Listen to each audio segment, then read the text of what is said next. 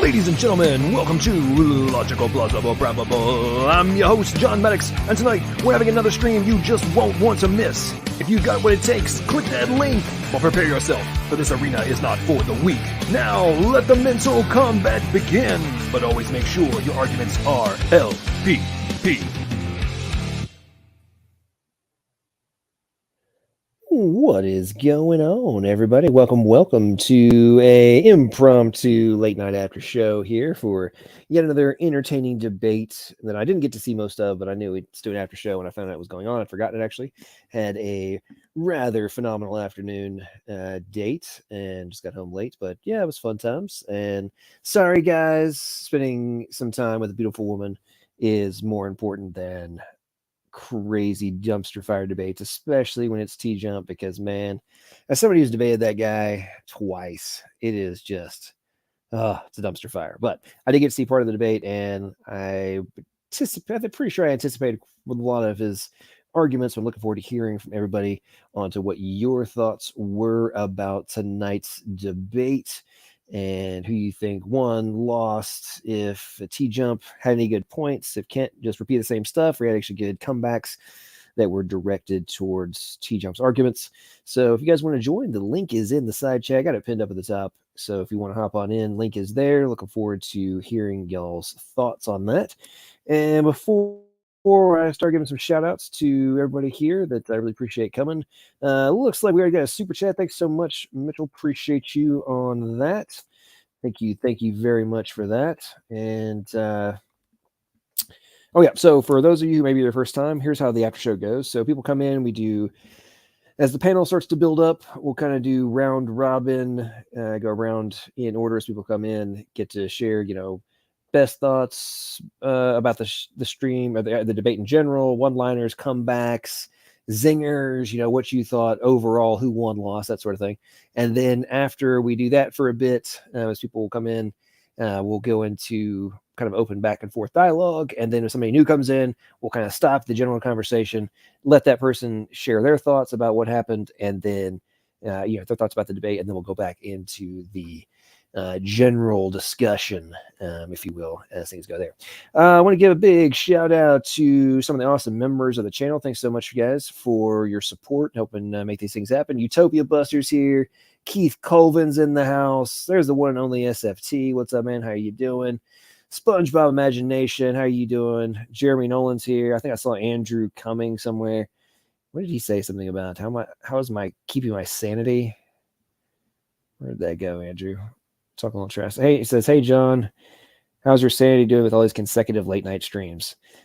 I mean, I haven't done that many consecutive ones. In October of last year, when I sprained my ankle, and I was basically bedridden for a month. I think I did a stream like almost every day in October, and that was definitely interesting. But I was basically bedridden for most of it, so wasn't that bad. And awesome, Mitchell. Thank you so much for your $10 super sticker. Appreciate that very much. Okay, I think was it Michael Knighton? I think was asking what my name is. My first name's John. People call me all the time. Hey, Ray's in the house. What's up, Ray? How you doing? And Redeemed, what's going on, man? How are you? Michael Smith's here as well. So appreciate everybody coming in. So if y'all want to hop on in the stream and let me know what you guys thought about the debate, link is in the chat, folks. Just come on in and let's get the conversation going on what y'all thought. I've caught the first part of the debate, kind of the end, like the rebuttals. I missed most of the open discussion. A lot of what I heard coming from TJump was just the usual rhetoric and the ongoing assertions of testable, repeatable predictions and all these kind of things. And it's really fascinating to me how he always makes these dogmatic assertions, but then doesn't really understand most of what they're, the points that he's making, which is always kind of interesting. But something else interesting I did earlier today, actually, folks, which has actually some relevance to tonight's debate, was there was a very interesting lecture given by Dr. James Shapiro, who's releasing the second edition of his evolution book. And so he's one of the mainstream academics who basically rejects traditional evolution. He's advocate of the third way. He and Dennis Noble have written some papers together, one of which I believe was titled what was it? So why isn't mainstream? Why aren't mainstream academics telling the truth about evolution? And in today's lecture, he was going on about how the traditional models of modern synthesis are just like not even remotely coherent in terms of the modern evidence, what we have seen, and how all this stuff just needs to be, tossed because it's not what we've actually observed. It's not the testable, repeatable predictions that that have been spewed ad nauseum by online atheists. It's like, hey, this is what we're actually seeing. And one of the very interesting things he was talking about was how dramatically different ERVs are, which I think was interesting because TJump obviously brought that up in tonight's debate, and he was making a very clear distinction of just how dramatically different human ERVs are versus like mouse ERVs, and how the functions are so significantly different, and how they're vital in many cases. And again, it's something we hear over and over again from the YouTube atheists of how ERVs are the be all proof beyond all doubt of the evolutionary theories, and just not the case. But what's up, Ray? How you doing, brother? Welcome to the stream. How are you doing tonight? And what do you think about the debate?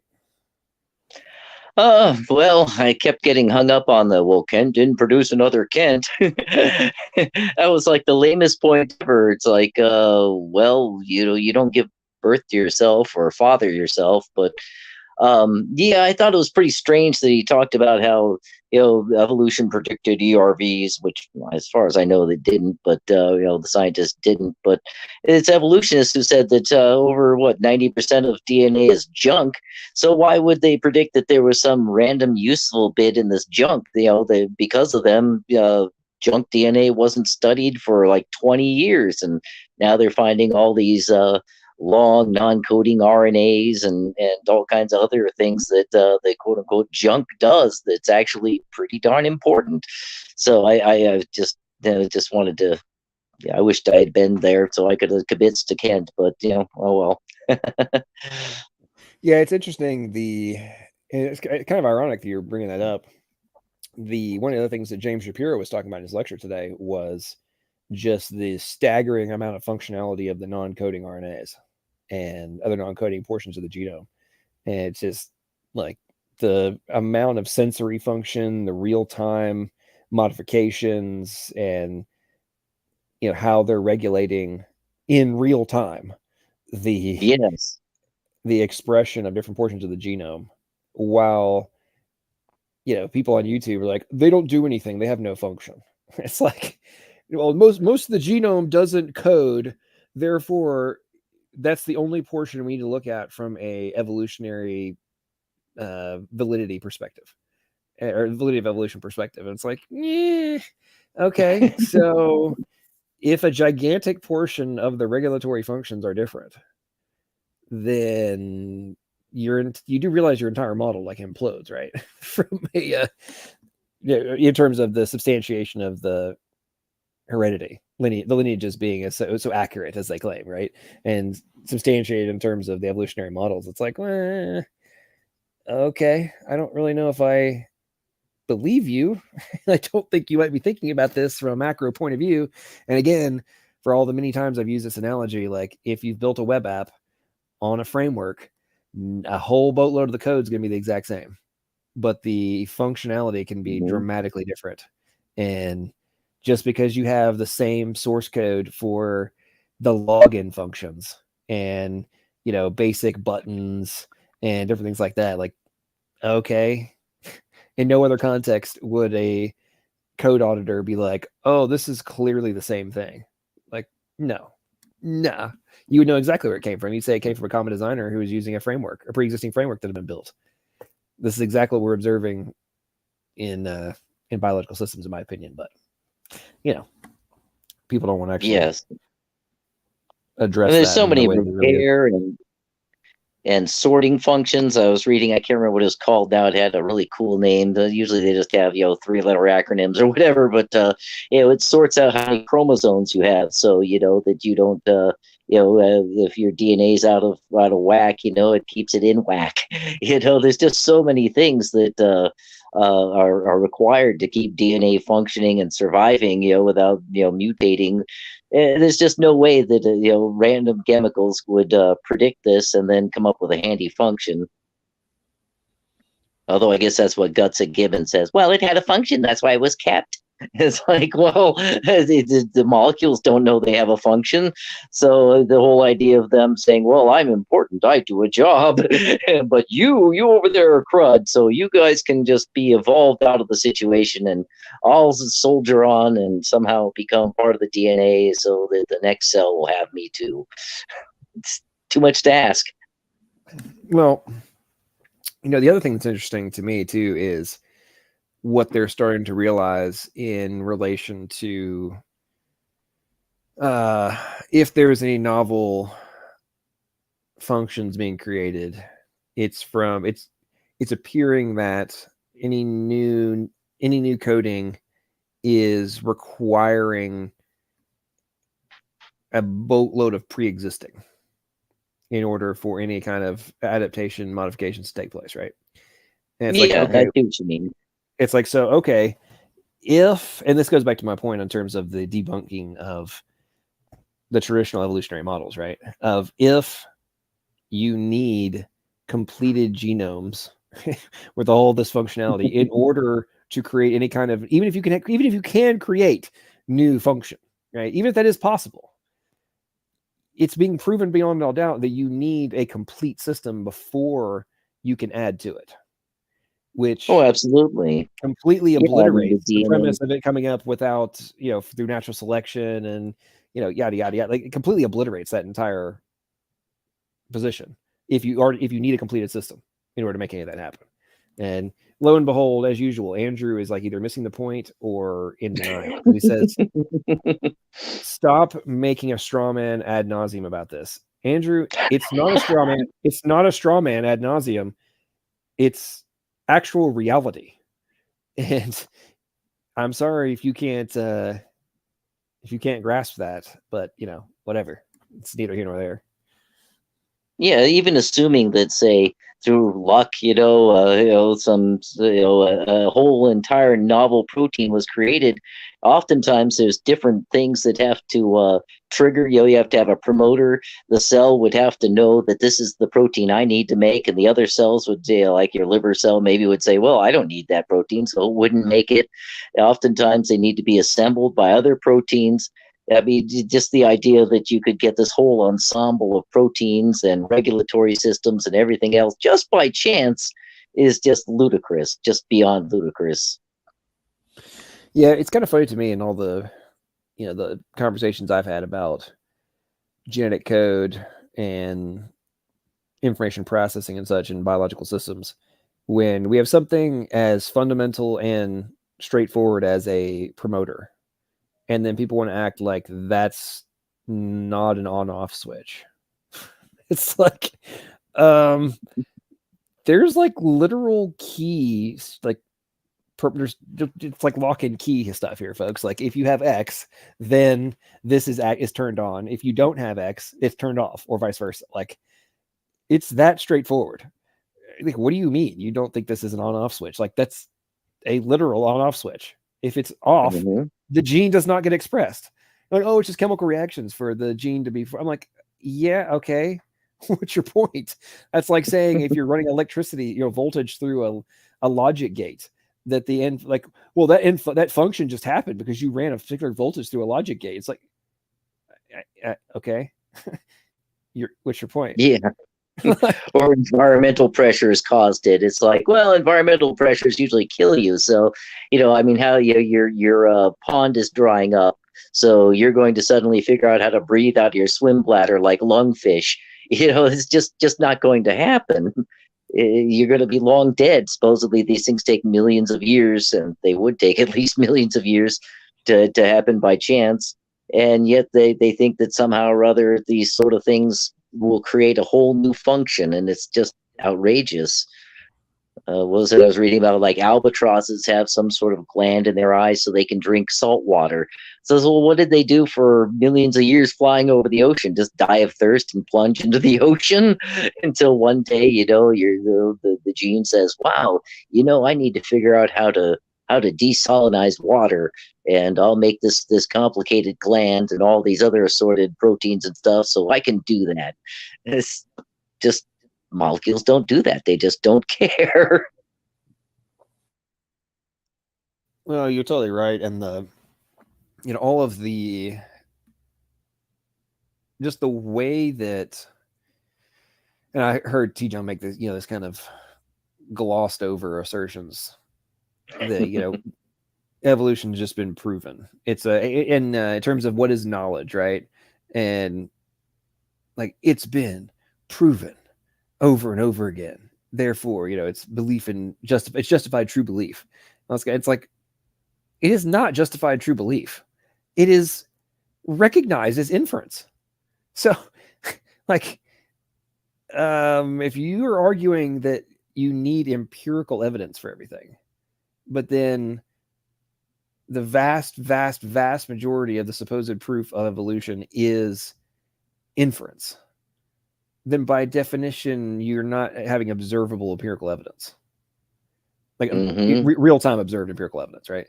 You might be looking at something, physical, obviously, but you're still making an inference as to whether or not your conclusion about it is correct.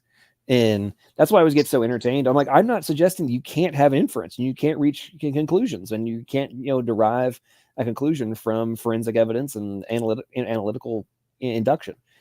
But that doesn't mean that I can't do the same and reach a different conclusion. And we both have reasonable expectation of being correct. Reminds me of the Abraham Lincoln when he was defending a client. He told a little story about a little boy runs to his dad. Quiet, dog. And says, Dad, I caught Sally with the hired man up in the haystack with their drawers down. They was fixing to pee in the hay. And the father says to the son, well, son, your facts are right, but your conclusion's all wrong.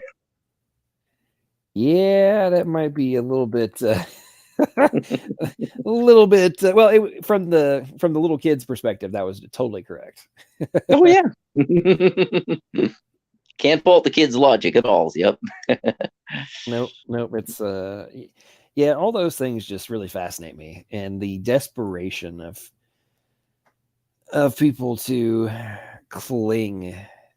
The longer I've been on YouTube and the more interactions I have with Evo atheists, the more my atheist fantasyland projection complex joke, it was originally a joke, the more it becomes like a 100% correct, because the amount of projection that is done is truly fascinates me.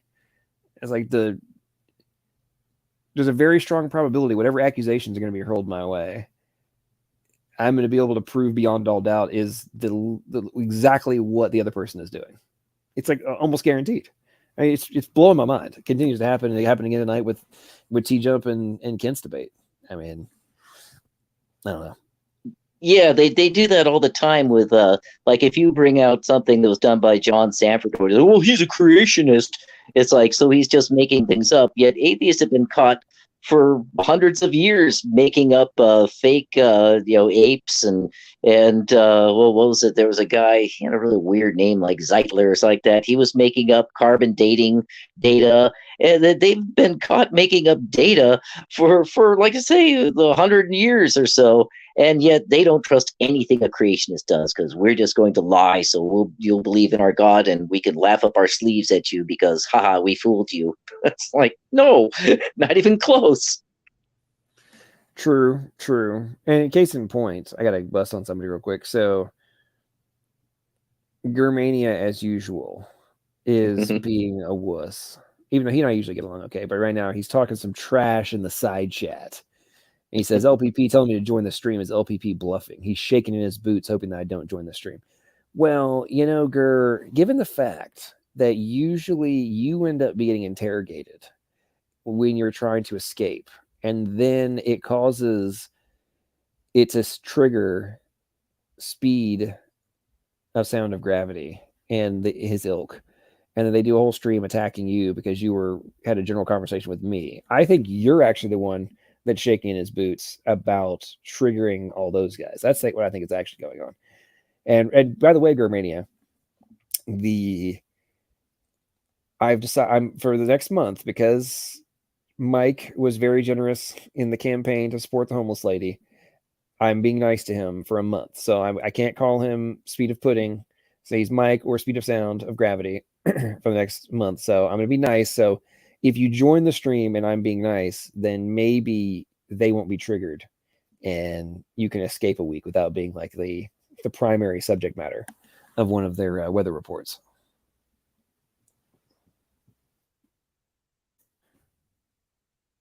Yeah, it's pretty funny. I tried to listen. Oh, go ahead. No, go ahead. What were you saying? Oh, I said I tried to listen to one of those. I guess it's Answers in Atheism thing there, and they were going on about what sponges begat and this begat that, and they were just going down their whole litany of evolution. It's like, I couldn't listen to it. Oh, and you were dumb. That was pretty much all I got from it before I said, yeah, I got better things to do. Yeah, they were attacking me the other day. It was pretty funny. They just can't help themselves. What really got me though is they were trying to defend Beamsy.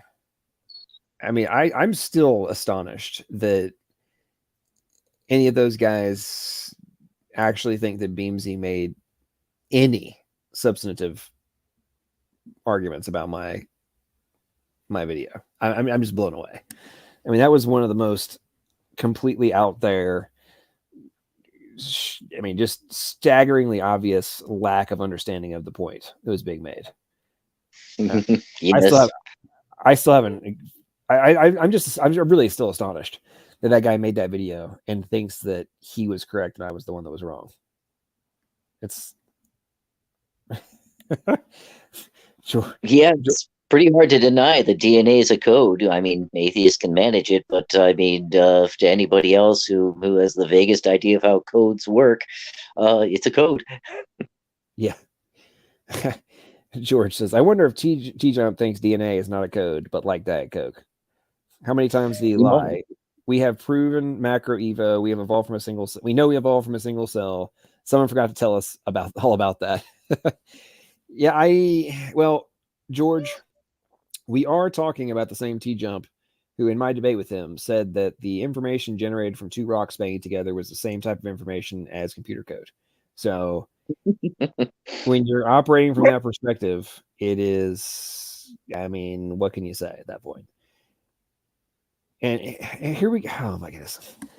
Andrew, again, it's not making sense. Here's why your code analogy fails, LPP. Find a code with the same little error programmed in it. Now find that same error in code with many other different normal functions. Now find another code. Andrew, what are you coming up on a year and a half now of you still not going and learning what the root of code is? You're talking about a complete program that has a bug, not the actual root code and what the code system is. Okay. I have told you this over and over and over again. I did an entire video again breaking down what code is at the core, not a higher level language. The root machine, the root code, the rules and the logic, the syntax and semantics and all the rules for the root code with the alphabet and the extensions. Okay, then you're extrapolating out from there. You're now talking about an error in the application of that, not the argument that I make about the genetic code is that it fulfills all of the necessities of what it makes something a code, not higher level language computer code in the context of like freaking PHP writing out and you're writing an application in it, or JavaScript or C# or C++ or Python. We're talking about ASCII or Unicode now on the root level here, buddy. And I don't know how many times I have to explain this to you and why atheists seem incapable of grasping this, but it's really getting obnoxious that you guys cannot seem to understand this. Everybody else seems to be able to understand it, except for Evo atheists on YouTube. I mean, Richard Dawkins does lectures on this. John Perry talks about this. I mean, there's all sorts of, there's atheist academics all over the world that write papers on this, but guys on YouTube claim that it's a code is not actually a code, and it continues to be perpetuated. I don't understand it. It's I don't know. Yeah, it's very Orwellian. The whole ignorance is strength thing seems to be the atheist motto because, well, they claim ignorance a lot, or if you trap them with something, or not trap them, but point out something to them, they'll just like Drysdale, he was like the expert at that. You showed him the Ankylosaurus, it's like, oh well, I'll just ignore that and continue on. It's like there's no way that Ankylosaurus was millions of years old, and yet he just continued. It's really either claiming ignorance, or if they hadn't seen it, then it doesn't count. It's ignorance is strength, apparently. Who knew? Yeah, and here again, Andrew is Okay. He says, you completely missed my point. I'm not talking about DNA being a code or not. I'm making a more nuanced point that clearly went over my head. Okay. Well, Andrew, come on in the stream and explain to me how my code analogy fails when you are claiming that you're not talking about DNA being a code, which I never claimed that DNA is a code. I claimed the genetic code, which is contained in DNA, is a code. But that's, and again, the same thing that I talked about earlier in relation to not being able to grasp the obvious. Andrew, come on in here and explain to me how the code analogy fails. You said, here is why your code analogy fails, LPP. Find a code with the same little error programmed in it. Now find the same error in a code with many other different normal functions. Now find another code. Okay, so get in here and tell me how the code analogy fails because you might find an error in its application. Please do. Get in here and tell me how that works, Andrew. You think I'm missing something here, Ray? I'm not really sure what is... Yeah, well, maybe it went over my head. I don't really see what he's saying about the errors. What does the error have to do with DNA not being a code, or actually, like you say, the genome being a code, to be more precise? Don't want to have the atheist hyperliteralism disorder attack me. Yeah, I don't know what Andrew's point is there. And now the preacher, do any creationists here have a college degree of any type? You know, this stuff always cracks me up. Oh, I seem to recall, Ray, you, I think you are a chemist, aren't you? Yes. I worked mainly in silicone chemistry after college. I just, got a bachelor's degree. I'm not on any short list for Nobel Prizes or even a very long list for Nobel Prizes. I think the greatest accomplishment was I made an ink that would adhere to silicone. That was my big invention, and I did a lot of troubleshooting because there was a lot of different flaky things that would happen during manufacturing. We were working on this one fluoropolymer, and they had a bunch of other chemists work on it. I was kind of proud of this because I cracked it in like a week, and it was just water. It was. I calculated how much water it would take to mess up this one polymer, and it turned out it was just like a few micrograms of water. It's like, oh no, how am I going to get rid of all the water? So I went on an extremely paranoid water scavenging thing because they didn't want to give me any sodium to get rid of it. But I was able to make the polymer, and so everybody was happy. It was an expensive polymer, so and there was different manufacturing facilities who were being shut down for want of it. So I felt kind of good about that. That's very cool. That's very cool. Yeah, it's amazing all those different things that can be invented and how very often just the right person taking a look at something other people could have been staring at forever. And then it's like, oh, here's a solution. Yeah. One of my relatives is a PhD organic chemist, and he's was in academia for a while, and then now he's been out in industry for about the last decade and done a lot of cool stuff. And he got into, one of the things he worked on was they were creating like new types of flame retardant cloth, and the project he headed up, his second job out of academia, they created a new process, and it's now the one that's being adopted by basically fire departments and stuff across the nation. So whatever they did, it was a new, more efficient, more protective deal, which was kind of cool. Now he's off doing some other stuff now, but yeah, it's really amazing the processes. And the other thing that I'm sure you probably ran into this too, that he's talking about many times, is like, it's really amazing how things that they might be able to pull off on the small level in the lab do not scale to mass production. Yeah, that was one of the things that surprised me too. Yeah, you can do it in a small flask, but as soon as you put it in a 500-gallon reactor, everything goes haywire. It's very strange and very hard to understand. There was a a book on it in the chemist library. I started reading it, and it's like I got to the first page, and it was some really gnarly integral. It's like, yeah, okay, I'm gonna put this book back. Got to know your limitations. Right.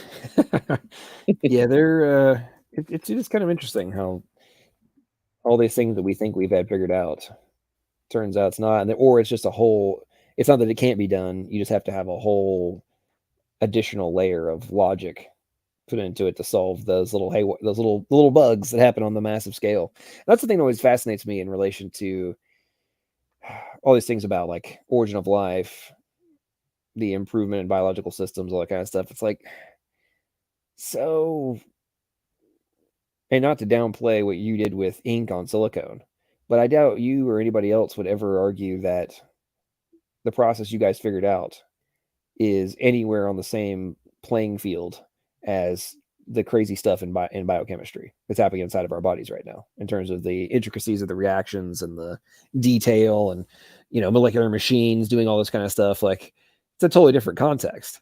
It's not the way you guys figured out isn't, very cool stuff and interesting and has application and all that kind of stuff. But it's like, to me, when you think it like, okay, cool, we did that. But then in order to pull that off, the amount of chemical reactions that were happening in your hands, right, when you're initially doing the experiments in the lab and all those kind of things, like those chemical reactions necessarily just move your fingers are more correct me if I think I'm wrong on this, but I would wager they're more complicated than what had to be done to bond ink to silicone in terms of just the sheer amount of chemical reactions that have to happen, right?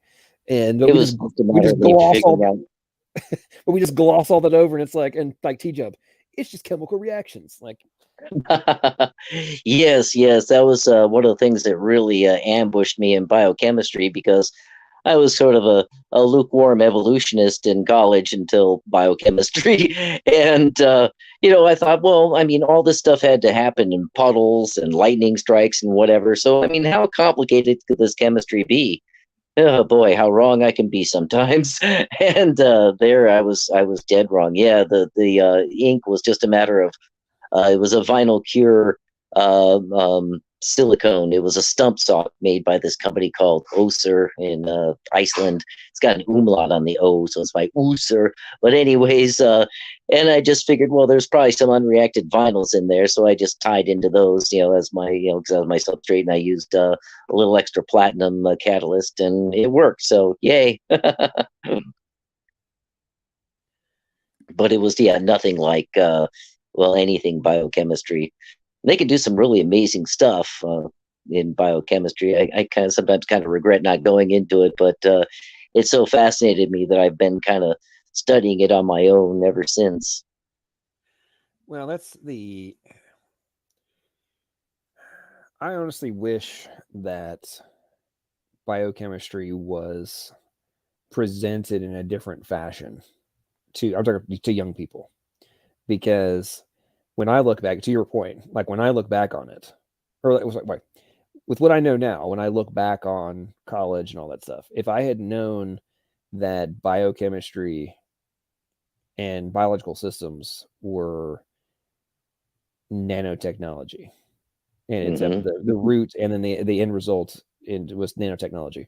If I would have known that as an 18-year-old kid, I probably would have focused on biochemistry, because I would have made it through the boring chemistry, baseline chemistry classes to get to the fun stuff, right? And because now I find it extraordinarily fascinating, and I spend all sorts of time, as you do, like learning about it, I'm freaking reading papers, randomly Googling stuff. Like, I wonder if it does X, Y, and Z. And of course, it normally does. I find about some new technology humans have created. I'm like, I wonder if there's a version of that in biological systems. I'm sure it's very highly likely there is. Go Google it, and 9 times out of 10, turns out there's a paper on how XYZ component in a biological system is directly equivalent to, whatever human technology it is. And, something we've created or we've copied. And to me, it's like, if I would have known this versus, it's this boring, I'm forgetting these molecules and the I-50 and the charges and that. Initially, as an 18-year-old kid, that was like, yeah, whatever. Didn't find that interesting. Now, man, that'd be incredible. Yeah, okay. They just had me memorizing a lot of stuff. Oh, I'm rational. And Andrew Cumming is joining the stream. What's up, Andrew? How you doing? Good. I'm gonna keep you to your word that you're gonna be nice for a month, right? Well, I'm being nice to Mike. Oh, okay. I see. There's a difference there. Yeah, And why I would made I? no promise. I can be mean. Not that I will. You have no idea what I am capable of, or something. uh, So did you watch the debate? uh, no, but I think I understood TJump's major point. Which Uh, was? or seemed like he was basically arguing about identifying the limits of uh, genetic variation and how you can talk about that with respect to like a paternity test, and that goes so far. And he was asking Kent to identify where that stops. Basically, I think was the point I was getting from it, or what I think he was trying to argue, but I could be wrong. Is my audio Well, coming in okay, by the way? Yeah, you're yeah, coming well, through there are limits to the genome. I heard one biochemist explain it like each genome is like a galaxy. There's a lot of different variations and genes that can switch on and off, and epigenetics. But just like galaxies, they're zillions of years apart from each other. So each animal's genome's like a galaxy, and but yet they're widely separated from each other. Well, this kind of gets into the whole similarities thing, which was the point I was trying to make with the comment that I posted earlier. If I would be allowed to explain that in a bit more detail. Don't let me stop you. Yeah, go ahead. Yeah, so the in the context of the comment I was making, you were suggesting, or at least what I took from what you were suggesting, was that there exist similarities in designed objects, and according to you, these could be applied to similarities in living things. Now, what I was coming at it from was basically you were specifically talking about it in terms of a program code, basically. And so I took that, and what I'm doing here is trying to demonstrate the details of a nested hierarchy, and how you could look at, say, a shared bug or error or written script in a certain code, and say, so say you have one code and it has that bug, and the rest of the code is completely normal, so to speak, in its own little way. And you find a different code that has that exact same error, and but has the rest of it, the background is completely different in its function and its baseline operations. And say now you have a third code that is also the same as the second one in its background operations, but does not have the error or the exact same error as the first one. If you were to find such an example using that logic in the living world, that would be a very hard uh, problem to solve according to the theory of common descent and evolution. That was the point I was trying to make, and why the whole, well, you can find similar items in designed objects, uh, therefore you can't say they're related as you can in living things, why that whole argument is false, because you can have these kinds of similarities that I just demonstrated in the code, or these free codes, like they're similar in this error or similar in their background, for example, but that does not necessitate that they're related. And in fact, such similarities as I just described would actually go against evolution if we were to find that in the living world. That was the point I was trying to make. Okay. So So you're saying that we need different codes in order to debunk evolution. Is that what you were saying? I guess it's a bit more specific than just completely different codes. Because what I'm talking about is, say you have it, to put it in more biological language, say you have one species and you have a completely from other data has been determined to be completely unrelated or very distantly related, and we found, as in the code, the same exact error there, or the same exact novelty, basically synapomorphy. If you were to find that in those species, just as you found it in the codes, the free codes, for example, using that same logic, that would be very hard to explain using evolution and common descent. Okay, so I think you may be. I think I get what you're saying, but I think you may be missing the point that I make in regards to, or maybe why I was questioning why in the heck you were saying my code argument fails. When you're saying code here, are you talking about the genome of the different organisms? I mean, sure, I guess it could apply to any physiological feature. Right, but when I say code, what do you think I mean? I guess computer code, the genetic code. Right, but what is that? What do I mean by code? I honestly don't know. So we're now coming up on a year and a half, and I have explained this how many times? I don't know how many times, and you still don't know what I mean by code. Well, I'm not an engineering expert. Yes, but how many times have we had this, and we've got I've Well, got right, it's been in a specific topic, though, so I don't know if we've specifically defined it. Don't know if I specifically defined it. Like you've talked about some of the characters of it. Listen, I'm pretty sure you were at the stream between me and Dr. Dan about the genetic code, where I spent an hour going through a very detailed presentation of pulling things directly from communication theory textbooks, code theory, and everything else, paper after paper after paper, explaining what code actually is. And you were there because you were talking trash in side chat. And you still don't know what code is? Well, I mean, like you said, I was talking with people in side chat. I obviously missed some points. Okay, cool. So you have, how many times have you, well, tonight, you claimed that my code argument fails, but you don't know what the code is. Yes, but I explained why I wasn't arguing that it's not a code.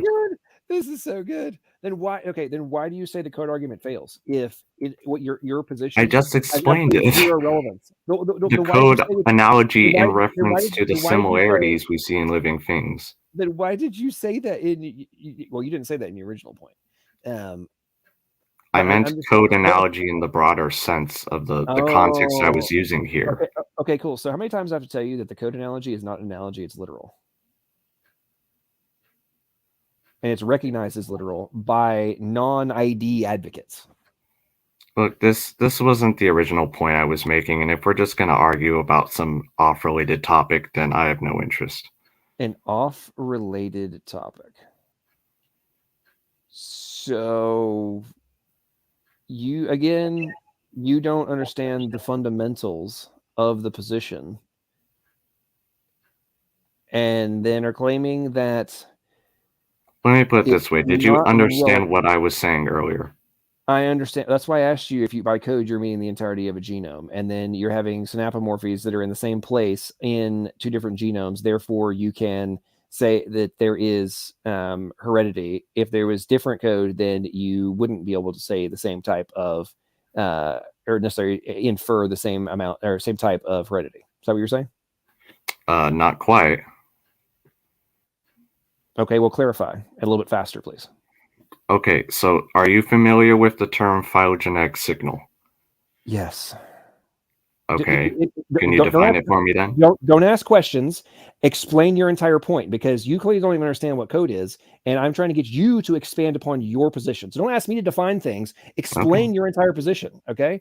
Because I'm pretty sure I understood what you said, and now you're saying I didn't, but I'm pretty sure I understood what you said. So please expound your whole point and do it in a little bit faster manner, please. Go. All right. So let's just take the genome, for example. The genome of an organism is a mosaic of different characters that you can base in a data matrix, base your phylogenetic analysis on. Mm-hmm. You can take each of them specifically and base that for the phylogenetic tree you construct. Now, what phylogenetic signal does, it allows us to statistically measure how much those different individual modules, I guess you could call them, are correlated with each other in a nested hierarchical formation. Faster, please. Now, what you can do is take one of those features and find it based on the other data, which suggests that it's related to a completely different thing, is uncorrelated with the rest of the data. So you can say that that character has low phylogenetic signal because it conflicts with the phylogeny that you generated from the rest of the data in your analysis. If you were to find a significant example of that, the most common example, I guess, reiterated, is the exact same fetter structure in mammals, for example, to use a pretty blunt example. But like the same things in DNA, for example, in DNA sequences, that would pretty much falsify common descent. If you were to find significant examples of that, not just completely different organisms or completely similar things or such, if you were to find statistically significant low signal in these different features, that would be evidence against common descent. And that's the specific point I was making. And that is why the similarities in the code you were talking about, or the engines or the components of a car, for example, this is why the car or the similarities of cars and codes, that kind of thing doesn't correlate with what we see in biology in that particular context. Not saying DNA isn't a literal code, or the genetic code isn't a literal code or anything like that. I'm not arguing with that or anything. I'm saying that the specific point you were making there is faulty in the context I was putting it. Yeah, it's not. And do you understand how software architecture works and how things are going to be in, if you're using a similar framework, how you would have exactly what I was discussing in place? Well, in a software perspective, you would want to use pretty much the exact same framework for different applications. Are you going to have similar root foundational functions?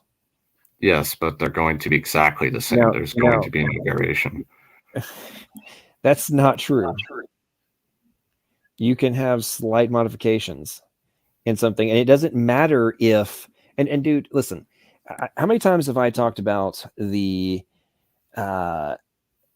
the genetic code and other biological codes are not limited to all the same things as human systems, and more importantly, that we are attempting to make our systems be able to do different things like what we're observing in the biological codes.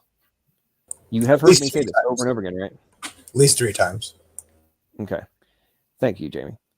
I don't understand how you think that because our codes have limitations that biological ones don't, that somehow the architecture logic is not applicable. Like, do you even grasp what I just said? I mean, sure, you can have intelligent design inherent in codes and genetic codes. I don't care about that. Never mind. You missed the point. What's up, Jamie? How you doing, man? I'm doing great, man. Today is a good day. I didn't have to work more than 8 hours, so no. Oh, nice, nice. In the debate, so it came up like I thought TJump totally blew it when he said that you can get a non-dog from a dog sort of thing, right? Because isn't the whole thing that everybody was making a big deal about for a long time, like Aaron Ra and all those other guys, it was that I forget what the term is. I don't think it's cladistics or whatever, but it's something like, no, whatever comes from a dog is a dog. Like we're all eukaryotes because we all our common ancestor is a eukaryote, and we're all fish, right? Like, so I thought it was that things only came from what they are, and they will continue to be that down their lineage. And he basically denied that. TJump did, and I thought that was like a big no for them to say that, to go down that road. Do you know what I'm talking about? Yeah, I think they call it the law of monophyly. Yes, monophyly. Yeah. Monophyly, yeah. Which is strange because, you say, okay, well then an animal gave birth to another animal or hatched it or whatever.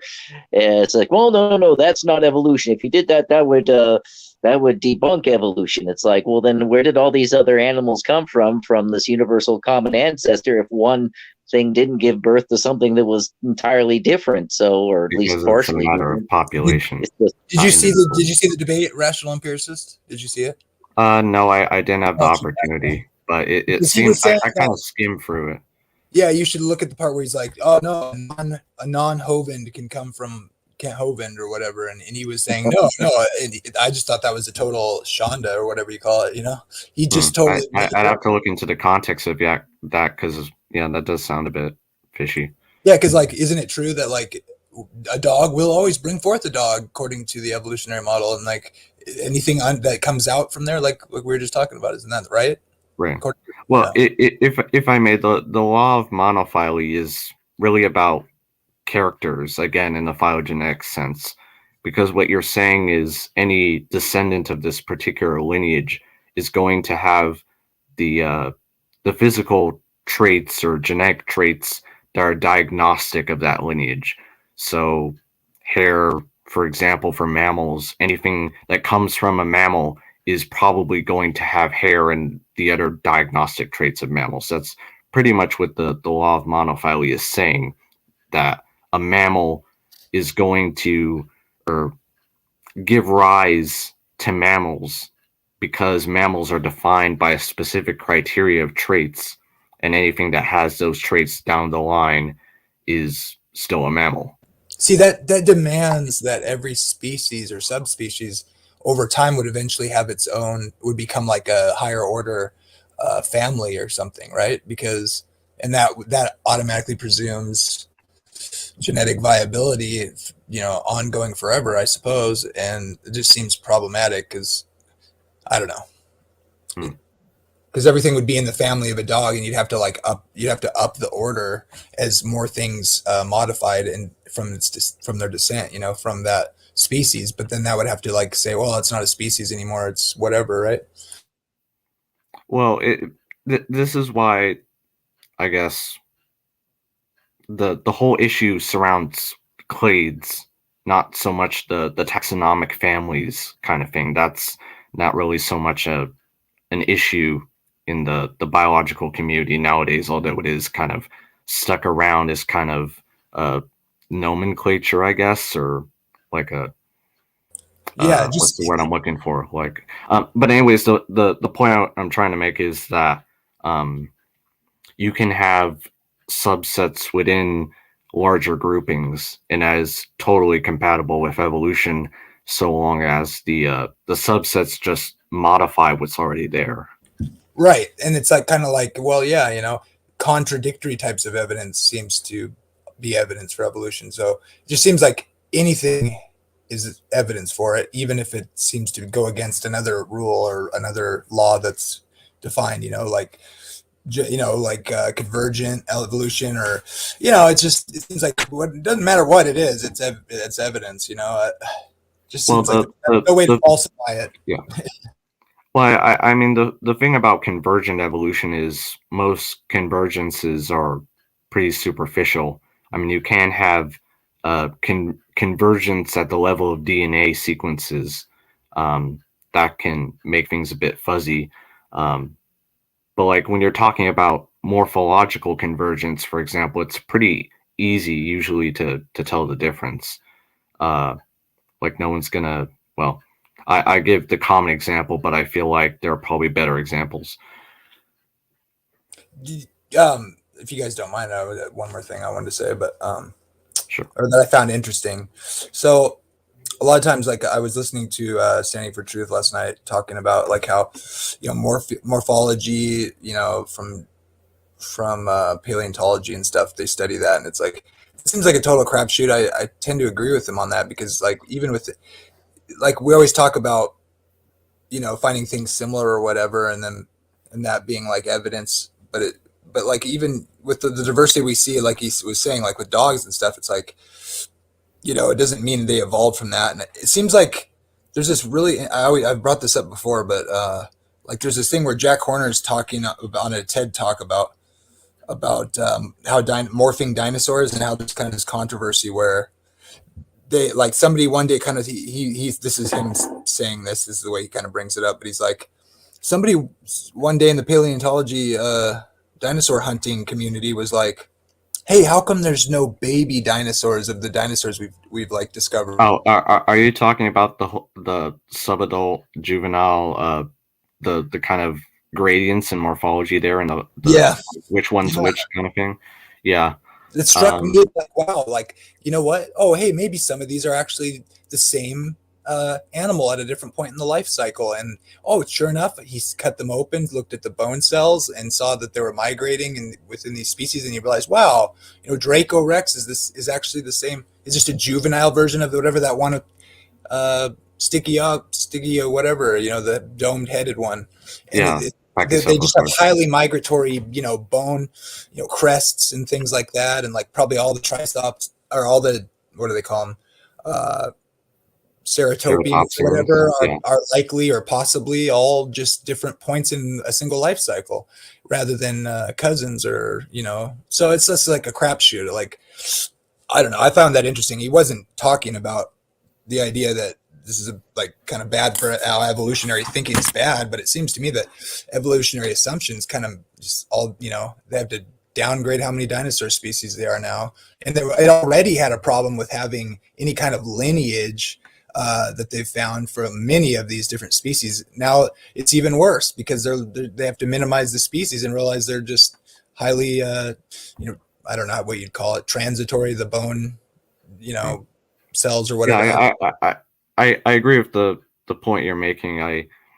My suspicion, I guess, would be that would be correlated with how much fossil evidence we have, like how solid or just like how many fossils we have in general, because probably if we have more fossils, we're more likely to get the different stages of the life cycle fossilized. Yeah, right. And it's a hard thing. It's still hotly contested. Yeah. Like, is the Taurus? Yeah, I don't think it's a celled issue. Yeah, it's probably I think there's probably something to deal with it in the paleontological community, but I'd have to look into that. But yeah, that is a good issue there. But the question is, does Andrew actually ever go and investigate anything that might be contradictory? And how'd I know you were going to say that? Well, I mean, we're just saying we're coming up on 2 years where you haven't done so on some of the fundamental stuff. So that's why I'm asking. Maybe not on some of the stuff you've looked into, but other things I have looked into. Okay. What's up, Bubblegum? How you doing? Hey, what's happening, y'all? I wasn't able to catch like most of the debate because it was like my niece's birthday, so I came in late. But I love that Kent called TJump a retard. He deserves it. I missed that part. Did he really? Yeah, he called him a retard. I was like, whoa, Kent said a bad word. Awesome. Well, I would imagine that is going to lead to. Oh, we lost Andrew.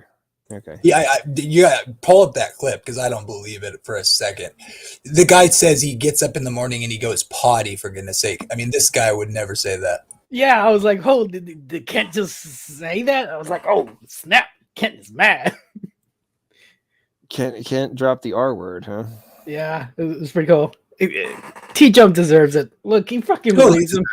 Totally deserves it. But I gotta say, I'm surprised Kent would say that, and I don't mean that as a diss either. I'm just saying. Okay. So Pure Honesty Gold says, yeah, he said, I think that position is retarded.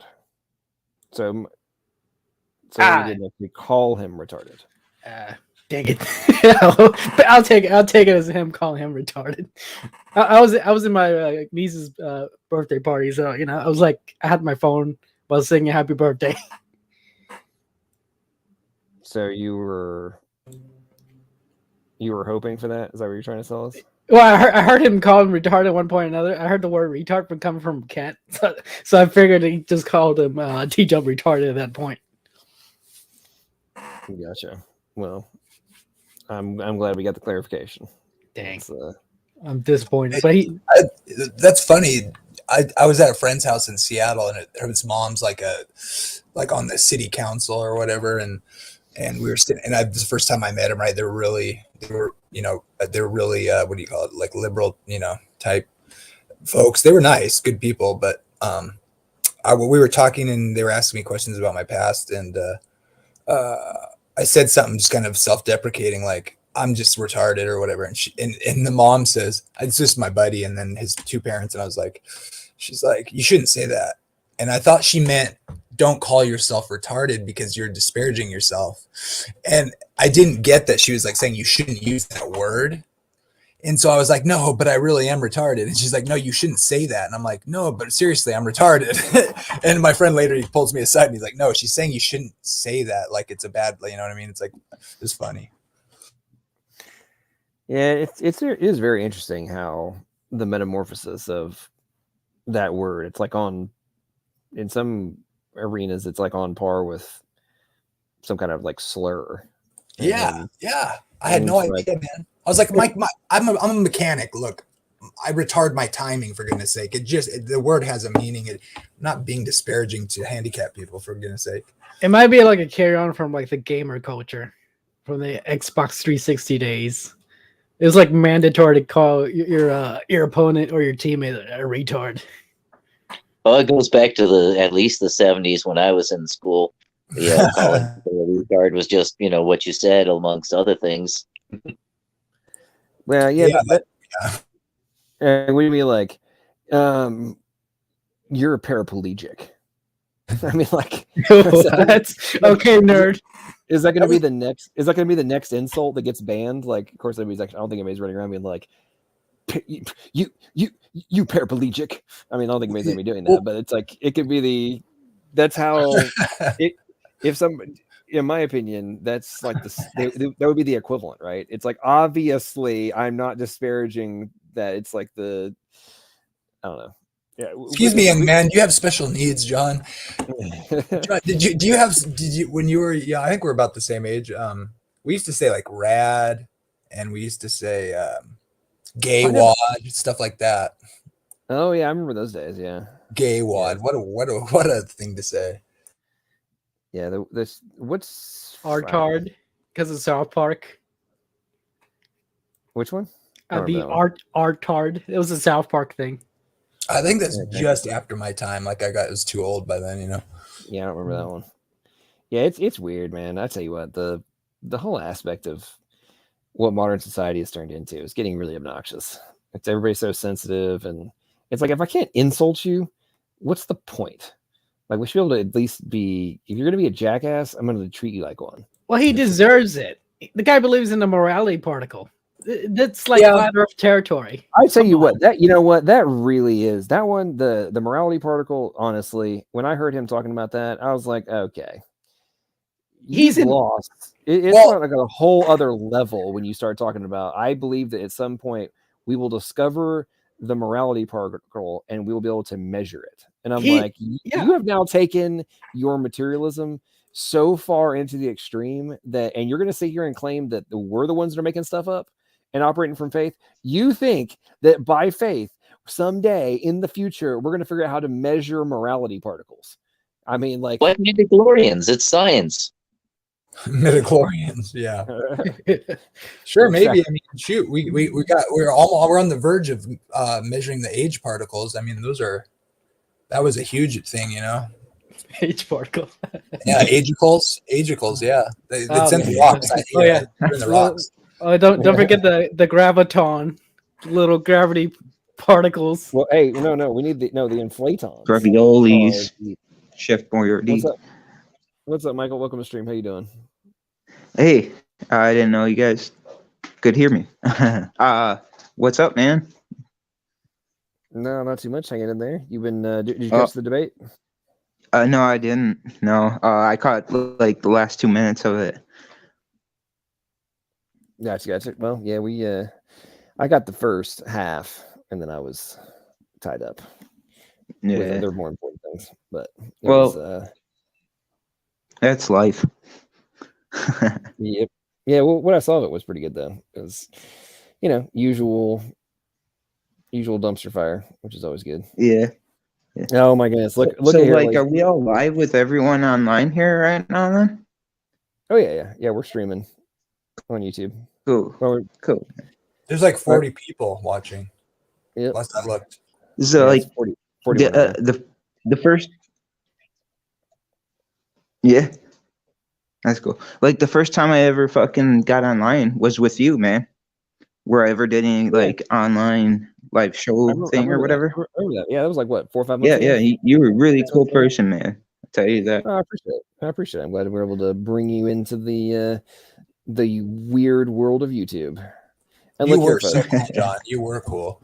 I was cool. I'm not cool anymore. Just teasing. Look here. So game time 247. Which dude? He says he can't come examine a mic, but dude, you're on a phone. I'm sure you have a phone. So get off your butt. Get on here. And he says, "This is at Pigs Can Fly. So are you a nuclear physicist? Maybe you should publish your paper and collect your Nobel Prize." Is it possible for atheists on YouTube to not talk about winning Nobel Prizes if you disagree with a conventional paradigm position? I mean, I just don't understand why the Nobel Prize thing is like, go win your Nobel Prize. Like, if young Earth created true to prove it, you'd win a Nobel Prize, bro. And then there's the inverse of it all. It's like, well, I'm not a nuclear physicist, so I can't comment on your point. That's also a very good point. It's not my field. I'm not an expert in, so I don't know. But you're wrong. I mean, it's because you know. Guaranteed, man. Guaranteed. Every time. Yeah. It's like it's kind of funny how it's kind of crazy. It's kind of funny how like the sciences are compartmentalized, you know? Like say a biochemist, they don't actually know about like basic they don't use basic physics to determine what is going on with biochemistry or something like that, you know? Yeah, it's long past, centuries past the time when one man could know all the accumulated knowledge, and of course, who knows how much of it was wrong. Back in the what was it, the 80s, I think it was, there was a connections guy, Ed Burke, I think, and he did a pretty interesting thing on how specialized everybody is, and how nobody knows it all, and it was very interesting. Although my favorite definition of a specialist is someone who knows more and more about less and less. Well, that's what James Stewart was saying. He was saying that. Sorry, go ahead. No, I often think of the phrase a perfectionist at one and a I can't think of it right now. Jack of all trades. There you go. Yeah. That that's all. It's kind of shifted meaning, but James Stewart was saying that a lot of the time, I think it was James Tour, but that with the specialization thing is there's just kind of these popular ideas from other fields, and a lot of these guys just assume that the other guy has it figured out, and so they just trust the common idea and then run with that, and everything's built off of those assumptions. And people always point to the converging evidence for this, old Earth or this or that, and I don't buy that at all. I think it's they're just building a model of their worldview at the same time. The way our science works, it works real well where we can cross-reference stuff, but it doesn't necessarily direct towards when someone comes up with, like, say in physics, everyone's coming up with or is trying to get towards a theoretical model of everything, like a theory of everything, they call it, or whatever. Like, that's a good example of simple. God. There's your theory of everything. God. What we're talking about.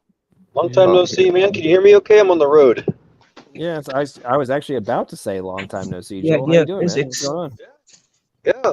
I was going to just listen. I'm going picking up my kid from work, and you guys talked about specializations, and I couldn't help but want to try to join in, guys. I guess it's the exact opposite. So I don't know, you guys who don't know me, John, I don't know if you want to explain it.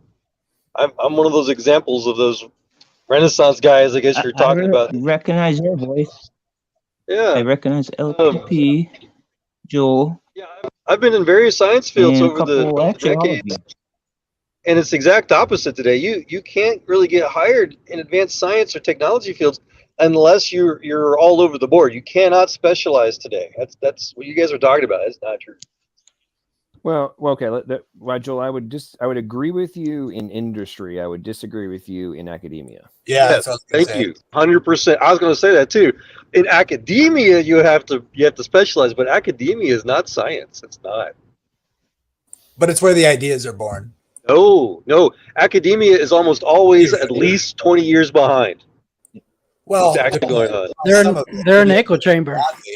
Yeah, but still, that's where the theorists are. I mean, who wants to sit around? They're an echo chamber. There's no theories there. That is a common mythology, my friend. No, all the theories, you can't theorize stuff that's already been obsoleted. It's just terrible. Academia is like the old Vatican. They claim that they're the leading edge, and they have the peer review process, and only they know what's right. But no, they're just a church. Well, I mean, where did quantum theory come from, and where did general relativity come from? Essentially, that came from people outside of academia. Max Planck is the founder of quantum physics. Einstein, he was not in academia. He was stuck in a patent clerk's office for 15 years when he came up with those theories. Sure, his ideas, but he wasn't hired to come up with those ideas, and then he became academic. And so, he was an academic before he became a patent clerk. He got his PhD. He actually failed his first PhD. But no, these guys, they were academics, and they found out, and Einstein hated academia. I love how he put it. Education is what remains after one has forgotten everything they learned in school. But no, they developed this stuff on their own. So Max Planck's, him and others, they became well established on their own. And it was in fact, it was Planck that largely discovered Einstein. If he hadn't come across Einstein's work, we probably never would have heard of the guy. But look at this, Stephanie still being stupid as usual. There is no digital data in the brain. Are you mad? Digital data is put there in schools. It's not in a baby. Wow. I don't even know where to start on that one. Okay, so she must have downloaded the baby's brain on our computer. Well, I want to make a point on that too. That's kind of interesting, though. I agree with you that I don't really know what she's talking about. I mean, there's the information that allows you to be human, and then there's your memories and stuff, and your things you accumulate and knowledge. But it is kind of interesting about considering, like, seems like a lot of people understand and talk about like the soul as being like pre-decided by God and like put into the person. But it seems to me like souls seems like they have to develop as far as like in the world, because they are kind of a blank slate in some sense, wouldn't they be? What's your view, John? Yes and no. I mean, so you got to think about it from the perspective that if, let's say, the soul is in reality is purely information, right? And the media, but information is not material. It's neither matter nor energy, right? But it can be I totally agree. it can be contained therein, right? So the soul inhabiting the body and it being the medium which contains the body and the information that makes the soul, right? That, in my opinion, is not that far of a leap. And if your soul, again, the information that is your soul, can leave, like we transfer information from medium to medium all the time. So why the information that is your soul would not be able to also go to leave this medium and not be contained by the purely material? Well, I agree with that. I think that's how I look at it. In fact, I just don't think it's conscious when it's outside the body. But I do think that's kind of how it probably works.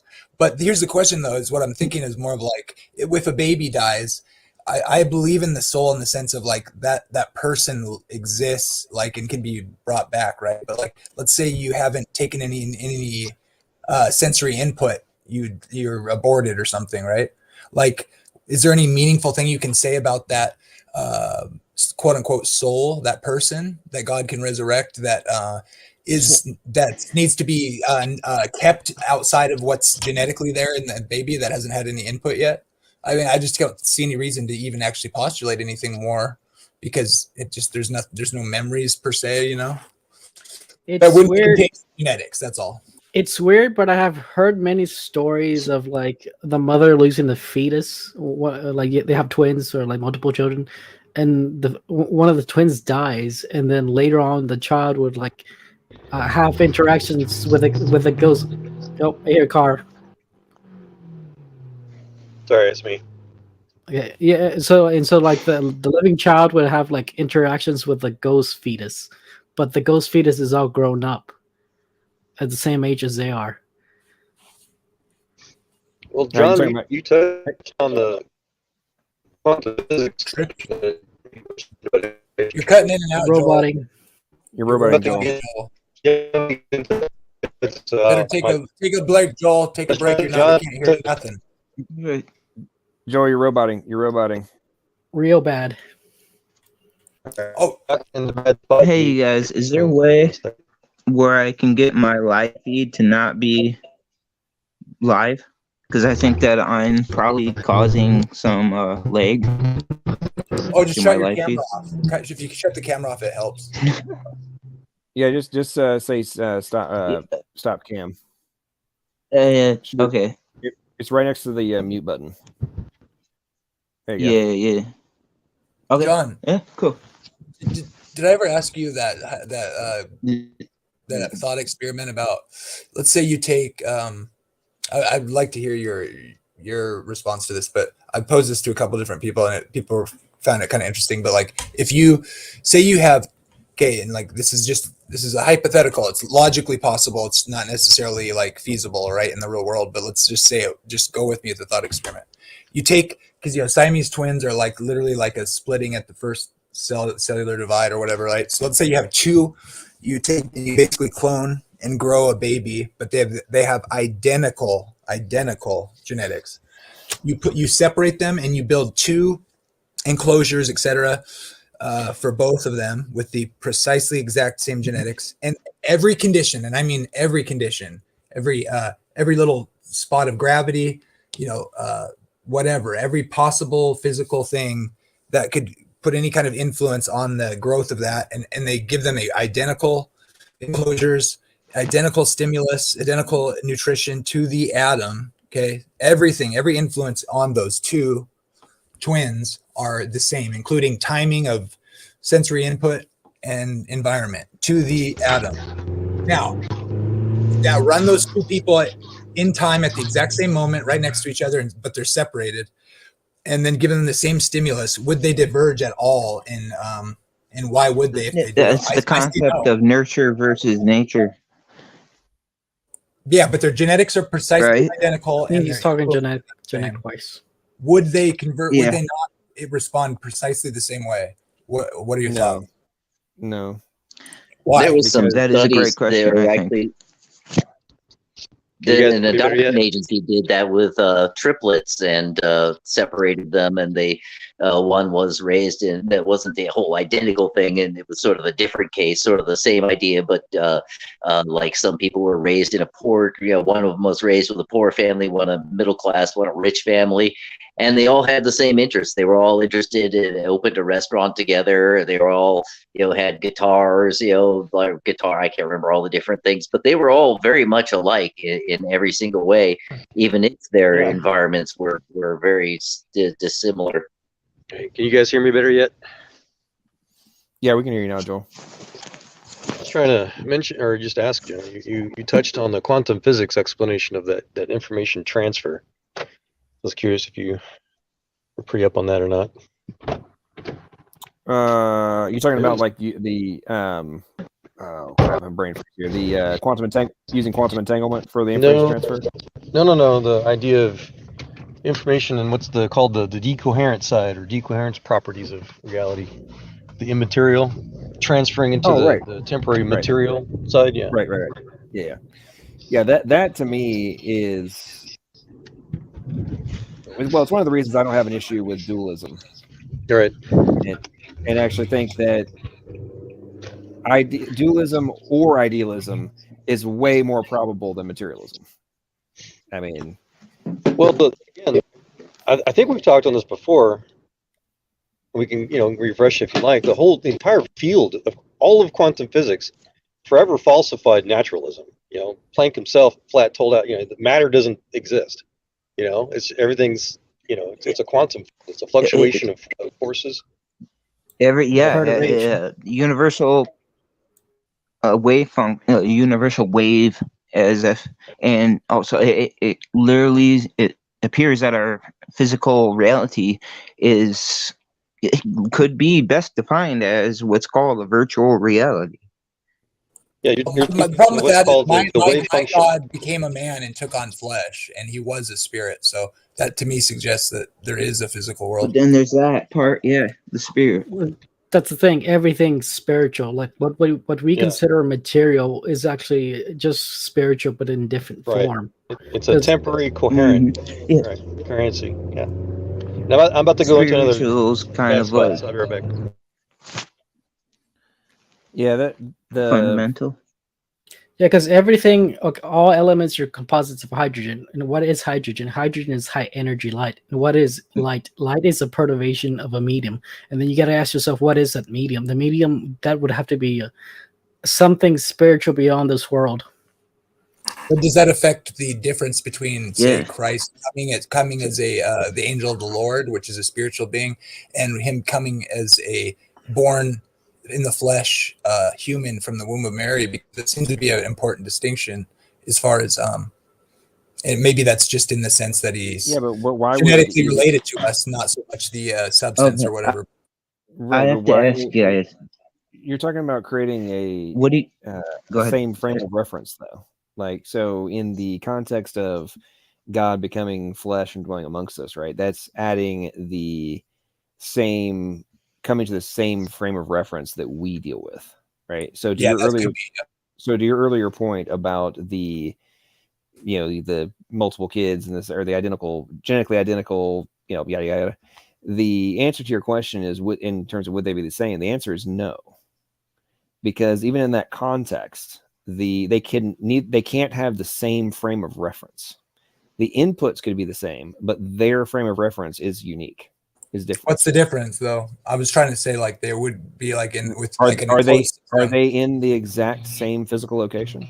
Yeah, that would be the only difference, I guess. But let's say you could stimulate the same gravity and electromagnetic. Dude, we are in the same gravity and all that kind of stuff, right? So I'm talking, but it doesn't matter. Can I ask you guys something? Hang on, Michael. Hang on. We could be standing. You and I could be standing directly next to each other, right?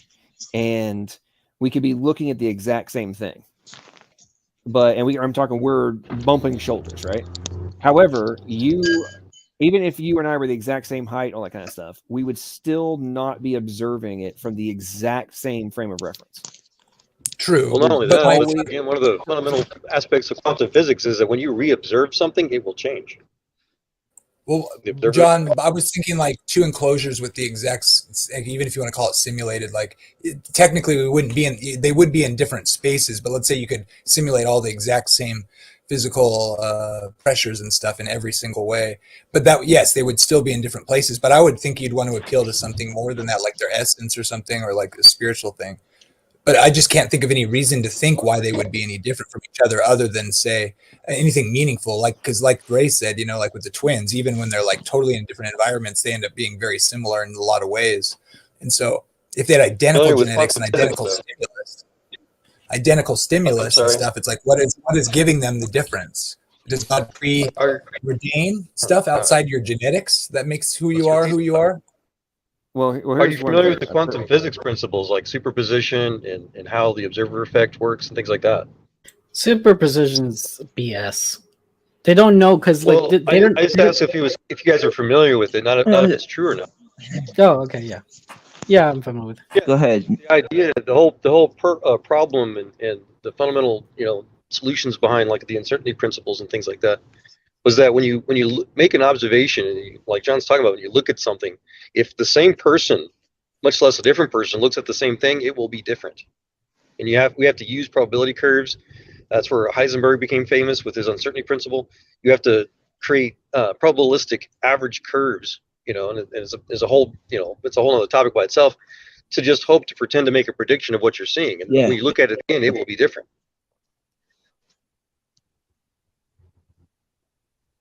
So yeah, I mean, there's all kinds of disconnect. Like okay, so the wave function too. I don't know why they call it the function, but so an atom, right? An atom it's got the electron in the middle, or whatever it is in the middle, and the proton and the electron or whatever. Neutrons in the middle. I don't know. Protons and neutrons, I think. So we perceive it as these spherical balls spin with other balls spinning around it, right? Well, the spinning around of like the proton and the electron is actually, they're in what's called a superposition, which is literally almost an infinite place in space-time. So it's not determinable, but it is determinable systematically. Well, I can help that. I can help answer all of that. I think you're inadvertently mixing what's called the cloud model for atomic structures. Yeah. Superposition is it's beyond, or it's underneath subatomic. It's the quantum field. Superposition simply means when there's a quantum state which is below protons. It's below any atomic material. The quantum state itself can be in multiple or all positions at once. That's what it means, superposition. It necessarily is. Well, and the point is that which is kind of crazy. The only relevance is that at a quantum level, things don't work very intuitively, and so there's all kinds of math you have to use to try to kind of predict it. But reality is not black and white. It's not cut and dry. It's not material. It's not what people wish to think it is. That's the point. It's like static. I'm not sure that affects my thought experiment though, because presumably, regarding what we know and testing on twins, if you give them the same stimulus, the same color room with the same temperature and pressure and then every little tiny detail, considering how we see similarities between twins that are separated, now make them like absolutely identical twins and give them precisely the same stimulus. It's hard to imagine what would make them respond any different than the other one from the other, I should say. Right. Yeah, and that might work on the macro scale. You don't have to be twins. You're talking about accuracy. You're talking about wanting people to be able to make the same correlations with the same observations, and that works in the large scale. But if we're talking about, and I guess that's the big question, what are we talking about? If we're talking about consciousness, identity essentially, what makes us who we are. And I'm just trying to ask the question. Technically, we have to admit that it's all connected. Because you can make. I mean, there's thought experiments that are really interesting in philosophy, like in some of the literature about like hive mind, stuff like that, where where like, what if God made another copy of you?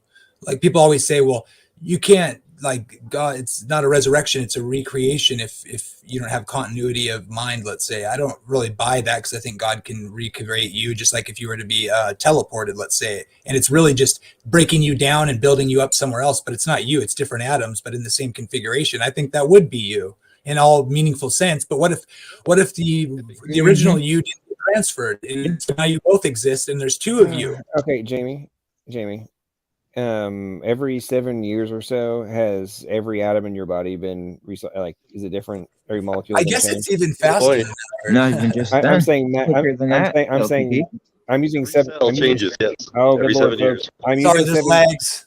Holy crap! I'm using 7 years as like a general, like, Takes to that long cover all the just bases. for every That's single, not- accurate, single John. body. if it's It's less accurate. Every 7 than- years, every cell of our bodies die and changes and is replenished, unless you've got cancer or something.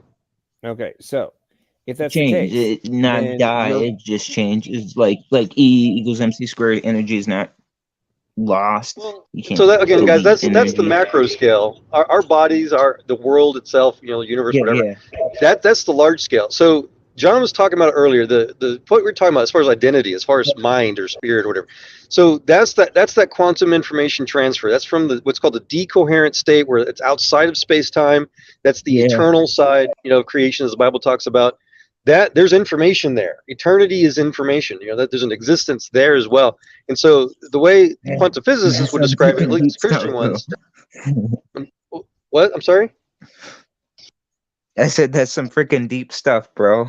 Well, yeah, I'm trying to help keep it, and I'll love to try to ask, It is. answer that question or try to keep it like, simple. But it's the point very, is that the wave function collapse events, like Very you good touched tip. on, that's there's information coming from the eternal side of reality, the non-corporeal, the immaterial, whatever you want to call it. There's a state outside of space-time that exists, and so everything comes from there, and there's math that can predict it and calculate it. That's a whole other topic, but basically that's where things transfer systematic. mathematically, more likely, but basically that's what creates everything in the material side, what's called the coherent side.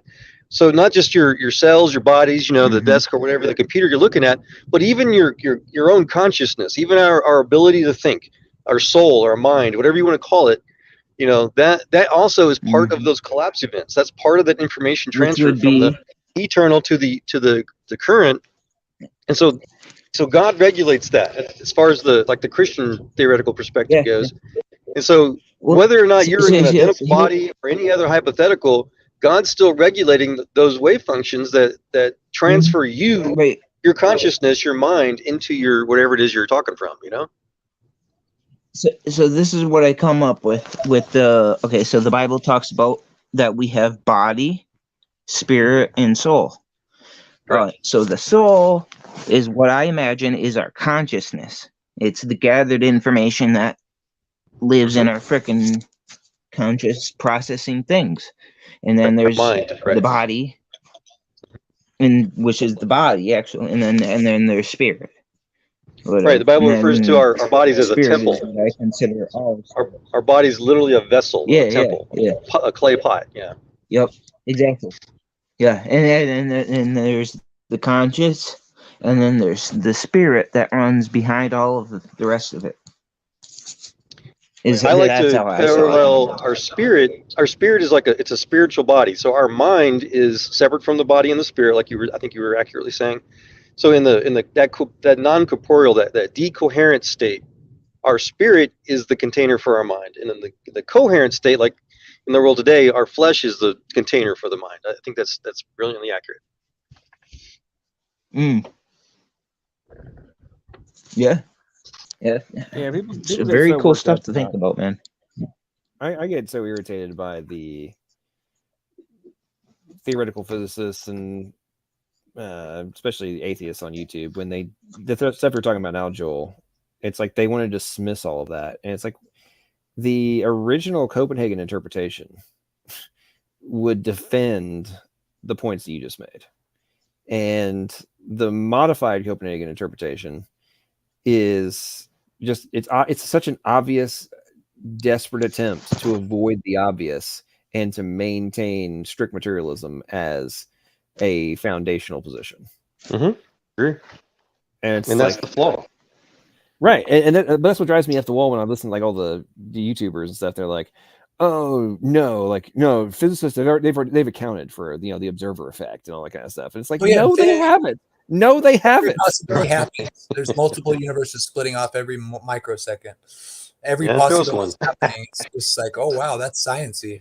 Oh yeah, they have like their analogy they give is like a kettle like boiling on water, like water boiling, and you have little bubbles. So on like, for example, on like a pot, and then you gotta ask them, okay, where's this stove? Like, you need the system to produce the multiple universes.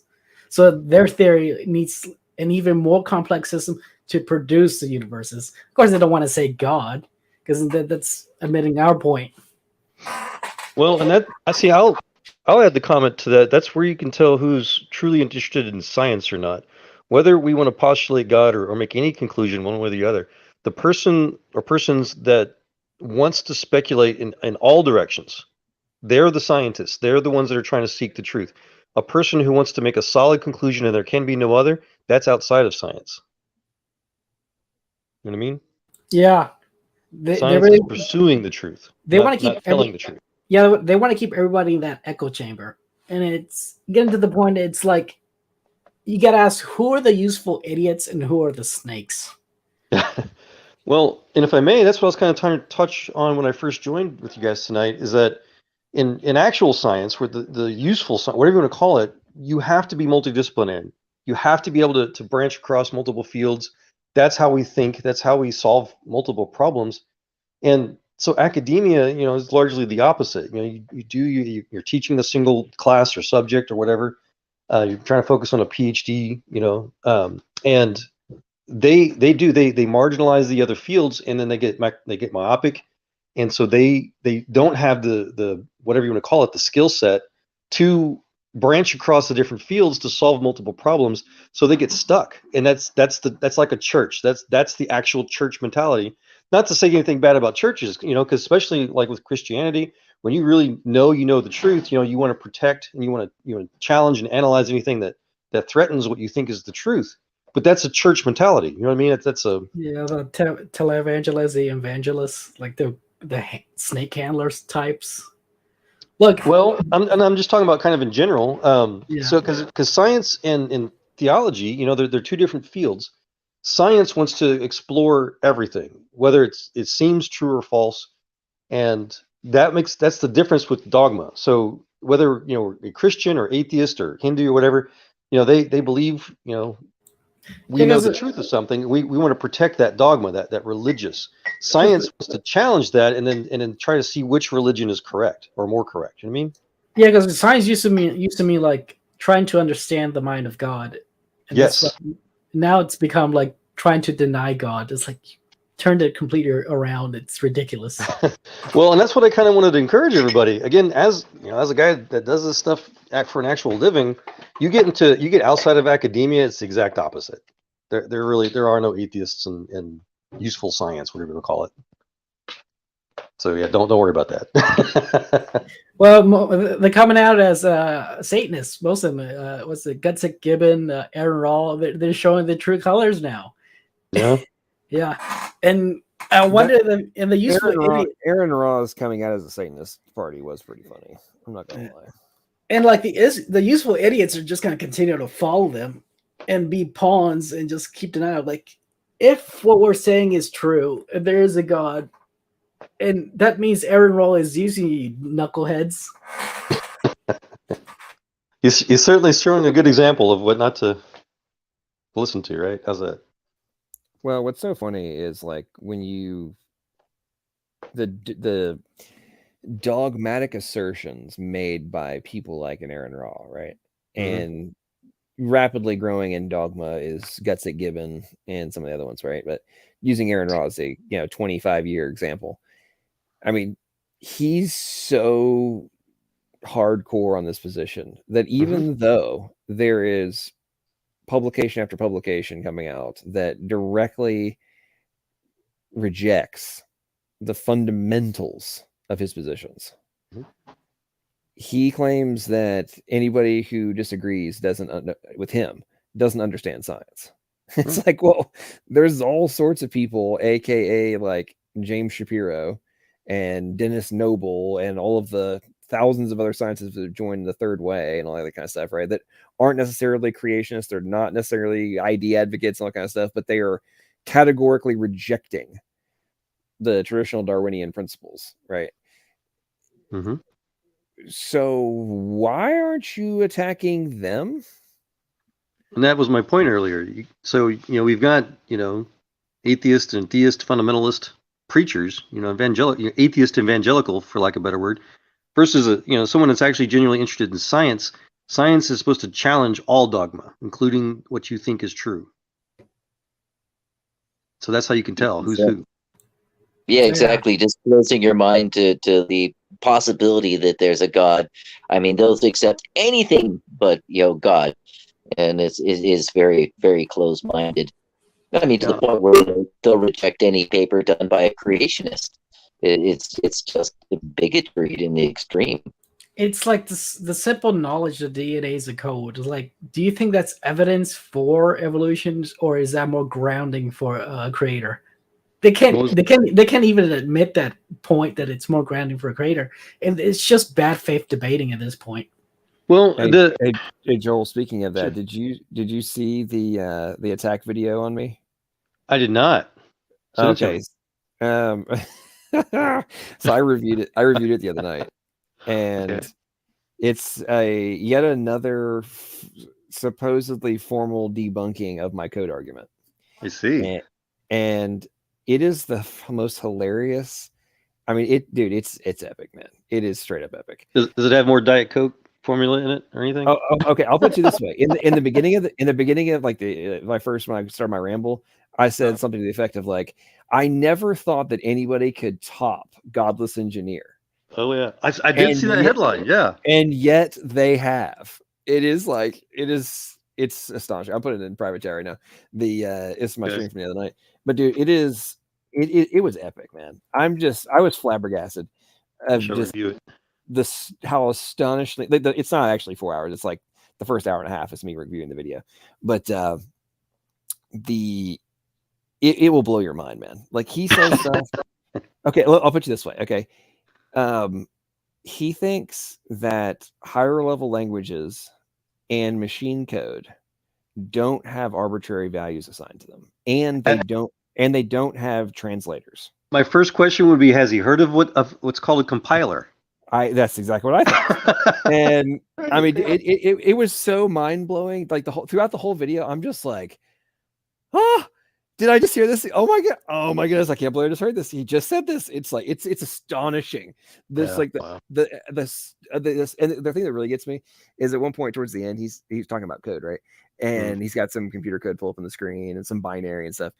And he again makes the assertion that you don't have a translator to read binary. That's great. And that computers just know this. They're not translating it. And I'm just like, oh, good Lord. And then to top it off, the foundation of this whole deal is that the reason the genetic code is not code is because A, C's, T's, and G's aren't code. Yeah. And it's like, yeah. They're the basics. Not binary code, but it's certainly quaternary code, yeah. Well, no. He was trying to say that the base pairs aren't code. They're just chemical reactions. And it's like, well, I would agree, because the base pairs aren't the code, dumbass. Well, and technically speaking, even our much less our caveman technology of binary technology is still just chemicals. I hate to break it to him. TJump used the chemical argument, but he disguised it very well. If you skip to like the debate at the hour of 1 hour and 18 minutes with 0 seconds, he says like the axis of energy can add complexity to the crystals, and this is just jargon for like it's just chemicals, bro. Well, and that's what I was going to try to touch on. So that argument confirms that DNA is in fact computer code. Because even, again, the primitive, freaking, just pathetic, by comparison, human code, it has a hardware substrate. You still need germanium and copper and all kinds of quote-unquote chemicals to allow binary technology to work. God's technology is just light years ahead of ours. Is all. It's still code. Yeah. So yeah, the so these fact- arguments proved it. Well, what gets me too is and by the way, Joel, if you didn't see it, I had the opportunity to interview Perry Marshall. Nice. That was a phenomenal interview, and then he's actually coming back on the 25th. I'll have another interview, which I'm really excited about. We're going to review his paper on the new model he's presenting, which is cognition, code, chemicals versus chemicals, code, cognition. Flipping the entire script. Obviously, which we agree upon, right? Like cognition must exist in order for code to exist, and then the medium the code's applied to is irrelevant to whether or not you had to have the cognition prior to the formation of the code, right? Right. So That is fundamental information science, right? Yep. He's presenting a formal argument though in relation to biology, but what was I gonna say? Forgot now. Anyway, Bubblegum, what was the timestamp you were telling me? I'm pulling it up right now. So 1 hour and 18 minutes. Who's Bubblegum? Oh, let's see, a corporate operator. It's cute. Bubblegum. Inside chat, he's Bubblegum Gun. Nice. 1 hour with 18 minutes and 0 seconds. 1 hour, 18 minutes. Okay, let's see here. Yeah, that's how I would encourage to turn that argument around for you, John. They confirm the point. You're just saying like higher he can allow crystals to like have more energy to put for potential more complicated crystals, which is just saying chemicals. Oh yeah, the chemical. I obliterated the chemical the crystals talking point in my debate with him 2 years ago, and they all atheists continue to use the crystals argument as like that explains the information, all that kind of stuff. It's like, no, it doesn't. But dude, nobody in their right mind who knows anything about information theory would argue that the snowflake crystals are encoding, transmitting, and decoding information. But you know that it's just dumb. You know where that really comes from, though, right, John? The idea of crystal programming, crystal code. I know I've read something on this, but I'm having a brain freeze. I'm having fun with it. It comes from the planet Krypton. That's what Superman's It's fiction. Okay. I got you. That's true. I mean, theoretically, you could encode you could encode information in a crystal.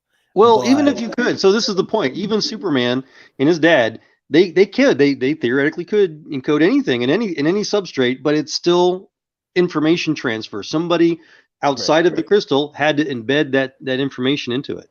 Yeah, like watches, exactly. Like the timing, the frequency of watches, the quartz crystal.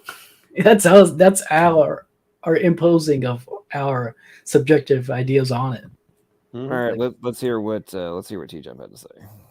Growing in complexity, like all life grows. You start from a kid form, and then you grow and add complexity to your life form. Crystals add complexity from the beginning.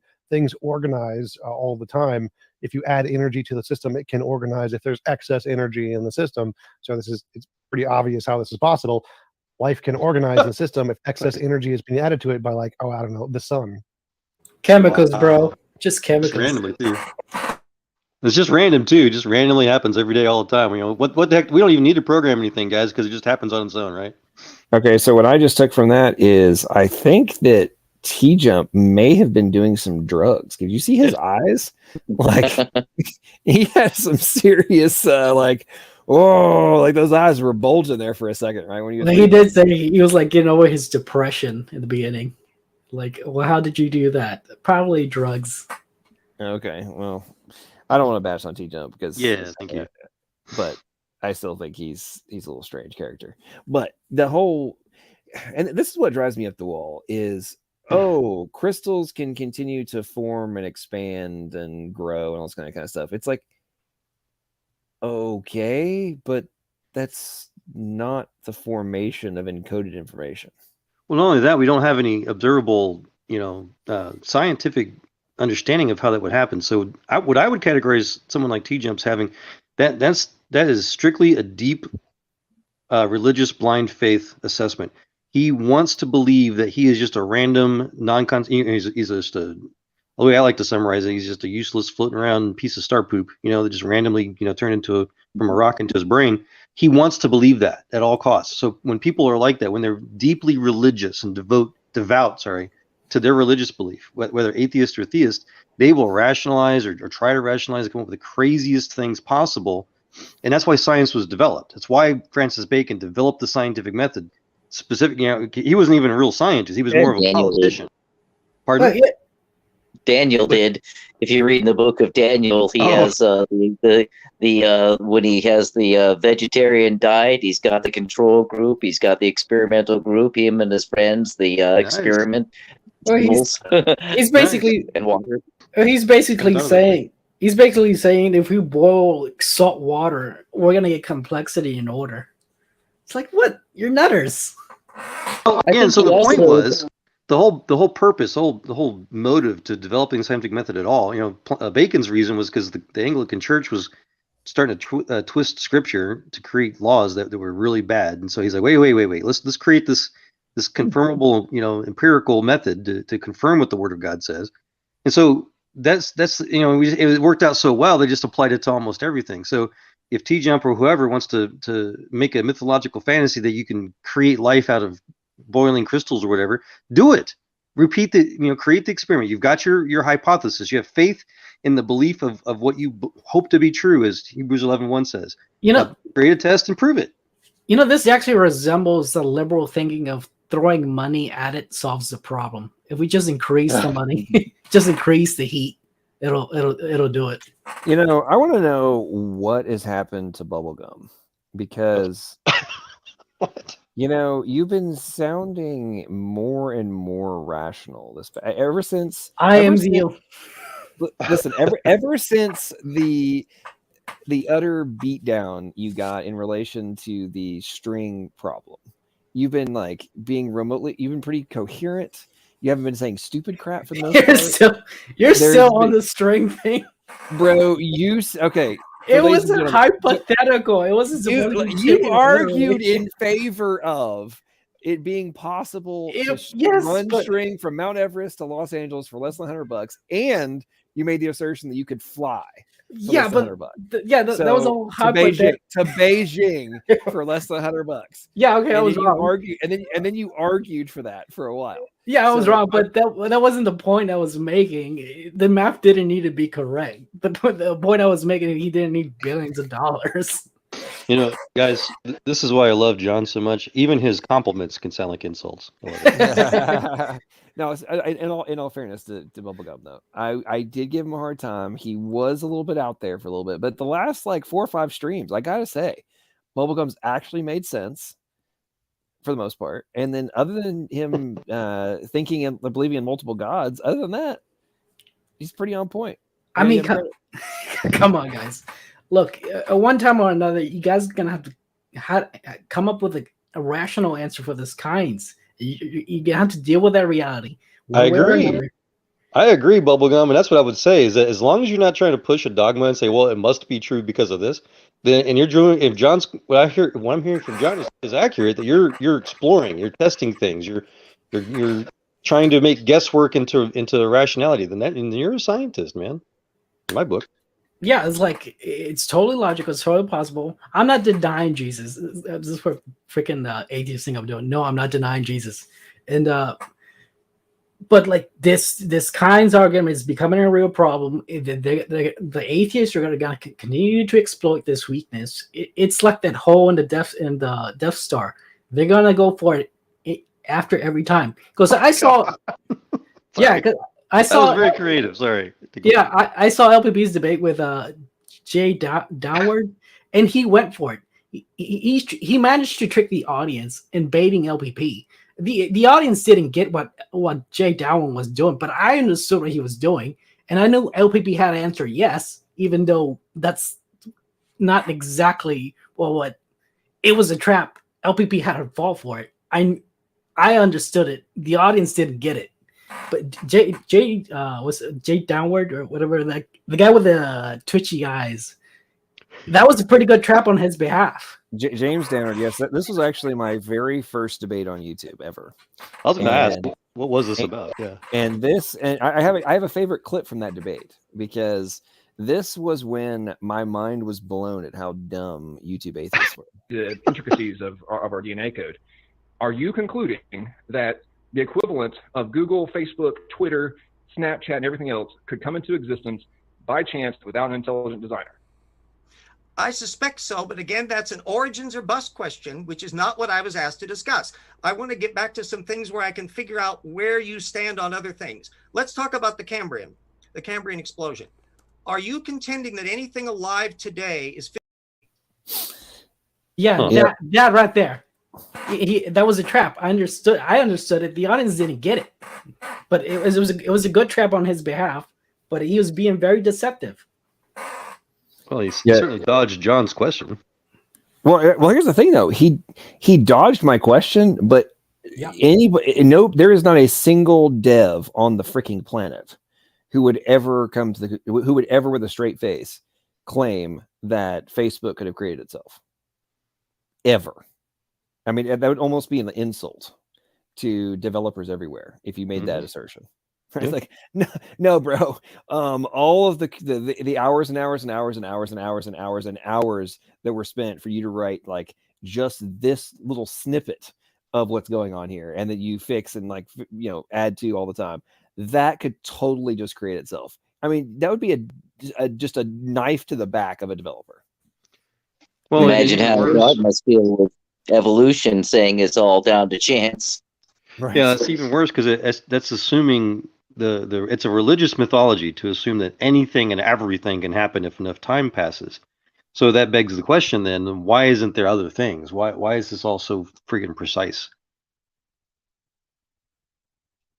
Where's the diversity? Where's the super diversity that according to Andrew Cumming, it's not that precise. So. Well, then he doesn't know technology. Well, Joel, 2 years later, he still has not gone and learned what code is. So, yeah, is he an academic?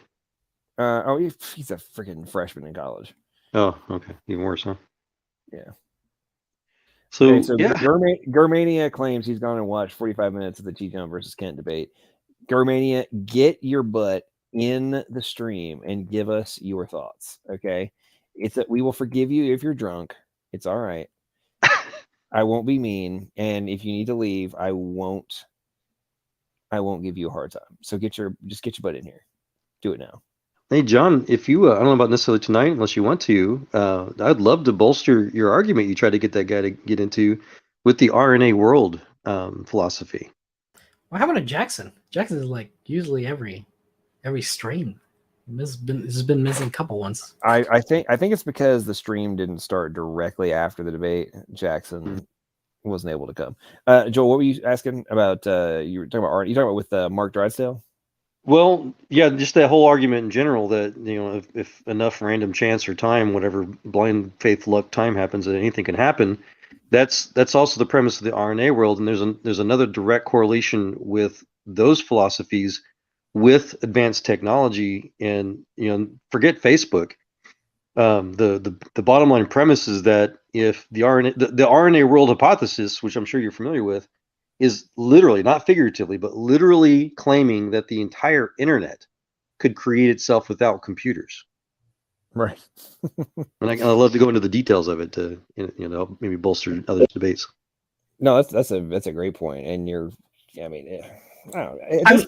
At this point, when it comes down to, if you take the time to actually analyze not the talking points, but what actually has to be accounted for in terms of abiogenesis, I don't understand how people take it seriously, just to be honest. I mean, to your point of like creating the internet with no computers, and it's like, I don't know. And here's the other thing, sidebar, Joel, in the context of which seems to go over so many people's heads, is like they seem to just dismiss the premise of needing an evaluation function. Yeah. And that like, in order for all this stuff you need an evaluation function. And that's not exactly simple. to be able to account for. And it's like, oh, that's no big deal. We don't have to account for that. Like, Well, and they everything kind of that you're try. talking about in evolution has an evaluation function. Like, They, I'm sorry. they do kind of try. So that's basically a decision step. You're talking about a condition statement. And so the Christian perspective, the Judeo-Christian perspective is, of course, God did it. God makes those decisions. God makes those conditions. A lot of the atheists, again, in atheism, really, it's the exact opposite of science. I go into that, other venues. But they simply replaced the God of the Bible, which is what evolutionary theory started from, was from Lamarck and Paley and Darwin when he was a Christian, trying to become an Anglican minister of all things. They replaced that decision maker with natural selection. So it's just natural selection is their God, essentially. That in time. Hmm. Yeah, because like here's the tricky thing that atheists always use. Like we can't see it's because it's time, but time isn't an actual ingredient in the evolutionary theory. It's generational based, and so once we have this generation based system like the E. coli, and this is like millions and millions of generations, and all we got is devolution. Well, your theory is being proven wrong by this actual testable, because we're actually using natural selection, not time, but natural selection and generations. And they keep switching between this time and generations back and forth, and it's wishy-washy. Well, it's even actually worse than that. So going back to, again, the Bacon's formal scientific method, it's best or most easily summarized as making an observation, a repeatedly observable observation in real time. So when they say, well, it may have happened in this X amount of time that they cannot observe, that is, again, that's proof right there. It's evidence that their philosophy, their religion is trying to avoid science because they can never prove it. Yeah. I mean, the mere fact they had to use law, government forced to pass it. And let's not ignore the propaganda. Like these shows like the Big Bang Theory, this is just conditioning to get people like, hey, you want to be nerdy? Here's what the nerds believe. And it's not. It's the exact opposite. Again, even in the Scopes trial you're talking about, evolution is strictly a Christian creationist theory. That was started by Christians who basically wanted to speculate how God created diversity from the original ancestors out of the Garden of Eden. That's how it's documented. So atheists, white supremacists of all people, the Huxley brothers, they just simply replaced God with natural selection. So public schools literally teach creationism without just calling God God. That's it. It's crazy. It's not crazy. God is that smart. Yeah, because I think Darwin was a Christian up until the end. Even he said, like, if my theory is wrong, I'm can it and ban it. But like, well, yeah, not to topic jump too much, but yeah, no, his daughter, his oldest daughter Annie died, when she was like 12 or so. Yeah, and I lost a child at that age. I understand. I wanted to burn the world too, and so he fell away from Christ. Oh, he did. Okay. Yeah, and then the speculation is he may have come back. Lady Hope, her name, I forget her real name, spoke with him on his deathbed, and so there's speculation whether or not he came back to Christ. But we'll see, right? Oh, yeah. If he's in heaven or hell, or just on earth as a ghost. It's an Iger. Mr. Iger. Him and I also have not talked in too long. What's up, man? Nice to see you, man. Nice to see you. Hope all is well. You too. I don't know, but our last one was awesome, bro. We talked about all new order stuff. It wasn't like, usually we get like confrontational, but I think we were like on the same page about everything. It was around Christmas. Matter of fact, we were supposed to do a debate, but I guess holidays and everything, man. Hang on. Yeah. Hang on. So wait. Hang on. So Iger and Joel were gonna debate. Well, he was asking me to, and I I like Joel a lot, but like, man, we see eye to eye on everything. Same with Joel, PP. I feel like same page, except I think Trump is one of the devil's childs. But other than that, we're kind of on the same page about everything. Well, I'm not a huge fan of Trump either, but nodding all the time ago. Yeah, we have had debates before, John, but I see Iger's my favorite flat earther debate because I got him to at least partially agree that my CGI is better than his CGI. So I love that. Well, that's yeah, his CGI is better than my listen, CGI. My CGI is older. It's older. At some point, Iger is going to come to the realization that the universe is flat, not the Earth. At some point, he's going to grasp this. That's funny, bro. Like the universe is flat, not the Earth. I mean, come on, give me a break, bro. In my world, the universe is dome shaped, so it'll be curved.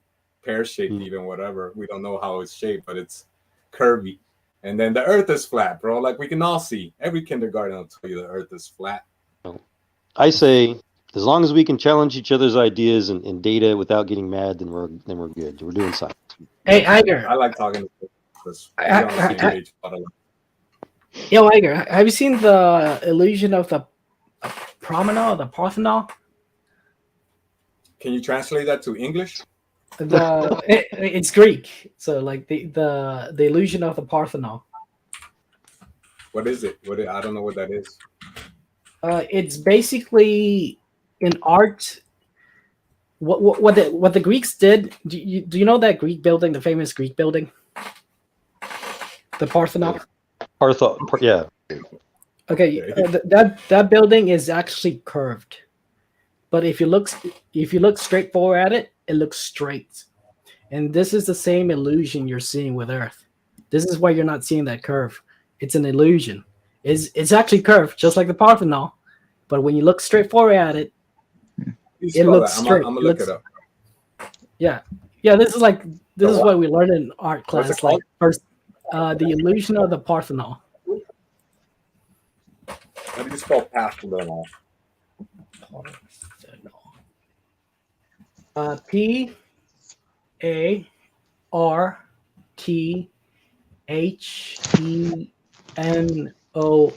Optical illusion of the Parthenon. You know, it's never a good after show if we don't get into flat Earth at some point.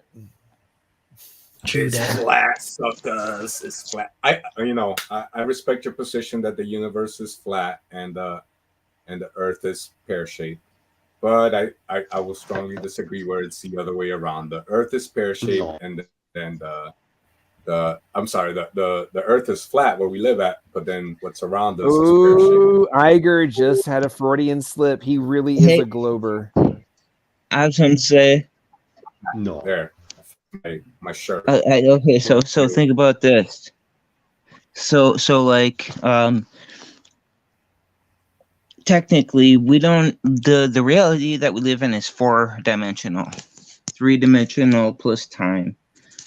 But if you think about if you remove time, like technically all of our senses, the way we measure everything is 2-dimensional.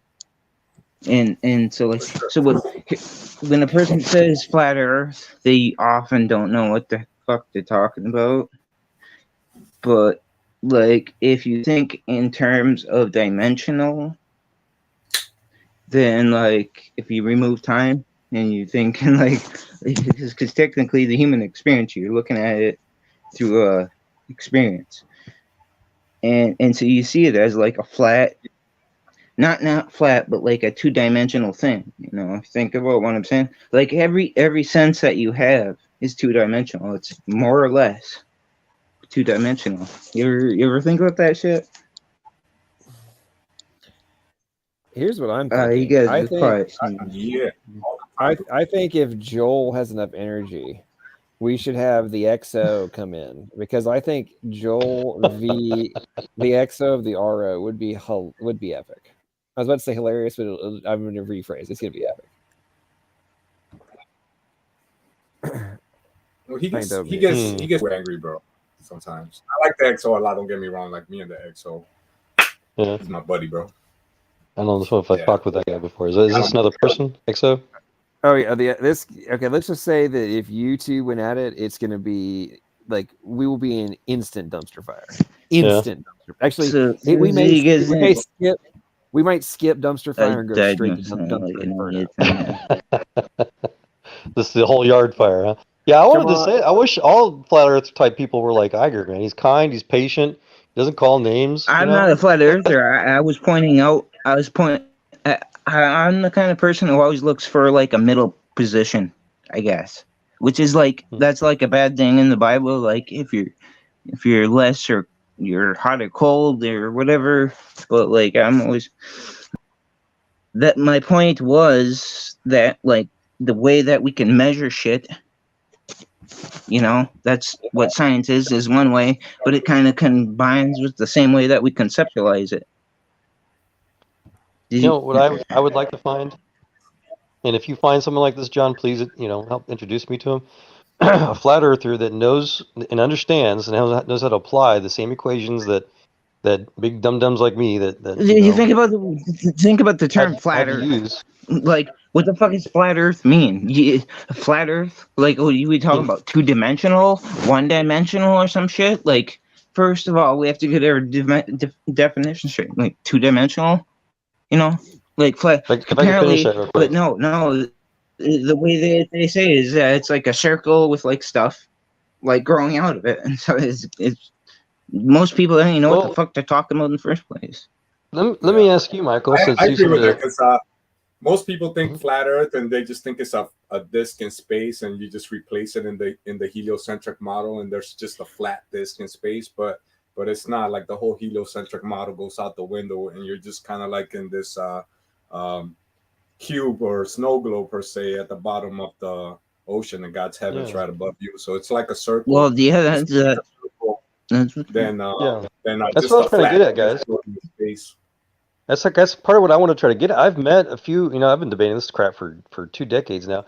There is math. The flat Earth model, they've got some mathematical models. They've got some simulations, and that's the thing that I can find a few guys like that. They're devoted to their side, but not any that seem to be educated on the non-flat Earth model, whatever we call it, what we use in actual space science.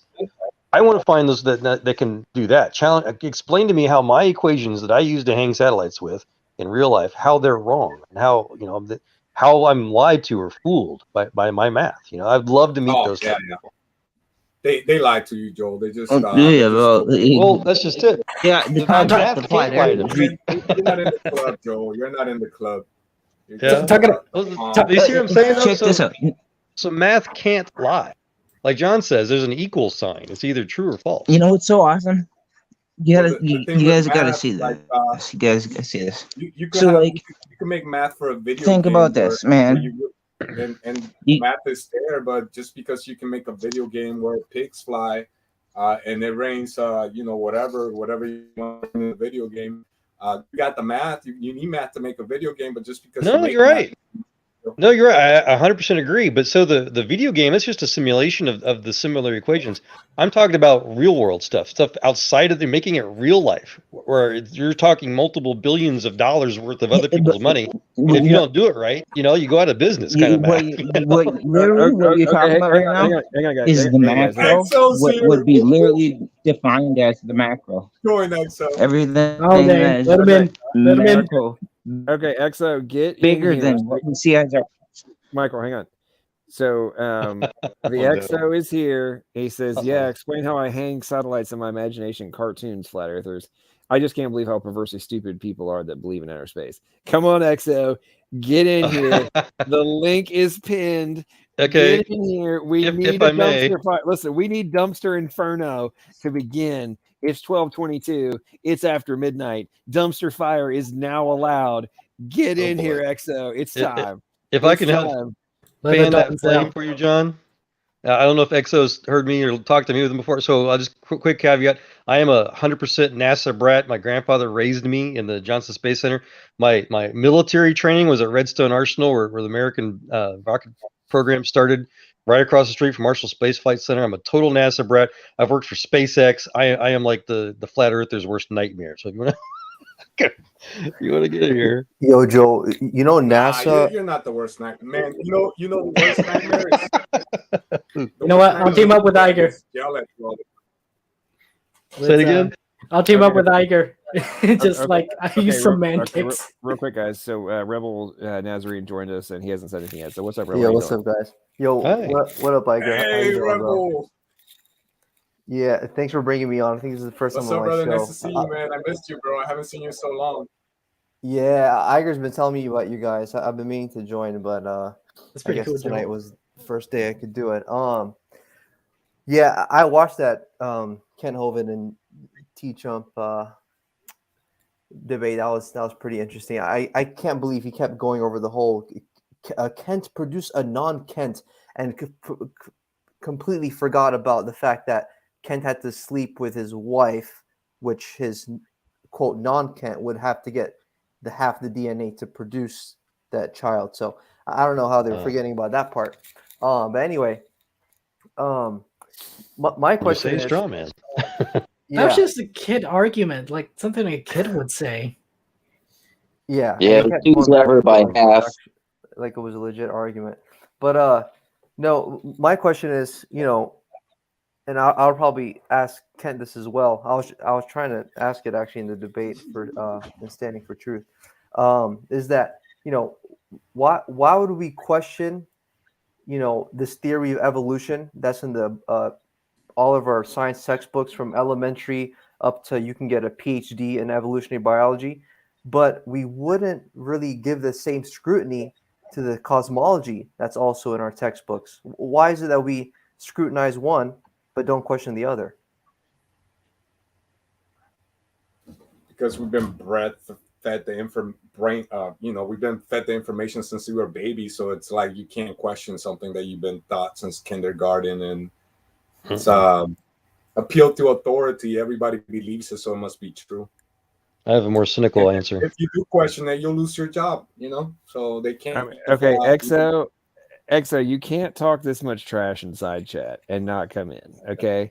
Well, so he says, Exo says, quote, how could I possibly join the channel? You're allowing people to think they've done things in outer space. Am I allowed to perform exorcisms without being muted? And then he follows up with, no wonder he's completely R-word. He literally has grown up in a cartoon fantasy and and I'm assuming he means thinks Star Trek is real. What would be the point of trying to talk to somebody? Exo, get in here. It's time for Dumpster Inferno. Stop. He's obviously, Johnny, he's obviously just scared, man. He's scared of losing his religion. He's scared of whatever, yeah. Iger, you're scaring him. Stop it. Iger. By the way, Iger, listen, I know that you have you and Exo get along. I need you to tell Exo to get in here, man. If I may, real quick, I just wanted a quick observation. So Ray and old Darth have been quiet for very long. Yeah, actually, my dad used to work in aerospace and worked in missiles. He worked at Vandenberg Air Force Base. Yeah. Worked for General Electric and General Dynamics, and worked on the Titans and the Atlas and everything else. So if the Earth is flat, my dad lied to me, and I really don't appreciate that because my dad would never lie to me. God rest his soul. Was he military or civilian? Can you tell us? He was civilian. He started out in the Air Force, but then he got his degree in electronics engineering and awesome. And started working. He had some interesting stuff. Is he still with us today? No, unfortunately, he died about 5 years ago. Right. Sorry to hear. All right. Oh, did you drop off? I would have loved to have met him. Is what I was going to ask. Well, yeah, you guys would probably spoken the same language. He had all the different Beaco, which is I guess Beaker, was it Beacon cut off or something like that? I can't remember. It was hard to understand him sometimes. He had so many acronyms. So but he had some Miko, interesting main stories. engine's cut off. Yeah. Booster, that's right. Miko would be booster engine cut off. Yeah. Yeah, he solved the problem with the cruise missile when it was first starting out. It would when the would be launched from the submarine, and as it exited the water, the wings would snap out, and then it would jettison his booster. And so, and he had just started at General Dynamics at the time, and so he had to make a big impression. And they figured out it went through like 110 G, something like that. Wow. And so he theorized that it dropped a bit when that happened, and if you dropped a bit, that happened to be jettison the booster command. And so they put the correct module on a shake table, and sure enough, it dropped a bit before it even reached close to the number of G's that it experienced in launch. So he got a feather in his cap there. Nice. Yeah. I got some pictures Joel, that he had. You said your dad or somebody worked for NASA. Is that what you said, Joel? Me? Oh no, my grandfather. Yeah, he basically helped start NASA. He was with the Pioneer program all the way up to the STS, and taught me. Was he part of the over 1,000 German Nazi scientists that came over in the US in the 1950s? No, you're thinking about von Braun for the CIA Operation Paperclip. Oh yeah, von Braun, yeah. Yeah, he was never a volunteer Nazi. He was a Christian, and he did his best to try to protect his fellow slaves. Okay. Do you know what's on Werner von Braun's tombstone right now? I don't think I do. Why? Well, besides his name and the year he was born and died, there's literally one other thing that he decided he wanted etched on there as a memorial for his life or whatever. I'm very reason. confident it has nothing to do with the German Socialist Party. And you would be correct. It's actually, out of all the things he could have put on there, it's actually a Bible verse. Nice. Do you know which one it is though? No, man, I know a lot about him, but I don't know everything about the man. Please share.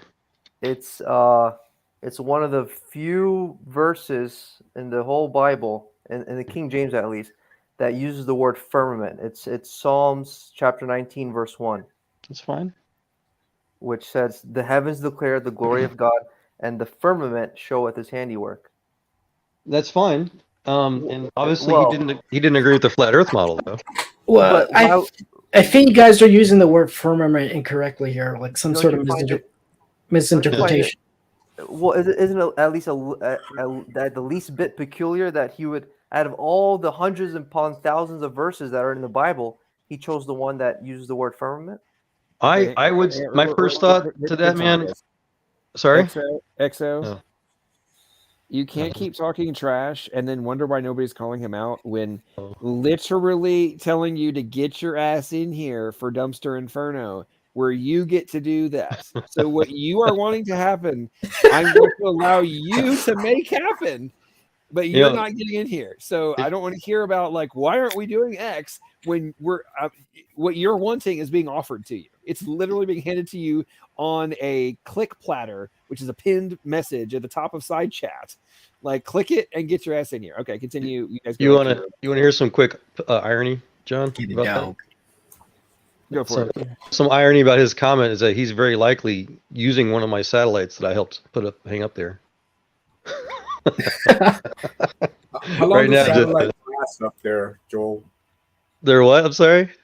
How long do satellites stay up there? Well, there's all kinds of variables with that. It just depends on how well the orbit is maintained and if they've got enough fuel to make corrections. Oh, did you hear about Tesla's satellites having a crash? Because there was like a giant sun. You mean Starlink? Yeah. Mm-hmm. And there was like a sun. What do you call that? When it shoots. It was a solar flare right when they were deploying. So yeah, they got. What bad luck that was. Huh? What bad luck that was. Well, it's very hard work to get stuff into space. But he did something clever. He said he shifted them. He turned them 90 degrees, so like they would get hit less. Clever. Some of them survived, but some of them did not. Some of them did get torched, and they had to deorbit. But yeah, it was. Wait, and how fast are satellites supposed to be orbiting the Earth again? It depends on how high of an orbit they are. The higher they are, the faster they are. So like geosynchronous, it's 17 to 19,000 miles per hour, and like the Starlink, they're less than maybe 3,000 or 4,000. Then there's different numbers, and I don't know them off the top of my head. So but yeah, they're the faster you go, the higher you are. So they can go up to 18 times faster than the speed of a bullet? I don't know. Some bullets also have variable, like a 22, I think, is less than the speed of sound versus like a 50 caliber. Anytime I see a bullet get shot out, I can barely see the thing go from the gun to its target. So yes. You're telling me just to get out of the atmosphere, you have to go at least 1,000 miles an hour, at least. Yeah. Okay, so you're telling me I can barely see a bullet, go out of a gun to its target, but somehow there's something going 18 times that speed above us at all times. Especially when you leave the atmosphere, man. There's no friction and less gravity. So yeah, it gets easier the higher you go up. In fact, that's what. Have you heard of the term max Q before? Yeah, that's when they tell you they're gonna curve into the Bermuda Triangle. They used to call it the roll program. Smack. yeah, for sure, bro. That's right when the rocket. No. Next time you watch a rocket. Next time you watch your rocket launch live, you'll hear them. They almost always like to announce it's approaching max Q. That's the maximum atmospheric pressure that the rocket fuselage is going to meet.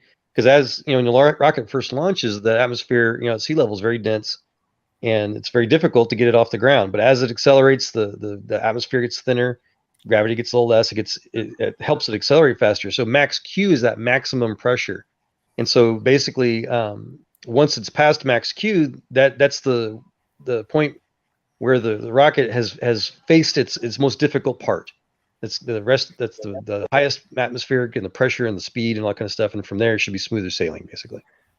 So there's no friction in outer space because it's a vacuum. Is that the right? Very, very little. There's like, yeah, it's a microscopic amount of friction. Yeah. But is outer space supposed to be a vacuum? Yes. Near vacuum.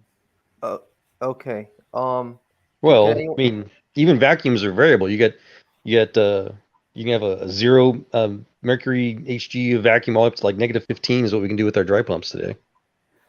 Yeah, and I think the equation for outer space vacuum is like 10 to the -17 torr, something like that.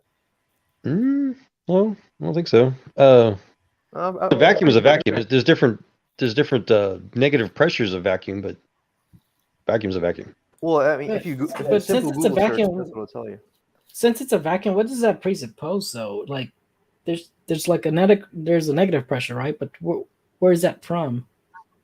Well, listen, hang on. Before you guys go down into some scientific stuff, I just need you to recognize that according to Godless Engineer, we've got inflatons and gravitons floating around. And I've never heard of an inflaton. As long as you guys just accept that inflatons are real, okay, and that TJump said there is morality particles. As long as you guys accept those things, I'll let you continue on your conversation. Is that what spews out of their mouth, John?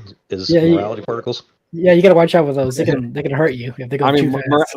Listen. If I spew too much morality at you, you're gonna become overloaded with morality, and that's how people. That's really that's why church is so important, because the preacher is actually spewing morality particles out the water. Yeah, you get a morality charge. But here's the thing: the reason that so many churches fall apart is because when the preacher starts banging the secretary, there's a reversal of his morality particles, and then when he preaches, it's negative morality particles, and then eventually it causes massive divorce and like just all sorts of crime, and then the churches implode. That's what actually happens. So that's actually the explanation for what has happened to modern churches. But anyway, continue, guys. Go back to vacuum equations. Good. I just want to have a little bit of comedy and comedic relief there from it. It's just karmatic evolutionary theory.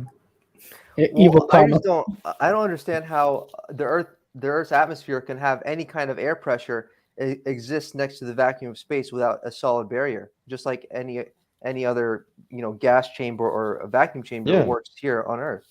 Yeah, so I guess to try to keep it as simple as possible, so the default norm of the universe is vacuum, zero pressure.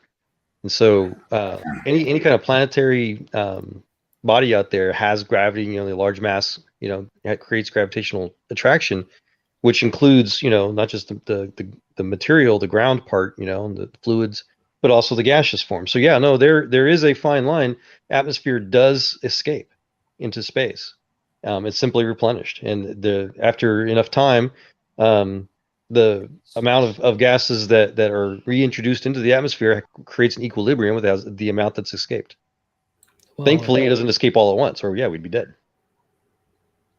I mean, well, relatively speaking, I would assume that the vacuum of outer space around the Earth is a lot bigger and more volume than the Earth's atmosphere. I don't know why.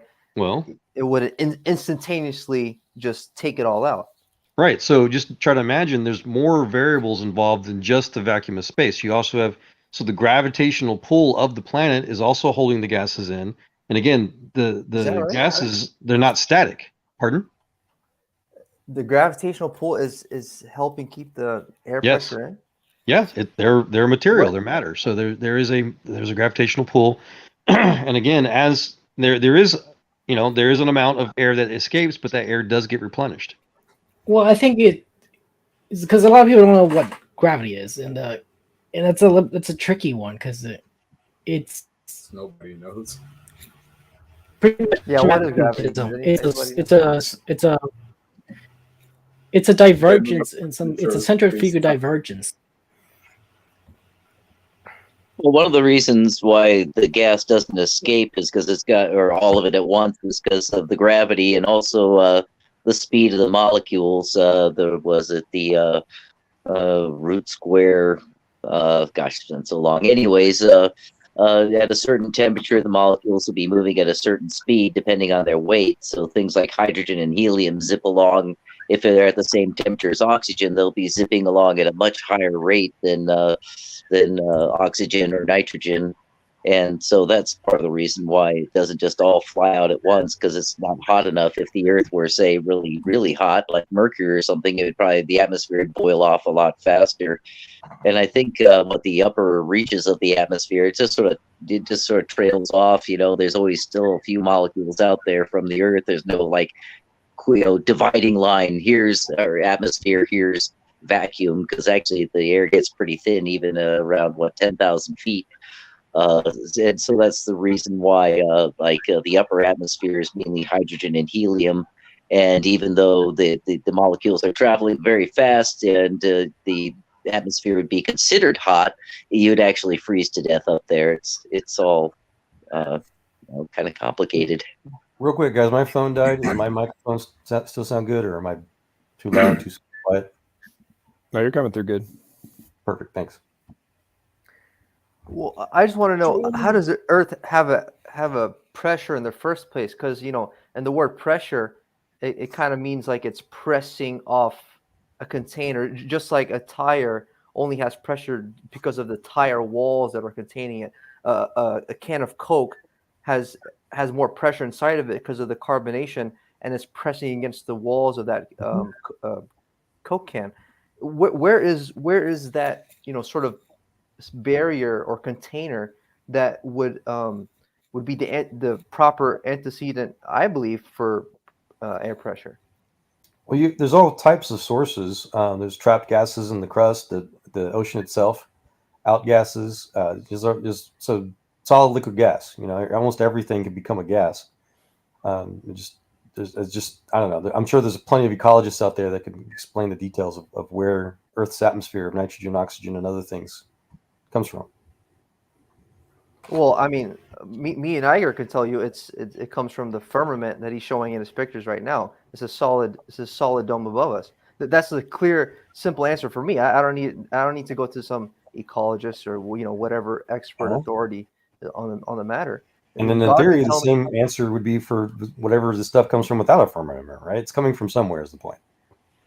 Wait, you said outside the firmament? Without a firmament or whatever. Why would you say without the firmament when the firmament is in the Bible and the Bible is the truth? Simply because the air is here, and the Bible is not clear that there is a wall of water in the sky. Well, the water would be above the wall. Right, and so there's like Star Trek, they theorize what they call fluidic space, but we don't have any actual evidence of that yet. If there was a firmament, the air pressure would be constant at all altitudes, because it would be more like a tire. Pressure is a force per square meter, so it's the force of all the different gas atoms or molecules, depending on what they are, bouncing off the sides of a container. And so, like a tire contains a certain amount of pressure, but that's actually pressure above the regular atmosphere. You ever had a lighter, Ray? A lighter has liquid and then it's gas as well inside the lighter. Yes. You compress butane and it becomes a liquid. You can compress oxygen and it'll become a liquid. There's still gas in the lighter. There's still a gas form of the butane in the lighter. It's not what you just remind me is that so water is contained. Water is denser and heavier than water vapor, gaseous water. So if this firmament whatever was a solid water barrier above the sky, we would all be underwater. Nobody said it's a solid water barrier. Well, it's just if it was water, made of water, bro, and there's not some magical force field holding it up, then it would all fall into the earth and we'd all be underwater. It's not made out of water. Yeah, there's water above the firmament. How do you know what it's made out of? It's not water. Well, We don't know that's what what it's I made always hear, and I don't, so if you guys don't know what it's made of, then how do you know it exists? The Bible actually gives a description as to what it could be made out of, or what it's likened to. At least we see in Exodus 24:10 that Moses likens it to a sapphire stone, and that's probably part of the reason why we look at a blue sky. No, the blueness is from the what's called refraction. The light is refracting through the water in the atmosphere. But have you heard of Fred Hoyle's theory called stellar nuclear synthesis? Have you heard of that? Nucleosynthesis. No, it's a bunch of big words. Probably some nonsense. Oh no, I like to test people's knowledge base before I try, so I know how far to go into it. You know what I mean? And I'm sure you probably heard of it because I think it's taught in schools, most schools these days. So is evolution, but stellar nursery, for example. You've heard of that, right? Of what? A stellar nursery where stars and planets and solar systems are born in a gaseous cloud you're talking theoretical, right? Joe, Yeah. you're talking about somebody's theory of how stars are formed. Yes. So you're just talking about theoretical. God created all the stars in the beginning. I'm just asking if you've heard of that theory, if you're familiar with it. No, I don't really deal with nonsense anymore, so probably not. Well, how do you know it's nonsense if you don't study other theories? You have to test your knowledge. Because once I found out the Bible is the source of all truth, including scientific truth about our cosmology, since God was the creator, I think God, who created this place in the first place, would probably know best about what the creation is and the truth about our cosmology. Right, so right. I 100% agree, but I don't agree that neither you nor I are God. So I've been a Christian for about 29 years now. I've been a scientist for about 25. I never said I was God. The stellar nuclear synthesis theory fits Genesis far better. And I've got evidence, I've got cool conversations about it. I love to describe it. So a man's theory fits God's inspired word better? Okay, go ahead. No, not at all. See, that's a lie. Oh, okay. That's a straw man. No, So no, it's not. you That's don't know literally what the what you said. feminine is. You only have theory. You have a core argument. You can't tell me what the firmament is. You think it might be a sapphire. So you have a theory. You are in the same position as the rest of us. That's what the Strong's Concordance even says about it. Oh, who wrote the Strong's Concordance? God? Or is that a man? Some Hebrew biblical scholars. Okay. See what I'm talking about? People don't like. But they're basing it off the Bible. Well, you're just basing it off some random dude. No, you are. I'm going off the Bible. That's random? No, you're not. You're going off Strong's and yourself. But the Strong's is based off the Bible. Well, so is science. Even the King James Version. Can you define science, please? The direct observation of God's creation. Okay. So how does that? When you start talking about theories, they're not observations in real you can time. lump them in with I don't know. science, but they're not. That's so frustrating. People, you either try to challenge your own beliefs and other people's beliefs and try to see what makes the most sense, or you just make up dogma and call it the truth, and you close your mind to all things, right? I mean, dude, your picture is a rocket flying in outer space for some reason, but there's no kind of air for that rocket to even push off of. So even your picture is a scientific impossibility. So not only is that a complete straw man logical fallacy, it has nothing to do with what we're talking about. You're literally trying to create a different argument that's easier for you to attack that by itself. And your new argument that's a lie is totally stupid. There's so many flaws in your ability to pretend to debate. This is terrible. There's no if there's no air. We're not talking about your rocket can't work, buddy. That's pushing a Crew Dragon in an emergency acceleration phase. We're not talking about that right now. We're trying to talk about. It's funny that they make that thing the dragon too. So if we were doing seriously, Rebel, if we were doing a formalized, a real debate, right, with a moderator, you don't do the college environment, you would be excused from the room right now. Oh yeah, I would be crying in my room. Well, don't be quiet. Just be open-minded and try to keep to one topic at a time. So don't let them get to you, Rebel. Joe doesn't do debates. I been do waiting for my debates probably as long as most of you guys have been alive. I just get frustrated with people that avoid debates, change topics. Oh man, that's you, bro. You have. I was just making an observation about your profile picture. I wasn't doing nothing. This is terrible. No. Seriously, you guys are changing topics because you. And you were older. I think. No. Technically, philosophically, you guys have lost the debate. So that's why you need to change subject. Oh, I didn't know I was in a debate. I just joined some random live stream. Okay, go ahead. Well, and that's the thing. We're not having a conversation either. Iger, you know, I prefer to have conversations. You know, nice, calm, friendly conversations. Yeah, go ahead. I'll let you guys talk for a little bit. Because this is what go ahead. Finish your point, then I'll let Rebel respond. Well, the point what I was wanting to make, the firmament, the sensitive, you know, the Bible, Genesis talks about how God created the heavens and the earth as a void, and his spirit was over the waters.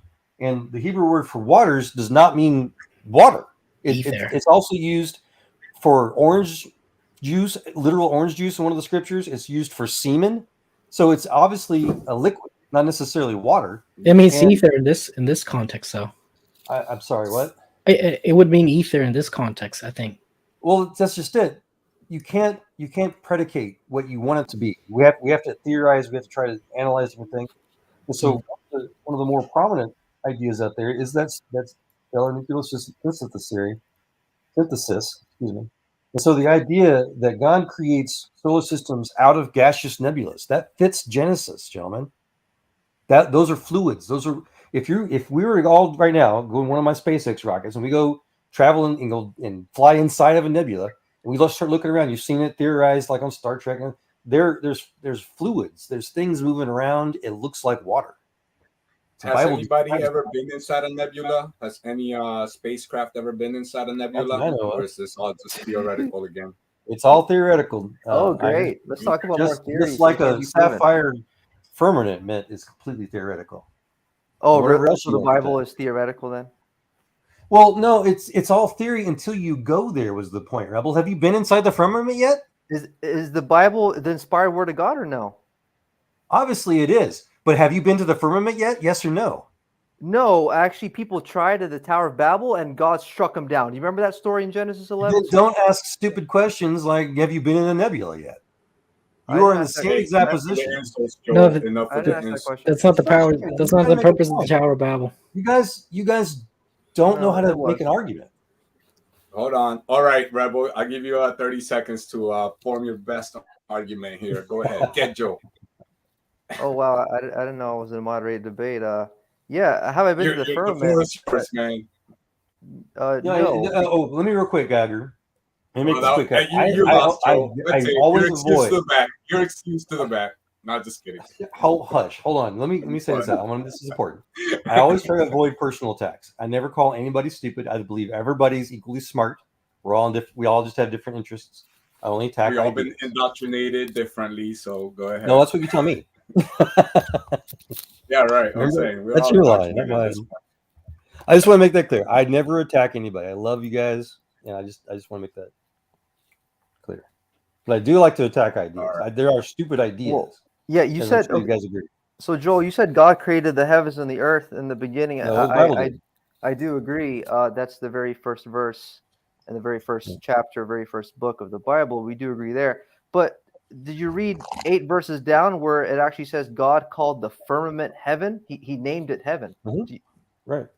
Okay. So when you say God created the heavens and the earth, that tells me he actually created layers of different firmaments. Yes. Wait, so he called the firmament heavens? Yeah, so the heavens is full of not just nebula, but it's full of other planets. There's superclusters. There's a huge plethora of stuff out there. Well, I'm interpreting based on Star Trek. No, that's based on looking at your good eye on a telescope. There's nobody's been there, so for you to say that all the stars are formed in nebulas and planets are formed in nebulas, and what's inside a nebula, nobody knows, bro. It's all theoretical. Well, so what you just said, Iger, is that nothing exists in space. Nothing. That the stars don't actually exist. Obviously, we can see space. That's my argument. We can see Mars. We can see superclusters. We can see the cosmic microwave cosmic CMBR. Damn it! It's cosmic microwave background radiation. We can see that. We just deployed a $10 billion low infrared space telescope. We can see all kinds of junk. It's more than just a sapphire. That's irrelevant. And The this point is all is based that on where NASA there's rack, stuff that we could see, other it's not government just a agencies. sapphire. And so the stuff that we do see, the things that we're actually able to look at, makes up the firmament, makes up the heavens. There's a separation between the earth, the sky, and the heavens. Why is the firmament? Why does the word firmament sound like there's something solid to it, though? Because the King James translators made mistakes. Mistakes, right? The King James guys did. Yeah. Did you hear about that one psalm where they start with the word shake and end with the word spear? They like totally manipulated the psalm just to do that. So modern versions where they completely omit some verses are more reliable? No, the original Hebrew is. Oh, do you have access to the original Hebrew, and can you read and Yes, understand it? we have both the Septuagint and the Masoretic. Yeah, and their multiple versions. We do. Wasn't Septuagint Greek? Yes, but it was written from the Hebrew, from the originals. Okay, but it's in English. I think isn't it? Rakia has the definition that can go either way, implicit in the definition. So yeah, the concordance defines the Hebrew word rakia, so that's of no relevance or reliability. Well, somebody said it had to be one or the other, but both definitions can be pulled out of the original word, because it's like supposed to mean like a metal worker spreading out metal, or so it can just have an emphasis on kind of like an opening or God spreading out the heavens, or it can have an emphasis on the fact that it's a solid substance. Yeah, I'm looking at the Strong's right now. It's showing that the Hebrew word is translated as heaven, as sky, as air, and Genesis 2:19. It's of the air in one of the translations. So yeah, no, it's that's the better definition, I think. Yeah. The point is, it's a division between the atmosphere. That's all it really. Yeah, but there's also the thing, because God separates the waters from the waters, and it says like, and all that. But like, there's ways to look at it where it's actually describing the ground, or it's the reason why like the Jews thought there was like a dome around the earth and stuff, like of ice. And so, and it's also interesting, like if you see some of the biblical patterns or whatever, and it talks about in Revelation, it talks about the saints who are taken to heaven up on the sea of glass. There might be I a love connection. that verse, bro. So it's kind of interesting. Verse. They're standing on the sea of glass, kind of like as if the day of the Lord or whatever is kind of like the Sabbath kind of thing, going on in the week of creation, plus then like history matching the pattern. Revelation 15. Kind of complicated. I'll be honest, I forgot. I don't know what we're talking about anymore. We're jumping off the board so much. I think we lost it. Yeah, real quick, guys. He was just saying different Bible verses that suggest to a dome, to a. Hey, real quick, guys, we got Piggly P. Piggleton has joined the stream. What's up, Piggly? How you doing? Oh, it's gonna get crazy. I don't know him, but his name just screams. That's not Matt, is it? I'm not sure who this is. What? I think it's maybe first time to the stream. What's up? How you doing, Piggly? Are you there? If you're saying something, you're on mute. I'm surprised you don't do that video check most people do these days, John, to avoid porn spammers. Well, I'm usually. Oh, sorry, I'm trying to get my video right. Okay. Iger called it, I guess. No, that was Joel. That was Joel. Joel called it. I will say Joel's a young Earth creationist, even if he has been brainwashed by the NASA RASA JAXA SpaceX indoctrination program. But his love for I'm so stupid, right, Iger? Yeah. I'm a window licker, right? Because I watch you in other streams where you're debating atheists, and I do appreciate how you incorporate the whole, only God can make something this great. So I want to give you a quick shout out for that, even though we don't agree on the whole geocentric, heliocentric cosmology. That's great. You don't have to insult my intelligence, though, Iger. No, I was honestly just trying to say that I do appreciate that you go out there and try to discourage the atheism, at least, even though we don't agree on the geocentric, heliocentric, and you out there trying to convince people that God is real and Jesus is real, even though we don't agree on the shape of the earth or the geocentric stance of it. Amen. That's the whole point of this, yeah. And I would further argue, I think we'll win a lot more hearts and souls to Christ talking about what we can actually correlate with modern science without just speculation. Well, Yeah. funny you would mention that, Joel, because I personally, and maybe Iger has a similar testimony. I was raised, quote Christian, just because my parents were, and I went to the church. But it was, it was just me going through the motions. I always believed in God because atheism just doesn't make sense. That there has to be a creator to make something as beautiful and as amazing as where we live. Right. But I never knew the Bible was the true word of God until I came across this flat earth revelation, and I could see that the Bible clearly describes a flat, stationary, enclosed in a dome earth. Yeah, and many others don't, right? Well, I'm saying many others actually came to the truth of the Bible, with that very same revelation. And you're right. And I think Iger and I may have talked about that as well. before. Yeah. I mean, I think I'll just to go while he's on that topic. I also grew up Catholic, believe it or not. So I believed in Jesus Christ and God, but man, was I so brainwashed. I believed in evolution. I believed in the Big Bang. So I always try to make the Bible fit. A day to God is 1,000 years, but maybe he meant 1,000,000 years or 1 billion years because the Earth is 4 billion years old. So I always try to make excuses for the Bible. But once I came to the flat Earth, and it wasn't long after that where I became a young Earther, and then I now take the Bible literally as well. So just to continue on the rebel story. Yeah, no, I was going to just caveat that I think you and I have talked about that, talking with many other flat earthers, and that's where I try to defend you guys from others that say, well, you flat earthers, how could you be that stupid? The Earth is obviously not flat. Blah blah. I'm like, no, you have to be careful because as you guys just described and confirmed, a lot of people have come to faith in Jesus through these flat Earth stories, and so when you're attacking that theory, which it's only a theory. It feels almost intellectually like you're attacking their faith in God, and so that's where I can, as you just said, Iger, we can respect each other. We can still call each other's brothers and sisters in the Lord, but that's where the main difference is. A lot of people they don't tie their salvation to these scientific theories. They just, it's good speculation, and so there's plenty of other people that come to the Lord with the exact opposite, with the round earth theory, however you want to describe this. And so we have to be able to all come together and talk about this and not think that we're attacking the gospel or the Bible when we disagree on these things that are not clear. You know what I mean? Yeah, especially I think we're all Christians here today. I think we all are anyways. Yeah, for sure. Jamie Russell's Seventh-day Adventist. So we're all Christians. And so at that point, when the denominations too, I feel like it's all like a way to divide and conquer us. That way we won't focus on, these people are microchipping our kids with some mystery formulas and stuff that they're just, we're here fighting amongst each other all the time about once saved, always saved, or the Trinity, or flat Earth. Well, flat Earth not so much lately, but evolution, the age of the Earth, and then these guys are all in cahoots together with their secret societies, and they're all just laughing their way to the bank and just conquering more and more land.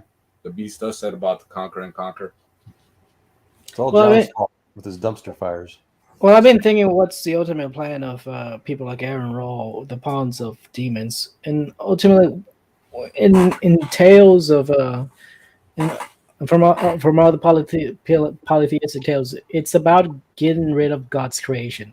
For example, in Santa Maria, the reason they kill animals is because it's an affront to God's creation, and a bunch of dumb NRA fucking conservatives do it too. There's like videos of kids just shooting at pigeons for fun, and this is actually part of a satanic, you could say, satanic ritual. And so ultimately, I think what people like useful idiots like Aaron Raw, or just puppets to get rid of mankind, they want to keep pushing the degeneration of the human genome, because that's gonna lead to all humanity dying ultimately. So it's Bubble. Go ahead, finish, please. I'm sorry. So yeah, so like what would be the ultimate upfront against God well, it would be killing his ultimate creation. If they're able to trick all this manipulative tricking of like, hey, wouldn't it be fun to cut off your dick? Wouldn't it be fun to like, yeah, it's one way to do it. If they can't procreate, I was gonna thank you for that, Bubble. That except for the sexual part, but because you reminded me earlier, we were talking about why trying to speculate why things like this evolution, the non-Christian evolution theory and stuff like that, is so pervasive, and other theories like you're saying Big Bang aren't in public schools. And you reminded me, Bubble, that my reason, my thought on that was because the motive, the need is to dehumanize humanity. They need for young people especially to think that they're just dumb animals. That's how you manipulate people. Yeah, they're trying to crush the human spirit. Like they're trying to push people into like homosexual relationships because they can't procreate, and they're trying to push people away from healthy relationships, and continue let's admit it, subhumans continue to procreate, which will lead to even more suffering, and ultimately the death of the human race. They know evolution is false. They want to accelerate that human death. Well, so I was really hoping to encourage you guys, if you can, avoid saying things like evolution is false. That actually turns a lot of unbelievers off. Try to learn and read. And there's all kinds of research out there. Read Darwin's own autobiography, for example. But we've got Lamarck, we've got Paley, we've got Mendel.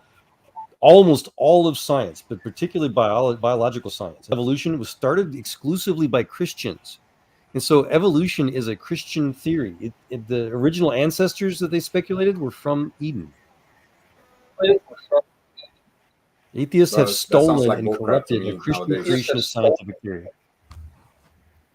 It's not even a good theory, to be honest. The Christian theory does not require billions of years, like Iger said earlier too. That's another myth. They only pretend it might need millions of billions of years so that nobody can test it. There's no such thing as evolution in 6,000 years. Yeah, you gotta make sure to push like it's not about time. It's generational base, so you should be able to do it using E. coli because you can have millions of generations. Well, not only that, that's what I love about John's channel. He's into the information, the data science on genetics and genomics today. Literally shows the exact opposite of the mainstream paradigm out there.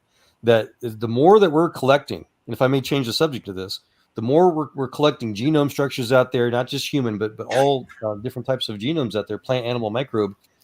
The data science, machine language techniques are able to be developed to basically reverse engineer or decipher, so to say, the original genome, the original code, source code. So there's a human source code now that they're basically using, and it's how they're able to develop new methods for detecting cancer and just solving all kinds of genetic diseases. We're literally getting close to finding Adam's original DNA through these machine language techniques, and so that shows the exact opposite. What's that guy's name? I'm sorry. Oh, Standing for Truth. He goes into a lot of the reverse zygosity type. See if I'm saying that wrong. I apologize. Type theories where God started everything with full complexity, and we see that today. The actual data science shows that genomes are losing complexity and being damaged. Well, that's what they want to do. They want to destroy the human genome because that's ultimately checkmate. If they can get that managed all across the world, that's end game. They destroy all humanity. They don't have to use guns. They don't have to use any more propaganda. Well, if I may, I wouldn't put the onus or the motive on that on humans. So I love. I'm having so many thoughts at once. I'm sorry. The way I like to describe it is that the genomes are breaking down because mankind violated the original equipment manufacturer recommendations. It's the fall of man. The Bible says death and disease came into the world because man sinned, and so that's why DNA is breaking. Well, no, I would say it would break regardless, but they're accelerating it, and you can filter out and prolong it. The evidence for that. Well, we're not gods. That's the evidence. To say it can never be corrupted, regardless if there was or wasn't sin. it's to say we're like demigods. We're not demigods. If I were to help offer an answer to that, so have you guys heard the term or familiar with epigenetics? I heard the term. What does it mean? Well, the Greek it means outside of genetics. So there are what's called epigenetic markers, and I think I've heard John talk about it a few times. There is a code outside of the code. So the genetics, the genome, it's the hard code. It's what not only is it supposed to not change, but there's literal artificial intelligence subroutines, line 1 retrotransposons, all kinds of mechanisms that are literal AI in the DNA that's designed to automatically detect and try to correct errors. We used to think they were jumping DNAs and junk DNA. It turned out that's not true. It's literal programs inside programs trying to keep it from getting corrupted, but it's not perfect. It's been broken, right? But epigenetics is even outside of all of that. There's these little protein markers that move around on the histone groups inside the DNA that also affect how the translations, the DNA to the RNA translations are affected. And so there's all kinds of just massive amounts of new research going into it. We've been doing it for years that, how these epigenetic markers, how those change as well. And so they're finding out all kinds of crazy, the way you sleep, type of people you hang out with, what you watch on TV, the things you eat, almost everything that the behavioral science of what you do in your life, that's what they're finding out changes these outside of or external genetic markers. And so that confirms what the Bible talks about, how, sin, your behavior changes you, and you could pass in epigenetics. It's a heretical transfer as well. The Bible talks about how the sins of the father can pass on to the future generations. Holy so snap! the more, huh? I didn't know that. Yeah, it's fascinating. And so that's my best way to try to help answer, I think, Ray's question. The more sin is introduced, the like you were saying, Bubble, the trying to push the homosexual agenda and pedophilia, all kinds of sin. Yeah, they're making it more mainstream, more norm, right? They're trying to destroy that Judeo-Christian fundamental societal. Wait, norm. Joel, are you saying that the only reason Christina Aguilera isn't married to me isn't because of the Illuminati?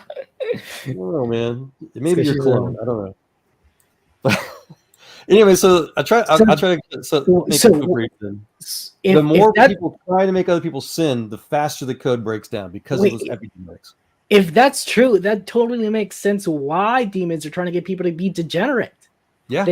They're trying to wipe them out through mutations, not through war. I mean, it's one way to wipe them out, but this mutations would do him in. It's the most sublimely clever. Where is this they? Is this they the ones that kept Christina from marrying me? It's that they, right? That is sublimely clever. Clever little bastards. So that's the physical transport. It's mental as well. It's that reprobate mind. The more that people just get sick in the head, pleasures and lusts and whatever, that they're trying to drive people away from God and kill us. So yes, kill us faster. Clever little bastards. Yes, they're very intelligent. But we can be smarter if we want to. How's that? Yeah. But anyway, so all of those possible motives. So God, that's the beauty of science and technology. God talks to those. He helps those of us that want to pursue his knowledge of his universe so that we can reverse some of this. That's why we do genetics. That's why we do the data science for this stuff.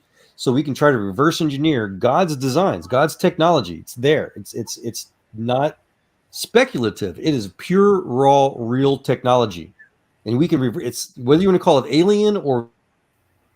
Do you think we can save mankind if we figure out God's technology and reverse the damage?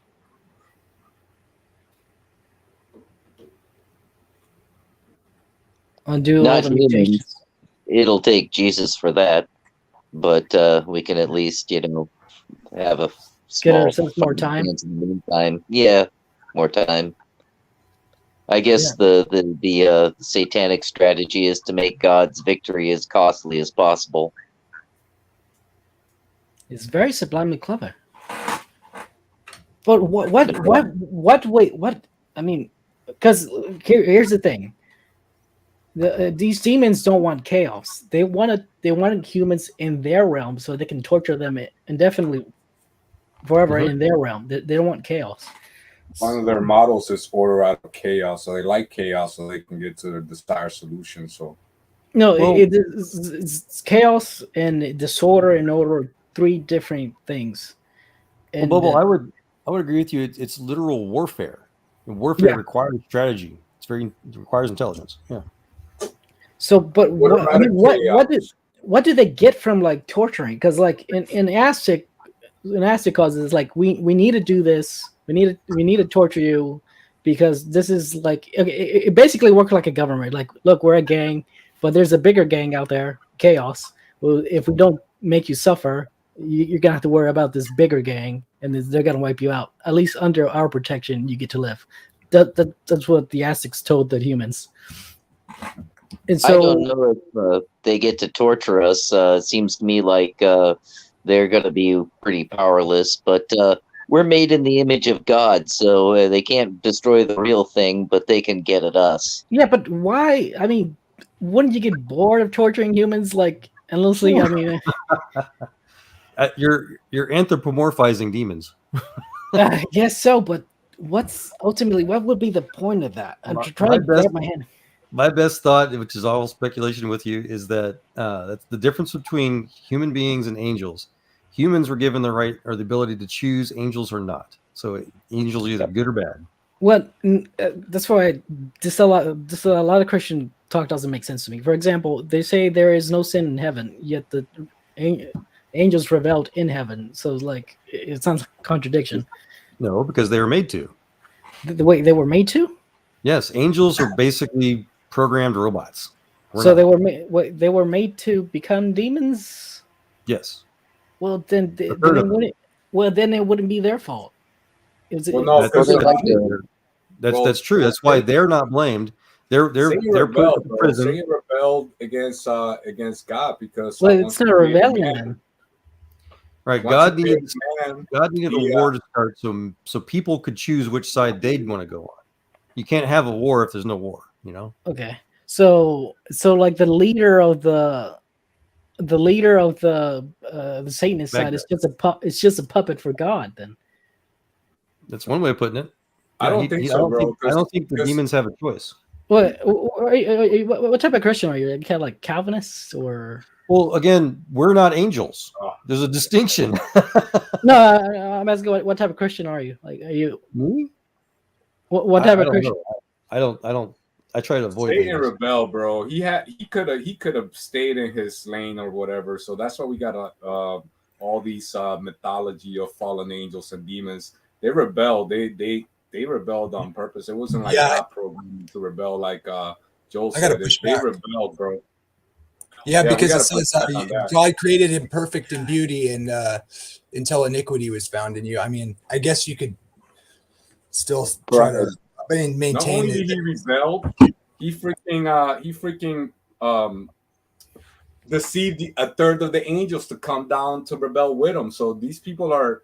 Well, it's not a rebellion. But if you read the book of Enoch, they try to ask for forgiveness. They went to Enoch. They took Enoch to go ask God for forgiveness on their behalf, and God said, "No, you're doomed to the lake of fire." No, now the devil wants to take as many souls as he can with him. That's the whole war. Yeah, here's the verse. If they're puppets, there's no war. It's just a lot of these higher-ups. They know that there's a war between God and the devil, but they still choose to follow the devil. All this, they come out and tell you they sold their soul to the devil. It's their choice. It's not like God programmed. Military robots are programmed to do something. They're still a war. Wait a minute. You're blameless. You're blameless in your ways from the day you were created until wickedness was found in you. If they became full of pride, I think angels are more like a military order, and these ones just told their general, i.e., God, you know what, go take a hike, and you just can't do that in the military. They'll throw you in the stockade. But it's different with God, of course. He doesn't need us. Well, I guess he does have a stockade, doesn't he? I was gonna say, if they're robots, stockade, right? Well, that's the thing. If they're robots, then it's just like a government gay op. It's just like I'm not robots. Again, it's a government false flag. God. If they're robots, it would just be a false flag, and there's really no. Yeah, I where do do you get remember that the idea? mistake of Where do you trying get the to idea that they're you're not? trying to equate angels with humanity. They are not equal. But where do you get We that are idea not angels. that they're determined and not free will agents? Yeah, whatever we want to pretend to speculate what the motive for Lucifer and whoever else was is immaterial. The only question is which side do we wish to choose to be on? What's the thing? Sure. If they're just puppets, there's only one side. It's just a false flag. Well, again, that is irrelevant. That is Well, outside of humanity. Well, it would be relevant in the grand scheme of things. No, it's not relevant for you. Well, no, in the grand scheme, it's more relevant than Not anything. necessarily. That's ridiculous speculation. All it's relevant is what you want to do. No, if it's a false flag attack, that's like saying if the U.S. government attacked itself, so it would get itself into a war against its own civilians, and then it goes and blames a different country. We don't blame that other country. We blame our own government. That's not his point. 9/11, His point is about just every what other war. Sorry. Well, and again, the catch is speculation works in multiple directions. You can speculate that and put that kind of motive on the devil, but we don't know why the devil rebelled. Well, It could be millions of other reasons. Iniquity. The thing, if he's a puppet, it's not rebellion. He wanted Again, to we can't be know. competition for God. I don't think the Bible is clear why, other than saying that he wanted to exalt himself above God. That's the only clue we have. Everything else is just guessing. Well, it says he was made perfect in God made him perfect, and He wanted to be like God because he says like I could probably make a better But creation than God. it could still be determined. I mean, it could be, but that makes for me that makes a mess of the problem of evil. Yes. But technically, I mean, I think Joel's point is just that it what could matters also- is your choice. Another also possible be- speculation. So again, heaven is considered, or at least before. There you cut out there. You cut out there for Joe. You cut out. I wonder if he lost connection. Yeah, probably. Wouldn't be here, but Yeah, because this is a debate Danny was having with what's that other black guy? Jill Beckel. Yeah, Veckel. And the Veckel wasn't getting it. Like, if everything's just like God's puppeteering, then there is no good and evil. Well, it's because Beckel's a Calvinist, but he's kind of a soft Calvinist. So yeah, Veckel wasn't getting like. There's compatibilism and then determinism, and compatibilism is a version of determinism. It's where they say you can still say free will, but it's not libertarian free will. Yeah, this is what people don't get about free will. Like you're not born with free will. You're not given free will. You have the potential for free will. Free will means to like cut ties. Like, so for example, when libertarians say like they're making like a free will choice, they'll reference like freaking Ayn Rand. Like, no, you moron. If you're making a real free will choice, it's because you are making like you yourself, you're biased. So okay, so you're a compatibilist then. You're a compatibilist. You believe free will is you're able to do what you want to do. But a libertarian would say it's even more than that. It's the ability to do otherwise. So you could have actually done something else. Compatibilist free will, like what you're describing, is when you do what you want to do and you're not restrained from doing it, but you're only going to do what you want to do the most. So like your nature nurture type of thing is partially determining it, but you're free to make that, to do what you will. Oh no, it's more like it's overcoming that nature and nurture. It's overcoming for example, libertarians like will appeal to some sort of principle. Conservatives do this too, like the principles of free market or the principles of not being racist. While a true free will individualist would say, like, if I want to be racist in this one occasion, I will. If I don't want to adhere to free market in this one occasion, frick it, I will. I'm not bound by these principles.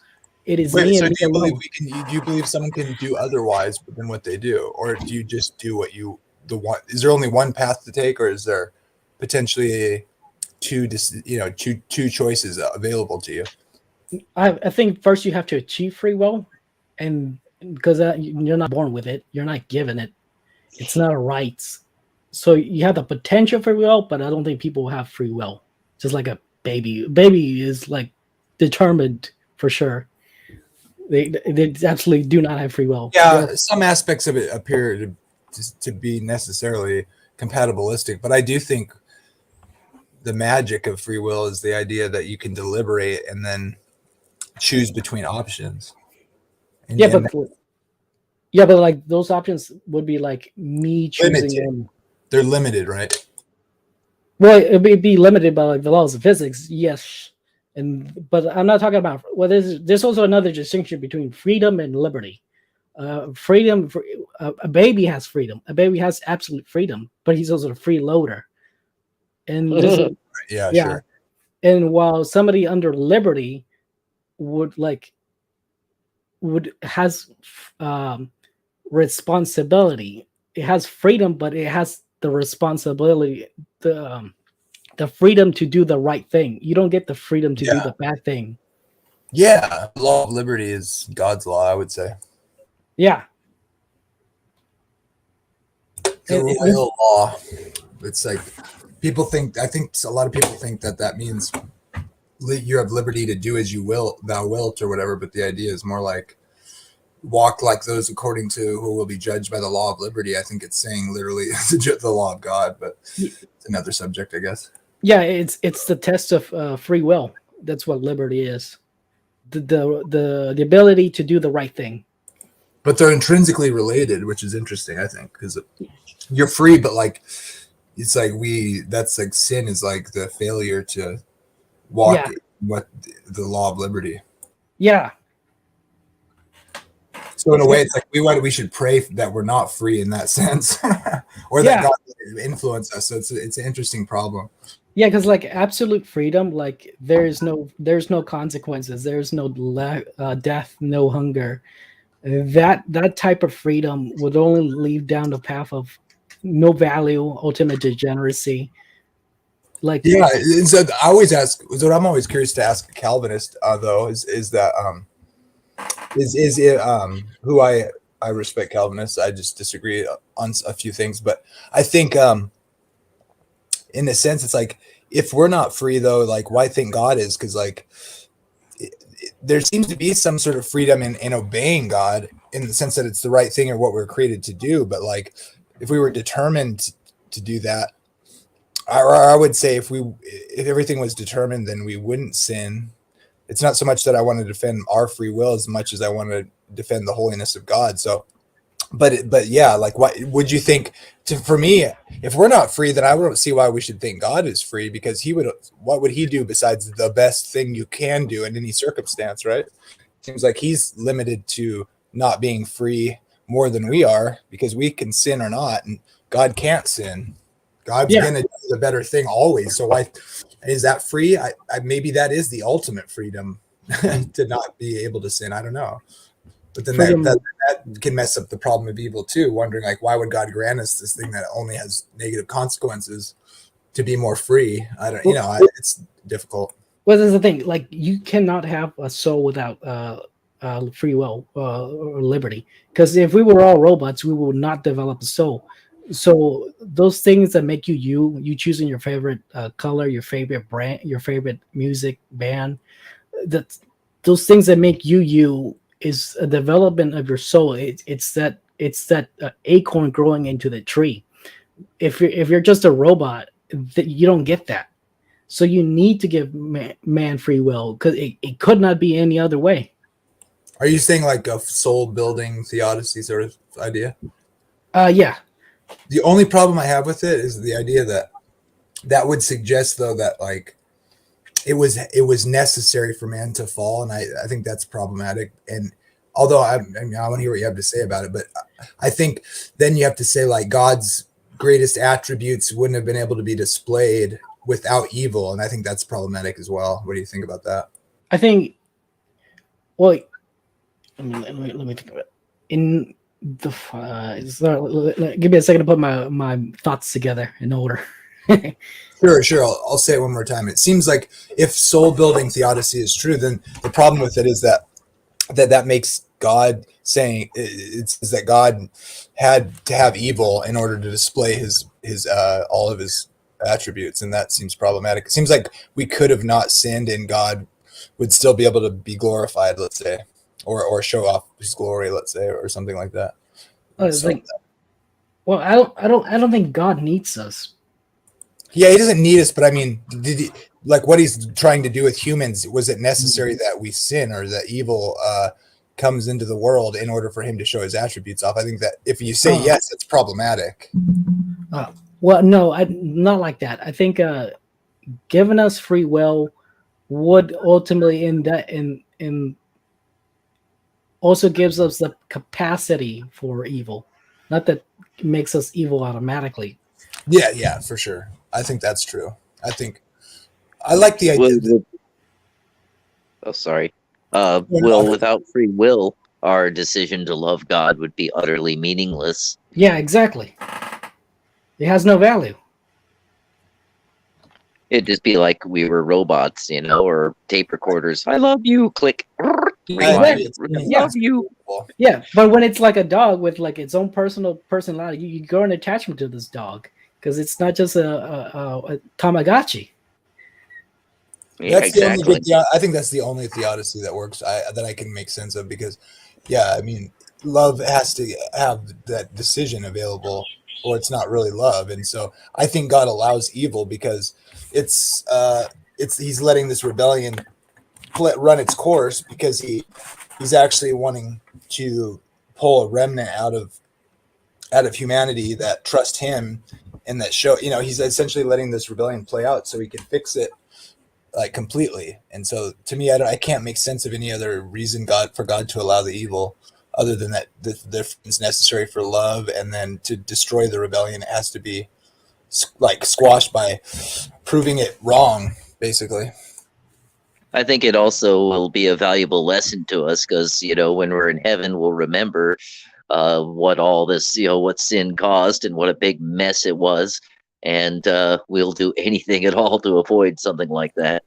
Exactly. And so the reason there's a set time for that to happen is because God, I believe God has, foreknowledge. So he's literally sees what needs to be, shown about it in order so that it doesn't come back up again, in eternity. So, I think it'll work, but it'll be temporal. It'll be like until the next time, because love is conditional, and there's no form of love that won't be ever conditional. So eventually, even the people in heaven will eventually hate each other because broken hearts will happen. Oh, that's awful! How could you say that? God promises that will be no more evil or death or sin in the new heavens and new earth. Well, it's not about that, but it's like, what are you going to do about broken hearts?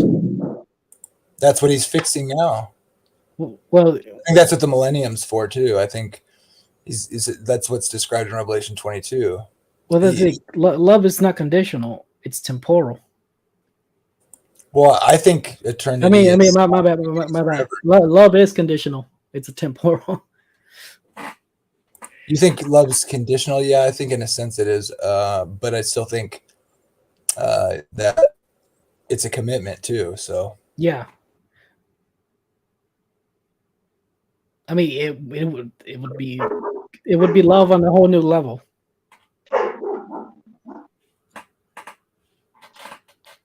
Yeah, somehow or other, I don't think it'd be heaven with a bunch of jerks there. Yeah, that's probably the inverse side of heaven. Is not only will the people that are there be wonderful, but the people who are not so wonderful, the Hitlers of the world, won't be there. Well, yeah, God promises to destroy evil and death, and then so it seems to me that he's trying to do it in such a way that free will, or that those who are saved will have the free will we were kind of talking about a moment ago, about where you understand, like you fully understand, true liberty, and so you'll make the right decision freely, always. Kind of like we'll see sin in such a way that it'll be like, right now you're free to go eat dog poop off the lawn, but I don't think you're ever going to do that. So it'll be the same thing, because that's an interesting and it's a hard question. If you're a free will advocate, who's to say that there can't be another fall in heaven?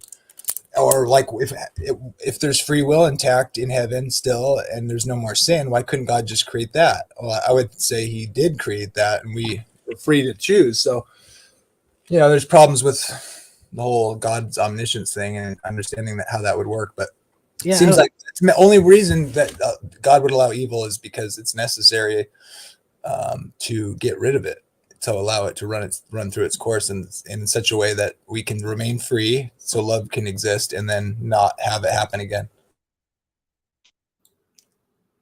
Yeah, makes the most sense. I mean, but it's gonna take a strong wills to remain constantly in love, because it takes a strong will.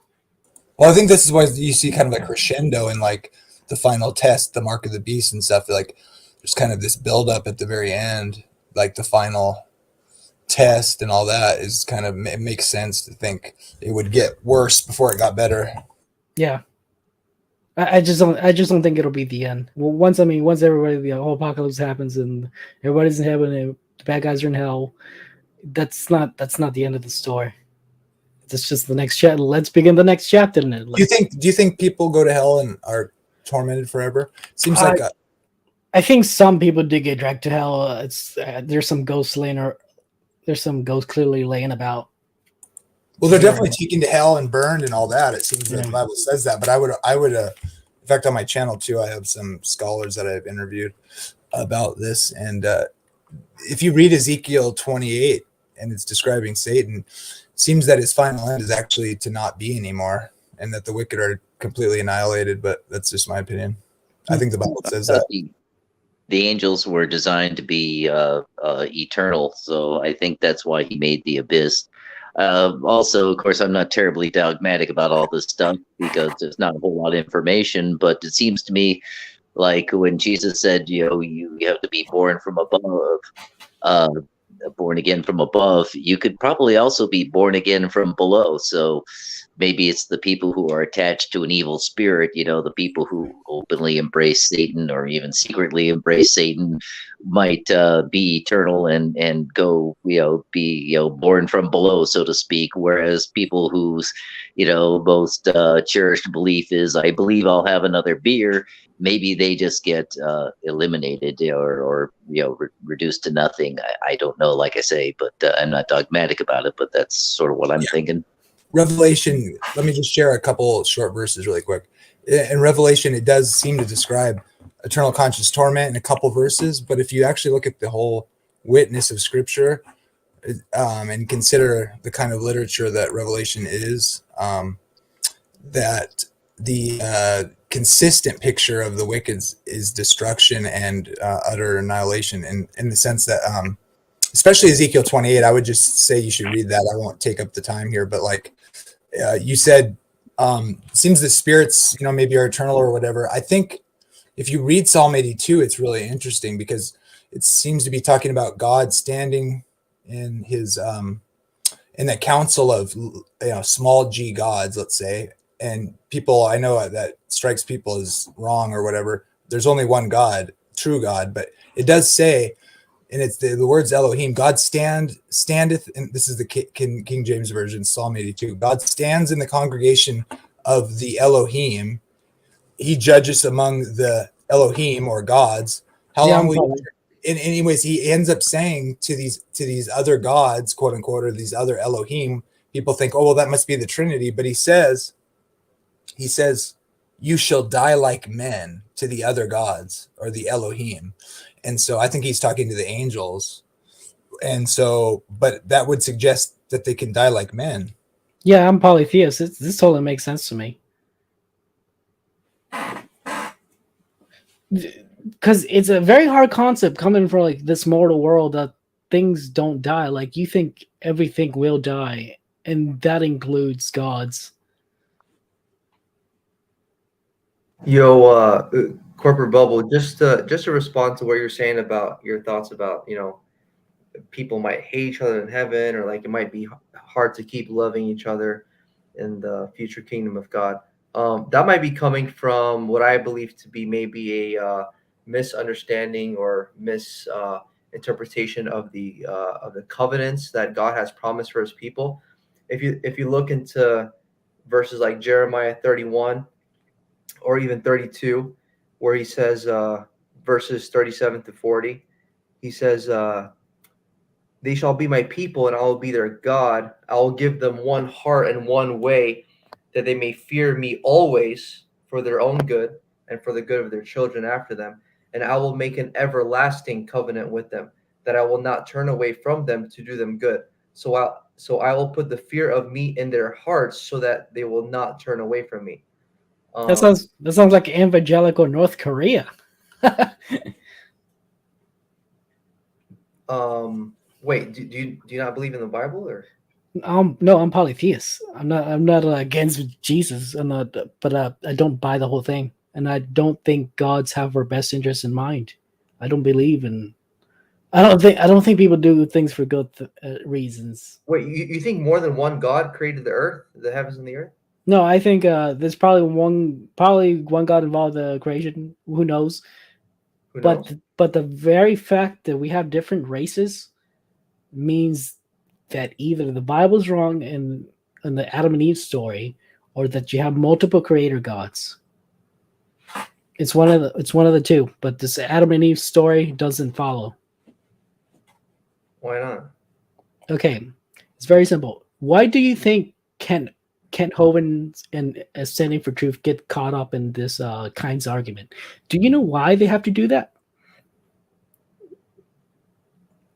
I'm not sure what you're talking about. Okay, think about it.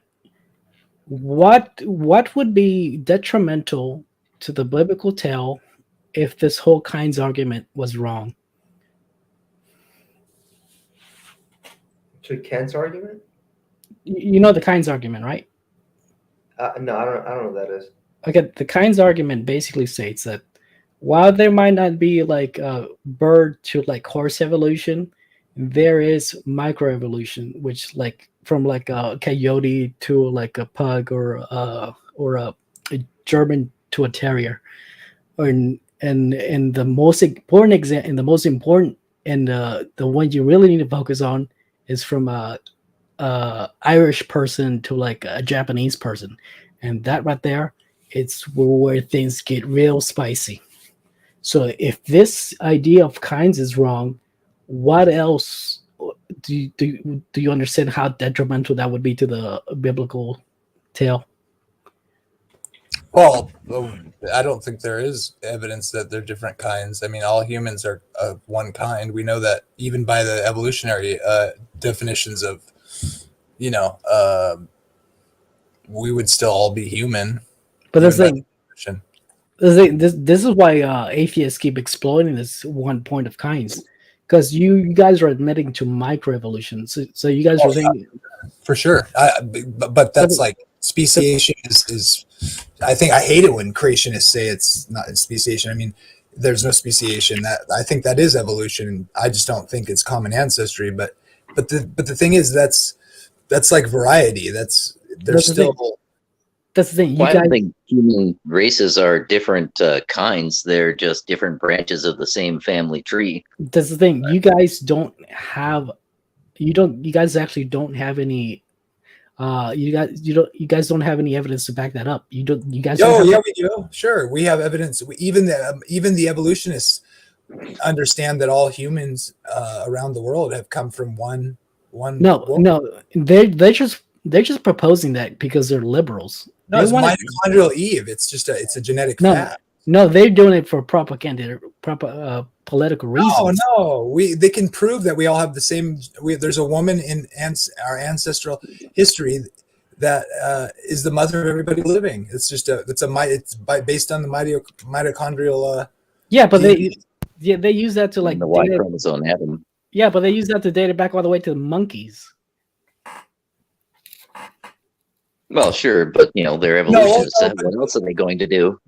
That's actually a problem for the evolutionary timeline, because the mitochondrial DNA for all living like apes or whatever is so much different but all the human genetic mitochondrial genetic information is like super similar, and so it actually is not consistent for evolution because of that. The reason it's similar is because it's a woman and a man's a man. And well, no, it's because it doesn't mutate very much compared to other parts. Well, of So course that's not. how we know that we're all related to one mother.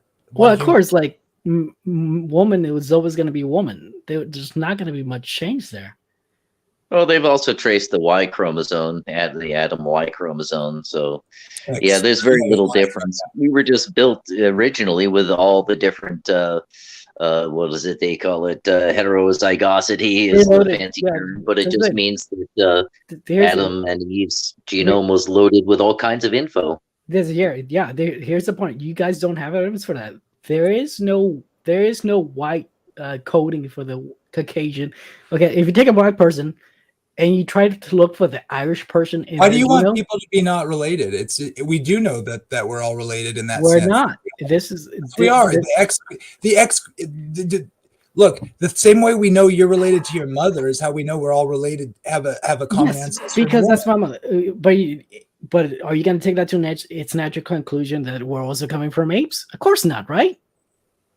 Well, right, but there's a lot more problems with that because of other information. But my only point is just that, yeah, I don't extrapolate it like you can with deep time and all that. But my point is, we can see how fast the mutations occur there, and then you extrapolate that back. Even the evolutionary, there's no conspiracy there. No, that's the thing. There is a conspiracy there. But they used to say we weren't related with the theory. No, and when facts came in, they had to say, hey, there's this genetic. No, they want to keep pushing this. Do you know what happens when you mix let's say a Japanese person and like a Irish person? Do you think they have better genes probably? No. Do you think do you think their fertility goes up or do you think their fertility goes down? Well, it's a multi-factor analysis. In general, does their fertility go up or down? In general, when you mix different races, that it tends to be better because it tends to go down. You're less inbreeding.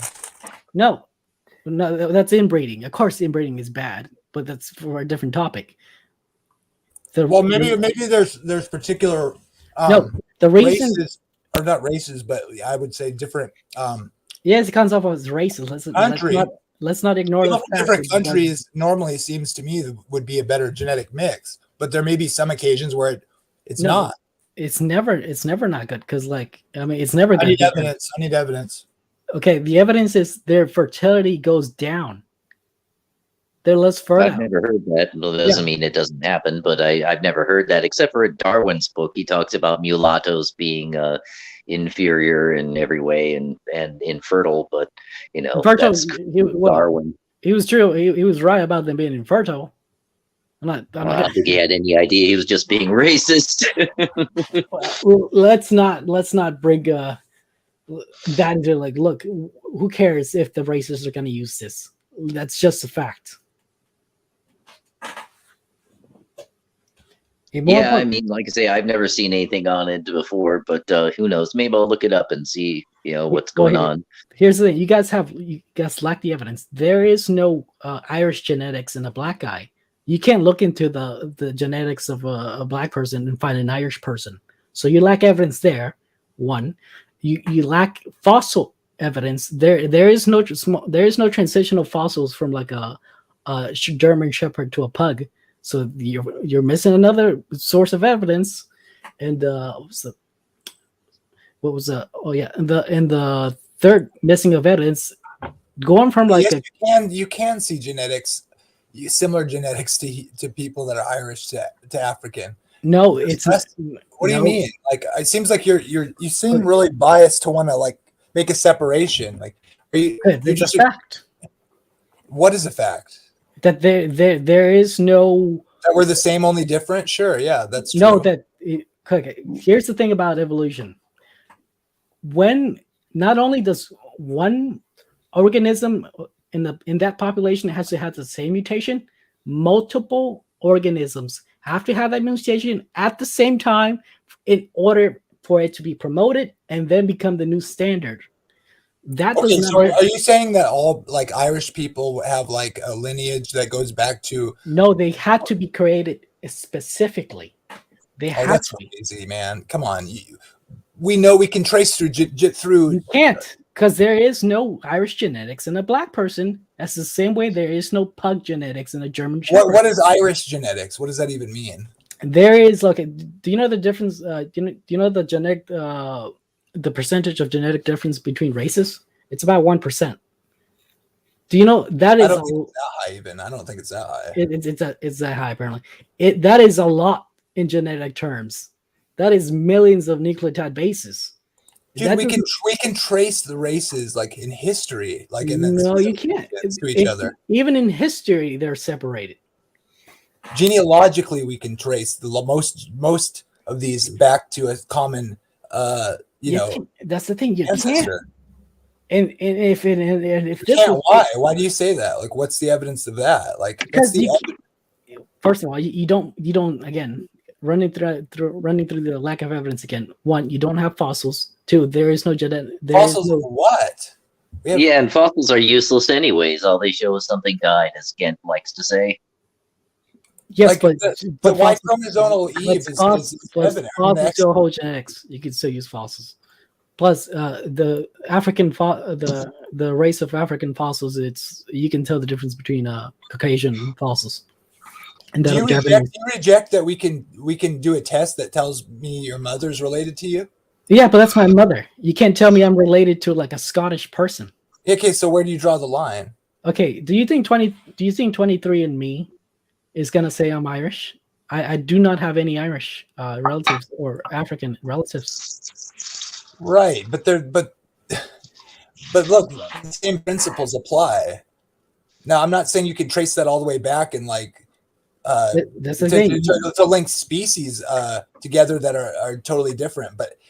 But as far as humanity goes, I think the evidence is in, man.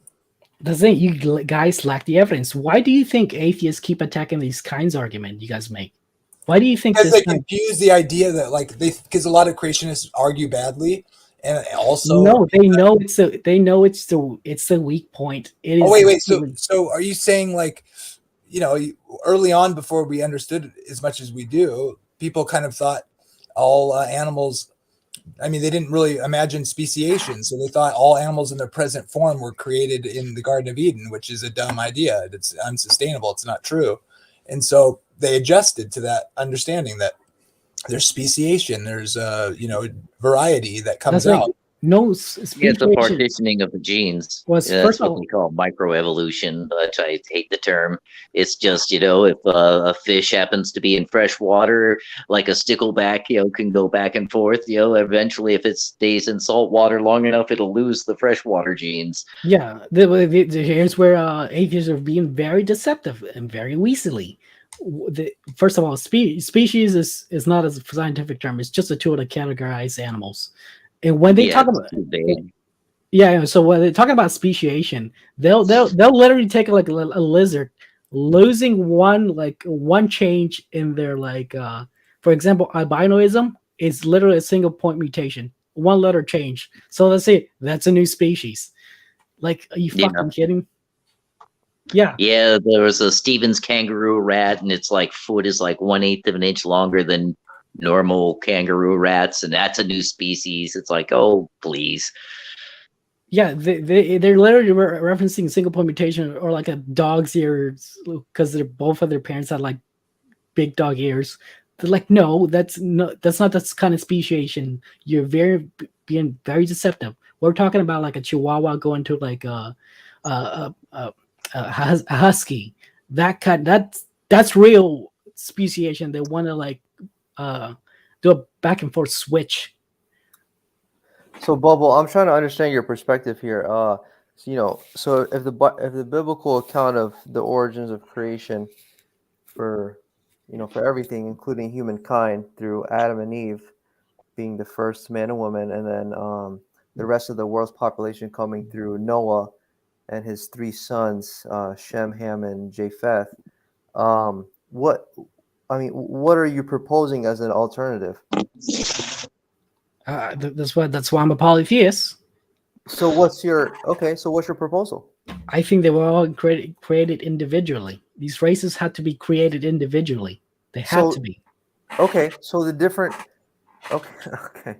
So but I thought you said earlier that there was one God that created everything. Well, you could have the same thing. Like just because they were created individually does not follow that there's multiple gods.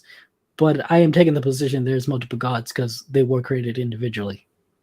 But I thought you agreed earlier that there's only one God that created the heavens and the earth. Well, that could be the thing, but you could also have multiple gods created humans separately. So the multiple gods decided or only had the power to create just one race of their own kind?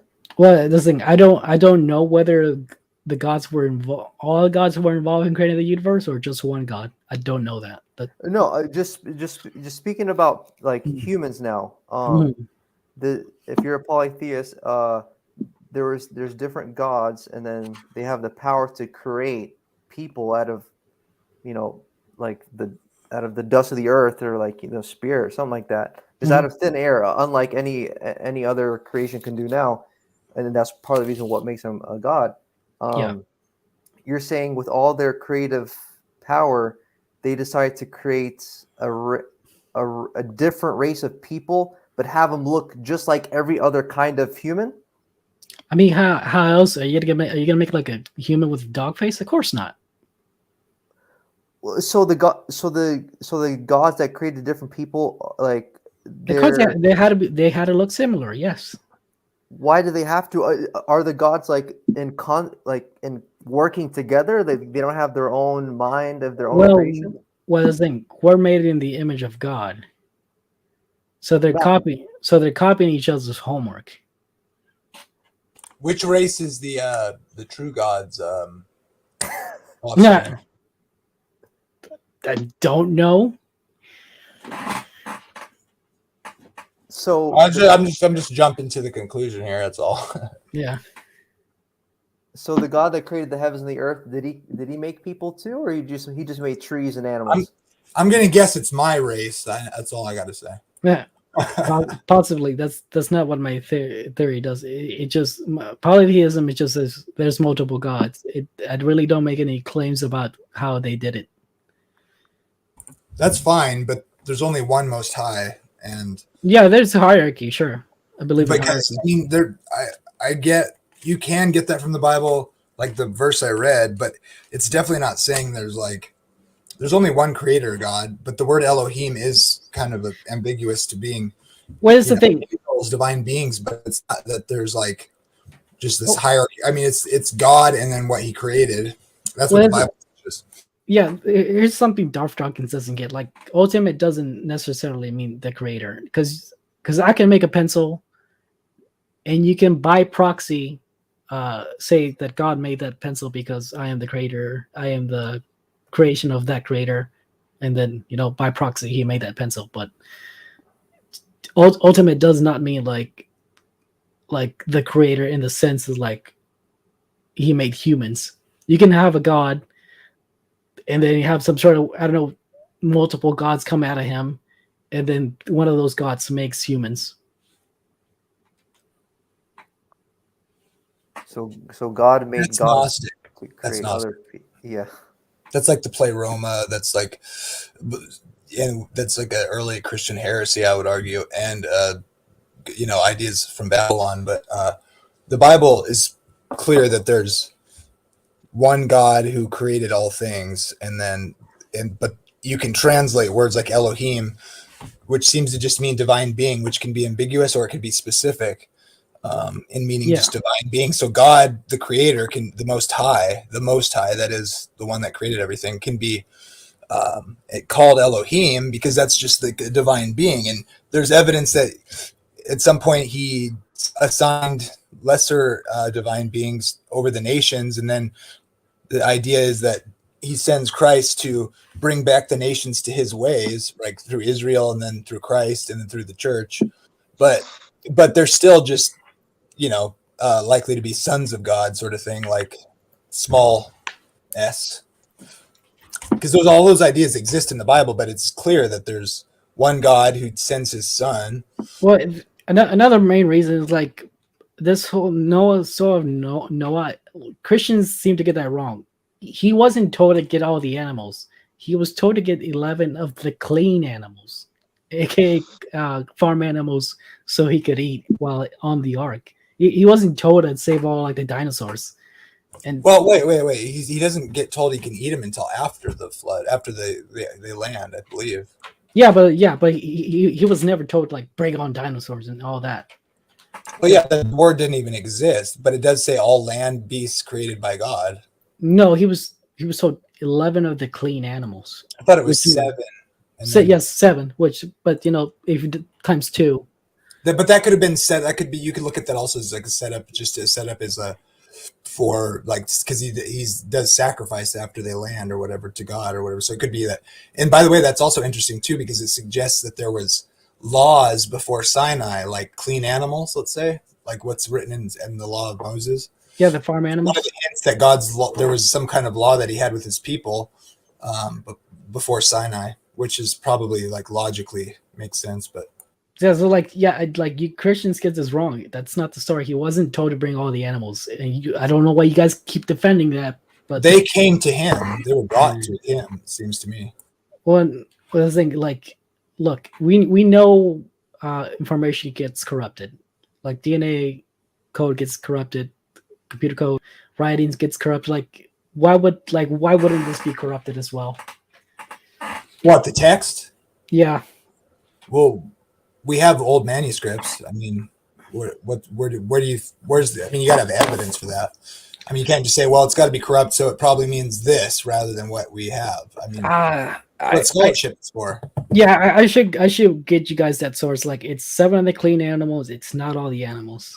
So you got stop defending that because then people are just gonna get you like, what, did the kangaroos hop all the way to Australia? There probably wasn't kangaroos on the ark. There were probably it's common ancestor or whatever with, but something close to it, I would think. But it does say all land animals that had the breath of life in their nostrils, were taken onto the ark. Hey, before I bounce, I want to put because that got me when I used to debate the atheists. Sometimes I'll be like, how the kangaroos get on in Australia? And then I didn't have an answer for that, but it was like about a year or 2 ago, where I was talking to Jungle Jurgen, and he has a pretty interesting theory, bro, which kind of makes a lot of sense. So in the Tower of Babel, God comes. Also, I got a cool theory on how the races came to be. In the Book of Enoch, it talks about Noah being the first albino. So it's kind of interesting. And then, he had wives or whatever. They were all corrupt. I would imagine their genetics have been corrupt. So the kids' wives, I should say. And then, but back to the Australia thing, bro. Jungle Jurgen's theory is, and it's not just his, but I just heard it from him, where after the Tower of Babel, if you look at the Bible, it talks about the days of Peleg, the earth was divided. And so he holds to a Pangea event that happened after the flood. And then that's how the races were scattered across the corners of the and so there was a Pangea event. It didn't happen in millions of years. It happened rapidly where God split the earth. And then that's how the kangaroos ended up in Australia. Anyways, guys, I got to go inside. I'll leave my little screen thing going on for a little bit. But you guys are having a great discussion, and I didn't know Bubble was polytheist, but that also fits in with the Bible, where the fallen angels get cast down to earth, 200 of them actually, and then that would explain why there was so much sacrifices in the Mayan people and the Hindu gods. They got I forgot what the one with a bunch of arms and is that brings destruction and stuff, But anyways, I'm gonna listen in, bro, and I'm not gonna come back in this time. But I'm not gonna do this thing until I shut the laptop down. I'll listen in when I can. God bless y'all, man. Ed Rebel, nice to see you again. And Ray, I would like to have a chat with you about the Illuminati card game because you played it. I never played it. I'm kind of curious to see how that all plays out. My email is igertelevision@gmail.com. Just like my name, all one word. And Rebel, man, it's always a pleasure talking to you, bro. And Jamie Russell, you too, man. I like to hear what you got to say a lot of times. So God bless you all. Anyways, Jesus loves you, and I'll talk to you guys next time, please. All right, later, God bless you. All right, Here. God bless you, bro. Well, I did a little looking up, and I guess some interracial couples are a little less fertile than not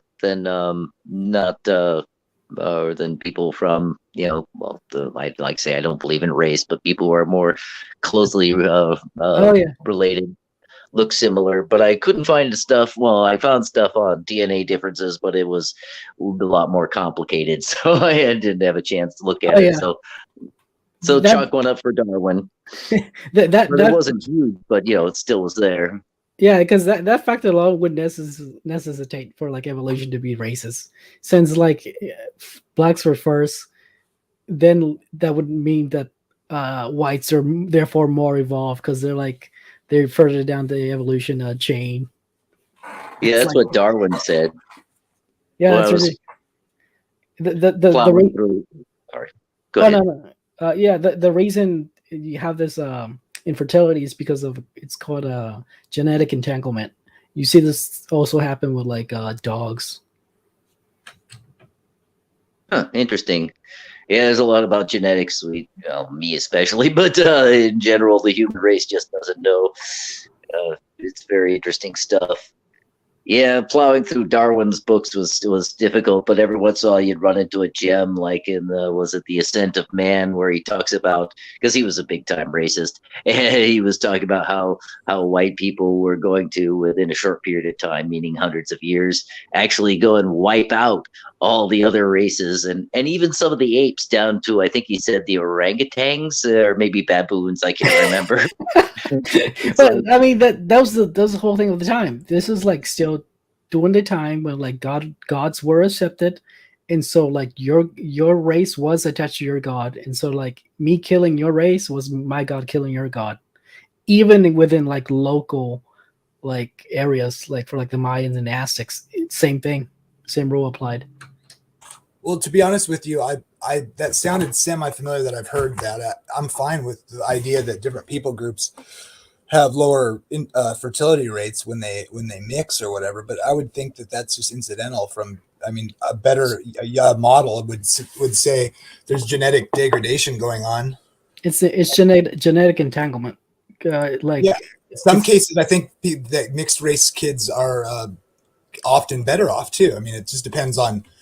Well, no. Yes, that was another thing I saw, was that mixed race kids are actually a little healthier and taller and smarter. It's just, I guess, it's harder to have them.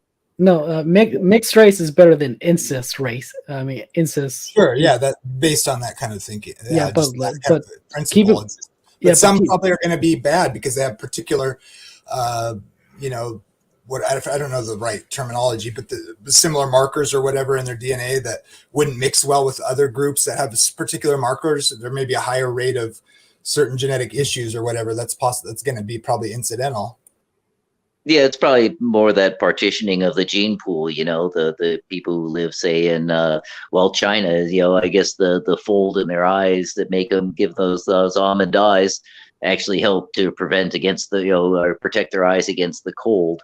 No, so yeah, things like that, little groups like that, whereas Africans have to deal with the heat, so their darker skin and other features make them more heat tolerant. But they said hello is kind of weird. Oh, sorry, go ahead. Well, it's because they were created for the environment.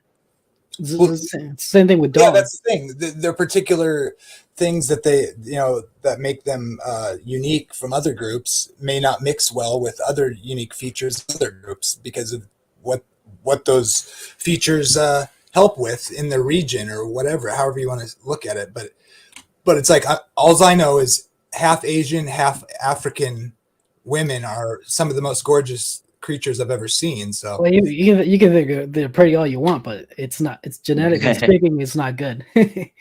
I mean, oh yeah, actually, I knew a lady who was half Chinese and half black, and you're right, she was just wow, very pretty. Well, yeah, because like for example, the reason this is why some sunflower didn't get about mutts. The reason mutts are quote unquote better than their pure breed is because the pure breed dogs have gone through like multiple bottlenecks in which they have to have like multiple amounts of inbreeding. So it's better for them to become mutts than have another case of inbreeding. Yeah. And some breeds actually had dwarfism bred into them. So yeah, and that causes all kinds of problems with their backs and hips and whatnot. Yep, extreme features tend to be problematic. Short-snouted dogs have breathing issues, etc. Freaking what's freaking Gutsick Gibbon covered my freaking debate with LPP on this, and that little weasel left out the she because I provided like a link. She left out that link, which pretty much was against evolution, but she left it out and then proceeded to quote it. Make herself sound smart. I was like, "You little weasel! I know what you're doing." You talking about Gutsy Gibbon, Erica? Yeah, she because she saw my debate against LPP. All I know is her statement in that video that they were reviewing the other day. She says, "I have facial hair." I think that pretty much ends the debate right there. It's like, yeah, she's something else. She's hard to listen to because that chipmunk voice just drives me nuts after a while. But I think I have science. I like how she claims she's not doing observational science, and then she says, like, I have fur, that monkey has fur, therefore we're related. Like, that's observational science, you mongoloid. Annoying me. I think she just likes the attention. Well, she is a bit of grifter. I mean, look, if I was getting that amount of money, I'd probably sell out too. Like, screw you guys, I gotta chill for Satan. I'm whatever you want me to be, as long as you think I'm sciencey. Yeah, give me that money and all the groupies. I mean, I probably sell out. I'm very easily corruptible. Trust everything I say. I'm super sciencey. I swear. Science. I only believe in science. Have you guys seen Nacho Libre? yeah, I think so. I love that part. They're like before he gives him the baptism. Like, I only believe in science. Yeah, sciencey is so cool. It's still a hallmark of a genius. Science. It is good, you know. Yeah. It's just been pop. It's just been pops, like pop version. It's like the pop version of music now. New science. It's like a bunch of YouTubers. Well, I think the believers get to claim the science. We invented it. Yeah, because we don't have any more Nikola Teslas. All we get is freaking Neil deGrasse Tyson and Krauss saying like, we came from nothing, herder. Like, all this genetic code assembled itself, and there was no worse, the Bill Nye's with his, was it Sex Junk or whatever? Gosh, that song was just, I don't know if you've ever heard it. Oh yeah, that was awful. Cringe. Wasn't it though? You guys remember The Professor during the 80s? The Professor? The show in 1980s? Well, Dr. Wizard when I was a kid or something like that. Mr. Wizard, that's right. You guys who watch the Professor, that's like what Bill Nye, the science guy, wants to be. Because even even Dolph Lundgren, an actor, is more of a real scientist than the actor Bill Nye. Did you about the Russian boxer? It's funny you say that because he's on my video selection here. Rocky IV, he fights like a beast. Yeah, he has like a bunch of PhDs. The guy's a fucking genius. Yeah, I thought he was a meathead. Yeah, you can never be too sure. I'm sure if Lena's watching, she's probably cringing right now. He's a total Chad. Do you guys like work? Do you guys keep up like the bodybuilding world? No. Very little, but a little bit. I just hate like how everybody now has like a big old gut, but like during like the testosterone gut. Yeah, during like the Arnold days and Dolph Lundgren, like those look like Adonises. Now we get like boomer gut. Well, those guys are because it's from using too many steroids. I mean, men get that as it is, like as they age, you know, they tend to get a gut the same way, but that's like the extreme version. Yeah, it looks gross. Yeah, because like it's about proportions. It's not just the muscles. It's where you have the muscles. Yeah, it's a problem for the really big weightlifters because it's kind of just like a certain genetic people, like it shows up worse from using it, you know, steroids. So yeah, and they didn't see it coming because they're more sophisticated with their steroid use. But it is steroids. Some guys just genetically are going to show that a lot worse, and it looks awful. It's not you don't get that V shape. You get this big old gut. I mean, they're still ripped, but it's a bubble gut. Yeah. Oh, and that in steroids like makes your heart weak, which makes you susceptible more to like a COVID death because it really fucks up with your heart.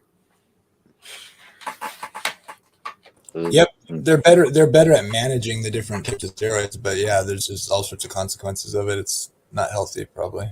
I wish I'd show some pictures of it. It's pretty bad. Bubble, Joel reminded me of something I remember reading from, I think, years back about, he said the Human Genome Project confirmed there are no races, or there's only like a single human race. And just the brief research I've been doing on the side while you guys were talking, everything that I'm finding, despite it being from sort of a evolutionary biology perspective, everything that I'm finding says things like why a race is not a thing according to genetics, and propaganda, and the races differ, not really genes show that race is just a social construct and doesn't have any kind of biological. It's so obvious. Wait, I can read. I just looked it up on Microsoft. It says mitochondrial Eve is a female biological ancestor of humans, aptly named the mother of all humans. It might seem very unusual or even impossible, but the DNA inside the mitochondria explains everything. There is one DNA that a human child inherits from the mother, and that's what links us to the idea that we do. They have to suggest like a bottleneck thing, and so that's why we can trace everybody back to a single woman, because they're always harping about how it's, we come from populations, blah, blah, blah. So they would have expected, I believe then, that wouldn't be the case. But it is. It doesn't go with their model, but they're honest about it. Well, the thing, like, do you ever wonder why the evolutionists who say race isn't real find themselves on the left, the very same left, who want to get rid of get rid of white. White is racist and they gotta go. And there's like a bunch of propaganda about getting rid of whitey. Well, I get what you're talking about, and it is a thing. But Sam Harris made an interesting point where they were studying Neanderthals, right? Turns out the genes of Neanderthals, which are a human ancestor, and of course the young Earth creationists said, yeah, these were just humans, a group of humans in the past, and some evolutionists suggested that they were more ape-like or whatever. And it turns out they are pretty much completely human in a modern type of sense. And now Sam Harris is pointing out, like, let's say because of the history of racism in America and stuff, what if? So when they did the DNA sequencing of the Neanderthal, there's like some of us share 3%, up to 3% of their DNA similarities or whatever.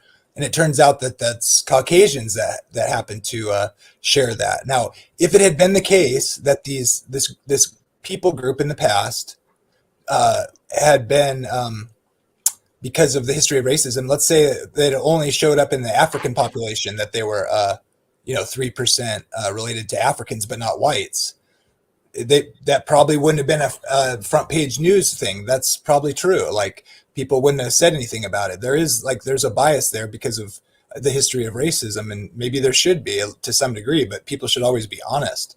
But I think you're just dismissing the evidence because out of hand. In other words, like, I'm not denying the idea of there being issues with the things with politics and stuff, but there still is evidence to be looked at, and I think this is the case. You're just dismissing the evidence. No, I'm saying they have an incentive. Like the left has an incentive. If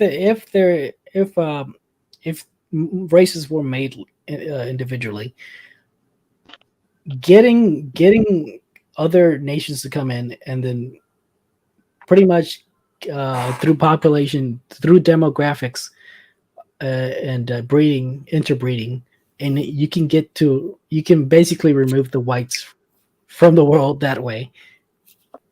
And that's, but you're doing what I give crap to my own side for doing. That is jumping to a conclusion That Well, you're not making the data connection. Like maybe that's the case, but what does the evidence show? What they do, they already have that incentive. They've have already instated this incentive of like anti-whitey incentive.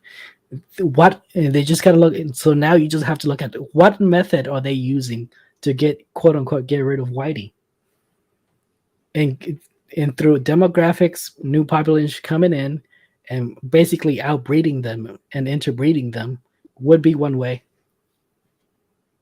Sounds like this Reverend Sun Young Moon. He used to preach that we should all be one race, and he would have stadiums full of people, and everybody would be paired with someone from a different race. Yeah, and they would all breed. He was trying to eliminate all races. Well, and it's not just whitey. The Asians are gonna be next. They know it. That's why Japan keeps us out. They keep every race out. They know what game they're playing. The Russians do it too. They know what game they're playing. Chinese know it too. They make fun of us. If you look at the Chinese news media, they'll lie about of course their government, but they'll tell the truth about our government and what the hell what's going on over here. Yeah, they don't have to lie to make fun of us. That's the sad truth. Yeah. Sure, every group I think should have a right to have a homeland and all that in their own nation, but there should also be free ability to mix. But people take it too far, obviously. But I don't want to eliminate all races, but I don't want to like. Of course not. Oh, sorry, my bad. I'll let you finish. I was just gonna say, I mean, wherever we can have individualistic freedom, I think is fair, and then we shouldn't be going out of our way to eliminate groups or races, and we shouldn't be going out of our way to, promote others over the rest. It should just be, as free as we can be with maintaining our, our national independence and stuff. Yeah. That's all. Yeah, of course. This is not about hatred of the races, but like acknowledging that race is real, and if you basically outbreed them from existing, they're not gonna exist. Yeah, it's kind of a catch-22. It's like, people should have the right to preserve the race, but it depends on I'm not going to stop. I mean, it gives people freedom. They're free to be racist. Yeah, so, they're free to love who you want to love, but what they're doing is not love. This is the tactic to get rid of whitey. There's some of that, but it's self-hatred just loathing and whatnot, and it's over. The white guilt. That's just a little white guilt. Some of it's maybe justified, but a lot of it is not. But these white guilt people are just useful idiots, and you got to look who's pulling their strings. Yeah, there's definitely manipulation. I agree with you. I don't think it's to the point where they can contaminate the actual genetic evidence.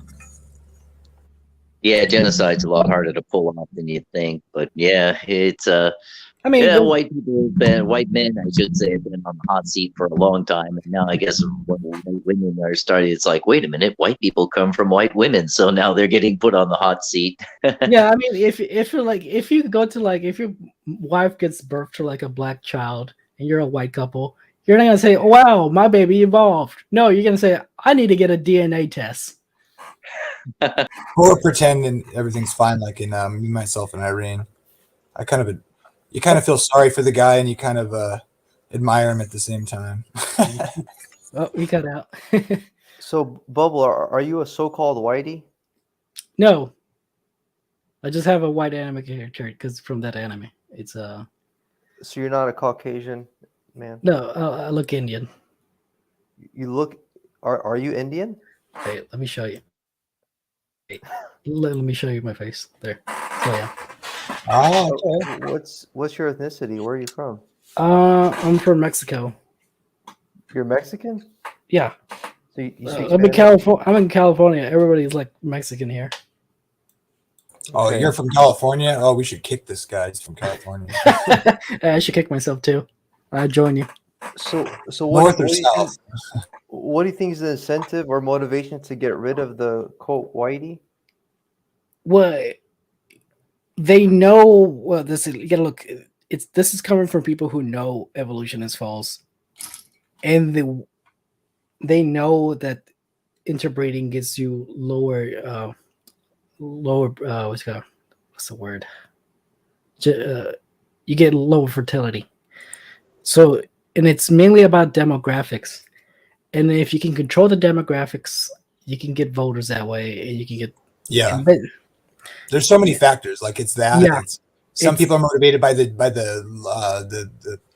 I think there's actually coming to be a population problem. Like our society is built on the idea that our population is growing and the economy can grow, and it looks to me like that's on the going out.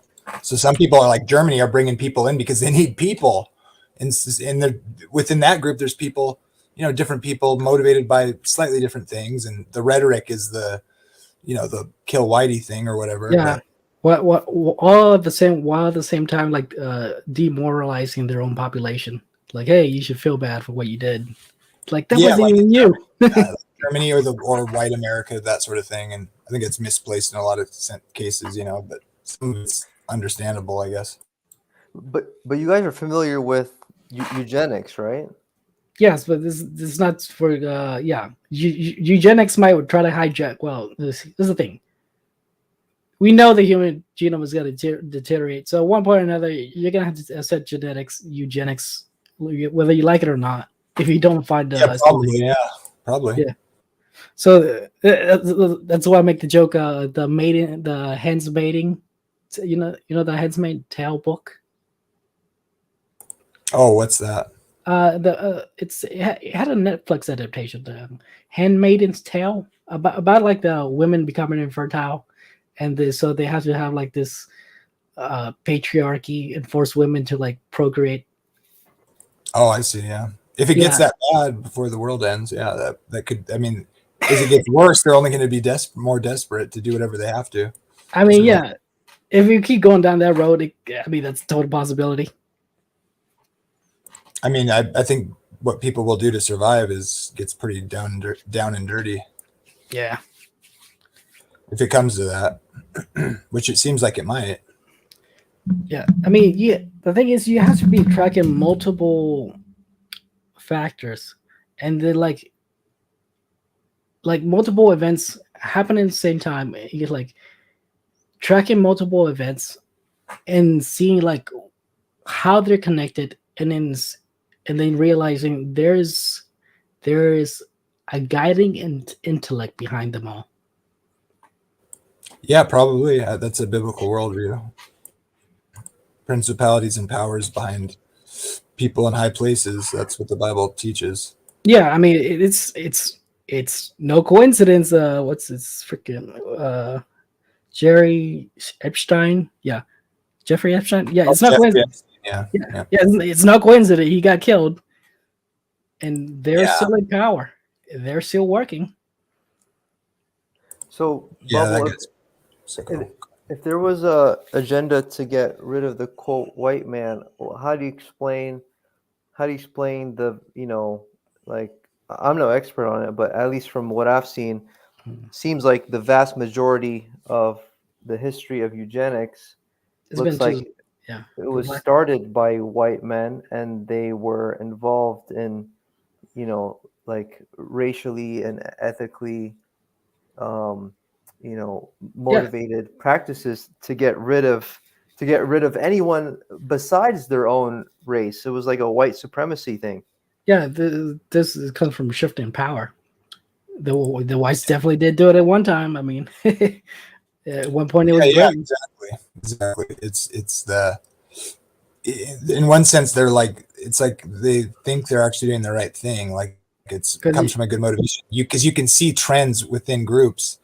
And that's the thing nobody wants to admit too. Like there are trends within, but it's more like it's a cultural thing. Any people group can be lifted up or not within the environment or whatever. And so it's not so much, I would say it's not about your actual genetics as it is about like about culture or just your circumstances. Yeah, it's about getting rid of the other, because you gotta remember a lot of these cultures are still coming out of the days of there being multiple gods, and like we're fighting on behalf of the gods by getting rid of your race. But the Bible says that the restoration, there'll be every tribe, tongue, and nation will be a part of it. So I tend to think none of this is going to actually come to fruition before. Well, this is pre global trade. Sure. I believe the Bible's true, so I think it's describing what will actually happen, and so it looks to me that there won't be any kind of that kind of thing won't actually occur before the end, because what's described in Scripture. But I'm a believer, so whatever. I mean, yeah, I'm not here to deny Jesus. Like, look, if you want to prove Jesus, I can do it. Go get someone possessed. Use the cross. Does it work? Therefore, Jesus. It's not that hard. Yeah, maybe. Even though the Messiah seems to be one of the most historically recorded figures ever in the world history. Yeah, do you honestly like atheists? Do you honestly people think this is just like fan fiction? Nobody's gonna make fan fiction. No. One of the arguments I've been trying to kind of think of or develop a little better that strikes me is like I listen to a lot of atheists talk about the New Testament, and they speculate about what historians, the way they talk about it, non-believing historians and stuff, and the way they do their study history to figure out what's fact or whatever about the Gospels from a historical perspective, and it just strikes me that like a lot of the atheists that talk about that will say things about they're just being incredulous. In other words, like they this is obviously made up because of these miracles and stuff, and it's like, yeah, I get that should be your first reaction, but like you can't just like fiction has a history of development. Like if you look at like the Gnostic Gospels that came after the Gospels that are in Scripture, and you look at like how people thought it would be impressive to like when they like make up facts, to embellish the story, it's so obviously not what's in the historical Gospels. In other words, they were not clever enough. I don't think people were clever enough to make up, fiction like what you see in the New Testament. I think fiction looks a lot different when you're trying to like impress people with made up stuff. And you can just read the Gnostic Gospels and you see that like what they think is impressive back then. Our fiction like has developed, the way we write stories and stuff, and it's not as sophisticated. It wouldn't have been as sophisticated, but the Gospels are historical narrative, and made up stories look really, really obviously fictional. Seems to me anyway. But I mean, I'm not a historian, so whatever. Yeah, I just take it at face value. Like this, the Bible says this. Okay, whatever. I'll take it at face value and then I cross-reference that with other writings from other religions as well. Like, okay, there was a flood. Every religion says there was a flood. Okay, there was a flood. Plus, there's like the Grand Canyon. Can't deny that. Yeah, I just put a video on my channel from a guy, a young Earth creationist, a geologist, and he's talking about, like look at like you said, the Grand Canyon. The layers are like flat, and if there's like millions of years in between each one, there's like layers missing that are supposed to be hundreds of millions of years old. Yet with all the other layers there, it doesn't make a lot of sense that they'd be flat. Like erosion is a thing, Yeah. The thing is convincing because it goes all the way to the bottom. It's not just like halfway and then like there was a mountain. The layers are all the way to the base. So the water has sense that those are all so old. There would have been erosion. It's like erosion rates, like even if you take the slowest erosion rates that we measure today on Earth, okay, and rain permeates the entire planet, pretty much, over millions of years, anyways, it would seem.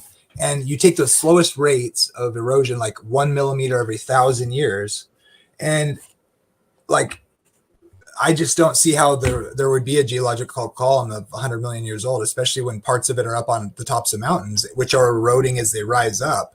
I mean, it would have cycled through the geologic column, 100 times over a million, tens of millions of years. It just doesn't make any sense. What we measure today at rates of uplift and erosion would have destroyed the geologic column, even if we take the slowest rates we measure on Earth today. And then it would does not make any sense. There's no erosion for the last 100 million years. That makes no sense. I'm sorry. No, wait, let me get something. I'll be right back. I was going to ask him, the Bible clearly says God flooded the world as a judgment because all flesh was being corrupt, including the beasts themselves. That's what Jubilees goes into a little more detail about. But I'm wondering what other cultures or religions or other historical or religious texts say why a worldwide flood, such a natural disaster or catastrophe would have happened. Many cultures, yeah. I mean, even stuff that we know is written down before the Bible was written down have the idea in it. And of course, some people say that's where the Bible writers got the idea. But just type in Google, I mean, cultural references to a worldwide flood, and you'll find all sorts of stuff. I mean, it's crazy. There's remnants of it in all sorts of cultures all over the world. There's definitely something that happened. I mean, no, yeah. I agree that it happened. I believe the biblical account of it. I'm just wondering, because the Bible says that it happened as. Yeah. Most of them that I remember hearing about have some sort of divine judgment in mind, too, as well. Even outside Scripture. But saying you believe because the Bible says it, it's not going to convince people. So it's like I try to stay away from those types of arguments. Like I believe it because the Bible said it, and like you're gonna sound silly, like look at the dumb Christian, he believes it because the Bible said it. Well, there's archaeological evidence that backs it up as well, just like you just said. Yeah. So like, because like every time I debate, I don't propose any. I don't bring up any God in specific. I just state a God, so that pretty much cuts off atheists trying to use like, look, this silly thing in the Bible, therefore defend this silly thing. And culture has changed a lot. Like over the last 100 years, people used to actually have respect for Scripture and the Bible, and they don't anymore. Yeah. So like, every time you debate, just debate for a God, not like my specific, because like they'll just use that tactic on you, and like they know what they're doing.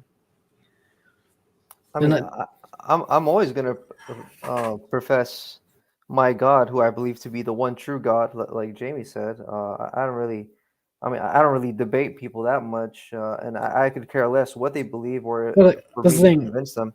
It's not about convincing them. It's about not looking foolish in front of the audience, because if you look foolish in front of the audience, you turn people away from like your God theory. I mean, the Bible prophesies that it is the power of the cross. Well, the thing you're gonna make more scoffers if you like. It sounds silly. Well, even if one rose from the dead, they wouldn't believe. Yeah. I'm gonna put this article in the chat here, and I'll put it in the other chat too. But it's really interesting because it shows all these different flood traditions from around the world, and it gives a little graph that shows the different stories and what they attribute it to and stuff like that. So it's a really good thing that would answer what you were asking about. Okay. I think one of the more interesting ones is the Indian one, like because basically one of the gods comes down and says like, hey, this other higher god is about to flood the world, not me, another one's doing it, you should probably get on a boat. Was he going to do it for any particular reason, or he just kind of felt like it? I forgot. I didn't really read the whole entire story because I was just like looking through like a bunch of them. In the Aboriginal was like actually kind of different. The Aboriginal one is like it's a dream inside a dream. So that was more metaphysical of all the ones I saw so far. Okay, but does the biblical account make sense to you about it being God's judgment on a wicked and evil generation that were doing all sorts of? Yeah, I mean, of course, like yeah, of course, like it has to be for a reason. What sort of reason? Maybe a judgment. Fine. I mean, does anything else make sense? I mean, that you probably want to like wipe the slate clean before you start your new creation. Well, that would entail that maybe something wrong went with the first creation, right? Yeah, that or you just want to start over. I mean, if you're a guy, you don't need a reason like to start all over. Like, I'm just gonna start all over. Did you guys see the this part of Ezekiel 28 I put in the private chat? It's kind of interesting because most people aren't really aware of it. Everybody agrees that it's talking about Satan. because it talks about he was in the garden of God, the garden of God, and he was perfect, and he had his pipes were created in him, all that part. But it describes his judgment too, and it says, you defiled your sanctuaries by the multitude of your iniquities, by the iniquity of your trading. Therefore, I brought fire from your midst. It devoured you, and I turned you to ashes upon the earth in the sight of all who saw you. All who knew you among the peoples are astonished at you. And there's other verses that tie this to Satan too, that have the same kind of language. And then it says, you have become a horror, and you shall be no more forever. Other translations say, and never shall you be anymore forever. And it's clearly describing Satan. So I just make that case. It's one of the verses I think that's the clearest that describes the end of the wicked. Because if Satan's utterly destroyed, then of course anybody who, because that's what hell is made for, Satan and his angels. So if Satan himself is turned to ash and never shall be anymore, then it seems to me to be the consistent picture throughout Scripture that the fate of the wicked are utter destruction. Satan was because I heard like a different story of Satan. Like Satan was an angel working under God as a tempter. That's his job, to tempt mankind into sin. So if he means like if there is no more temptation, yeah, it would follow that there would be no more sin. But you would have to like literally physically remove temptation from existence. That's part of what I think is going on in like the end of Revelation. God promises to wipe away all suffering, all sin, and destroy the last enemy, which is death, which is, by the way, thrown into the lake. Death itself is thrown into the lake of fire. I don't know what else that could mean besides the end of death. And if all that's true, I don't see how you have people consciously being tormented forever in some place if God's wiping the creation clean, as promised in Revelation 22, the last chapter of the Bible.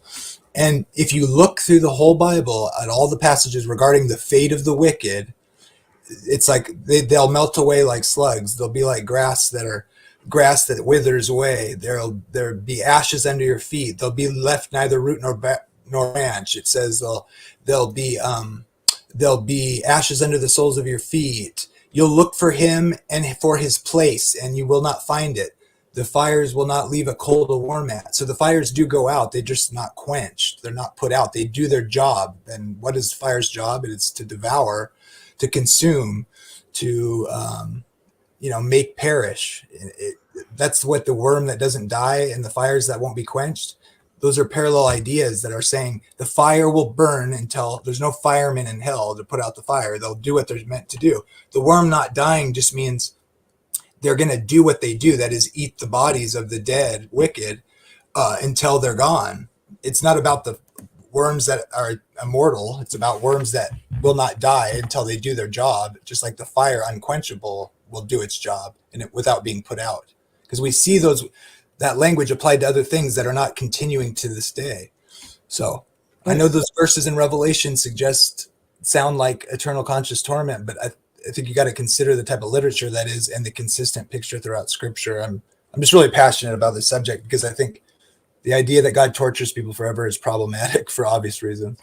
Well, here's the thing: is like death was apparently like from polytheist view, he's like a god, and in the biblical, he's like an angel, like within the God's what do you call it? He's under God, but angels, but death states at one point or another, he says like, I will take everything, and I will take him eventually too, referring to God, because you can't kill death. Right, but like Paul says at the resurrection, then the statement can be said, "Death, where is thy sting?" Because they're raised immortal, like all the saved, and the idea, and that just goes to show you. I mean, there's even the symbols are even interpreted within the text of the end of Revelation, so we know it's symbolic, and it uses like I forget how many hundred quotations from other verses in the Bible. It's not just brand new ideas. It was written from the text of the Bible. The worm that doesn't die is from Isaiah, where it's describing the dead bodies of the slain against the Lord. And it's using that language and many other things. It uses the languages of Daniel and stuff about prophecy. And so, yeah, like death and Hades being thrown into the lake of fire. The lake of fire is where things are put to be destroyed. And so it's describing literally the end of death. It's good news. And so sin and sinners, those who cling to that, will be wiped out, because that the next chapter, the last chapter, shows us that God wipes away their tears. There's no more suffering, no more pain. God's promising to end death. He calls it the last enemy. So that's literally just a symbolic picture of the end of all those bad things. It would make sense that death would be like a final boss, because like, I mean, if you're like a god of death, come on, that is like one of the biggest things to be a god of. That kind of it's personified. It's personified and then slain. Yeah. Yeah, Jamie, I do agree with your your interpretation about what the fate of the wicked people will be, like this sort of total annihilation of both the body and soul kind of thing. I think the eternal torture in the lake of fire is, I think, perhaps a doctrine that came out of the Roman Catholic Church to make people hate God and think that he's some kind of sadistic torture. But how do you explain? And I think I've heard the explanation before from some ministry I follow on YouTube, called Kingdom in Context. It's Sean Griffin that runs it.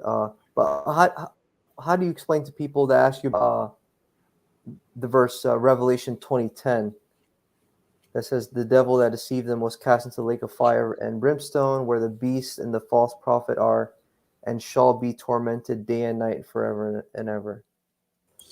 Yeah, so there's a couple ways people. That's one of the main ones that are hard to deal with. My favorite scholar, Chris Day. In fact, you can go on my channel. It's just my name, and I interview a couple.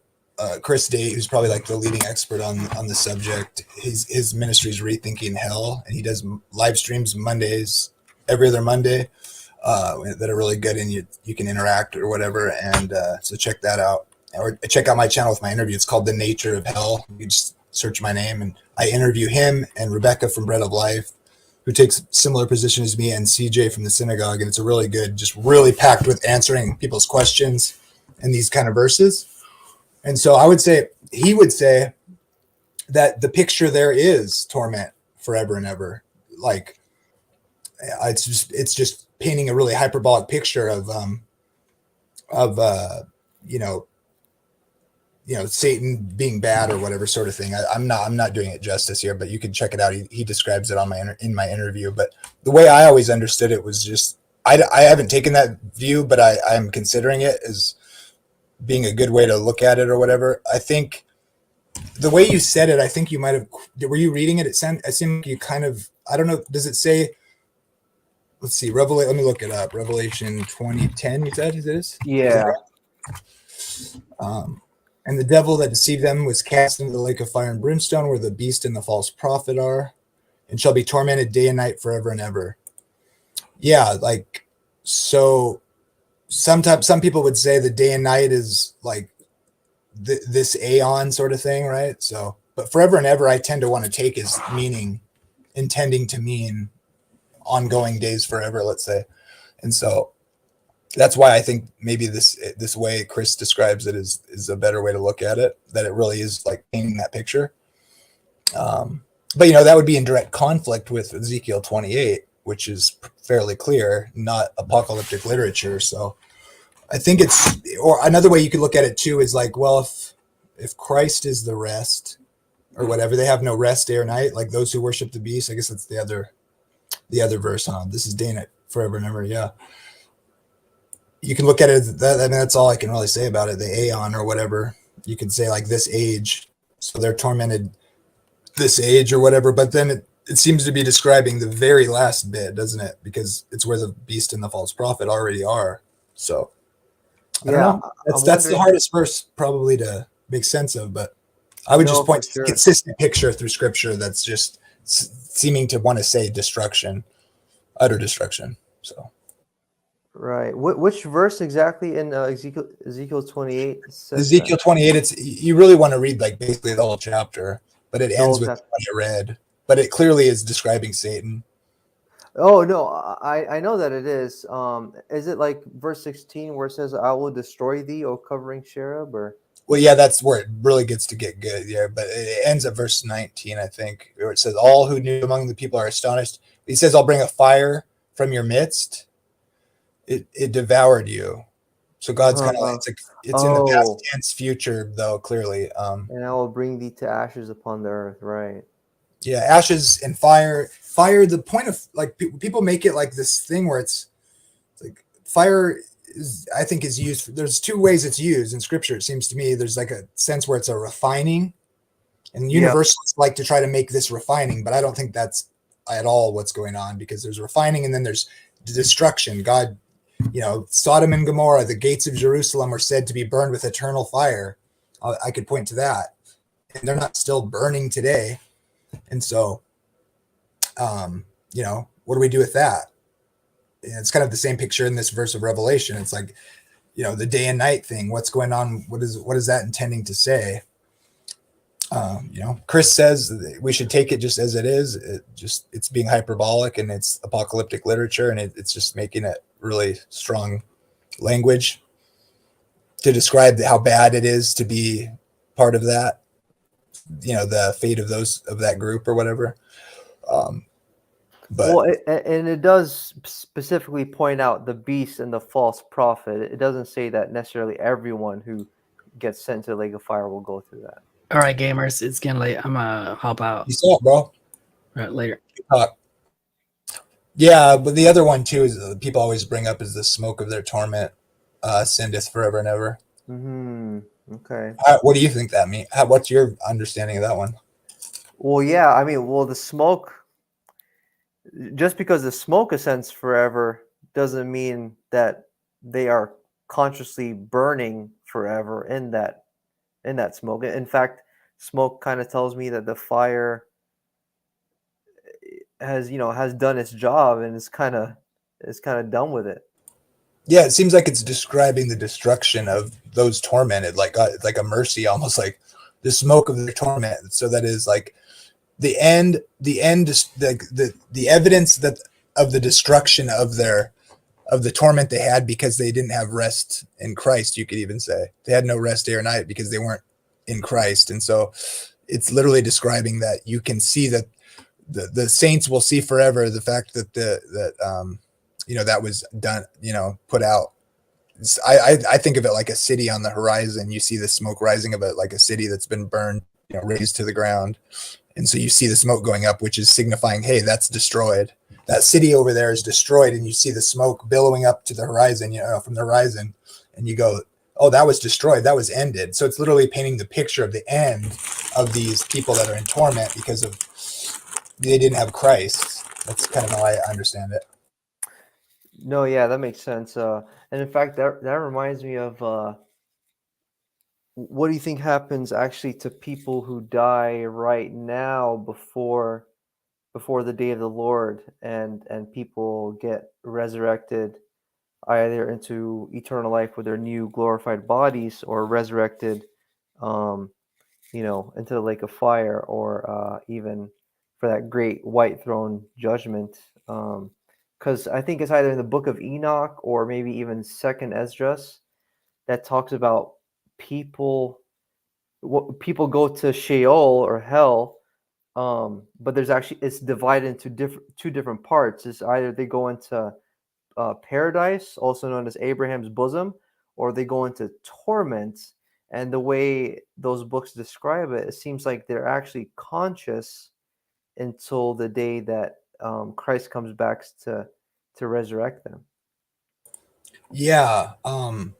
So I want to say about that I used to tie these two beliefs together. I'm trying to not do that because I think you can have that kind of view that you just described and still understand what the Bible's teaching about hell. And I think that's important that people have that option. I myself believe that death and life are opposed. So I would say I'm a type of like Christian physicalist. So I believe when people are dead, they're not conscious. It seems like the Bible seems to teach that to me, and those kinds of, I think the language of those books that are I don't take as canonical, and I think that's a really important distinction that should be made by Christians, and often it's not, because they love those stories or whatever. And I do think the New Testament writers were familiar and influenced even to a certain degree in certain ways when they were writing scripture, which is also, I believe, God breathed, of course. But I think we need to make this distinction that that's not canonical. And if you say that books that should have been canonical were not, now you've totally opened the door to not really have any reason to trust that God was able to canonize his word. And now everything's is suspect to being like, oh, well, should this have been in there, or should this not be in there? Because God clearly didn't make sure, books that should be in there are in there. So that's problematic, I think, to take that kind of position. People don't realize the consequences of saying the Book of Enoch should be in Scripture, but it's not.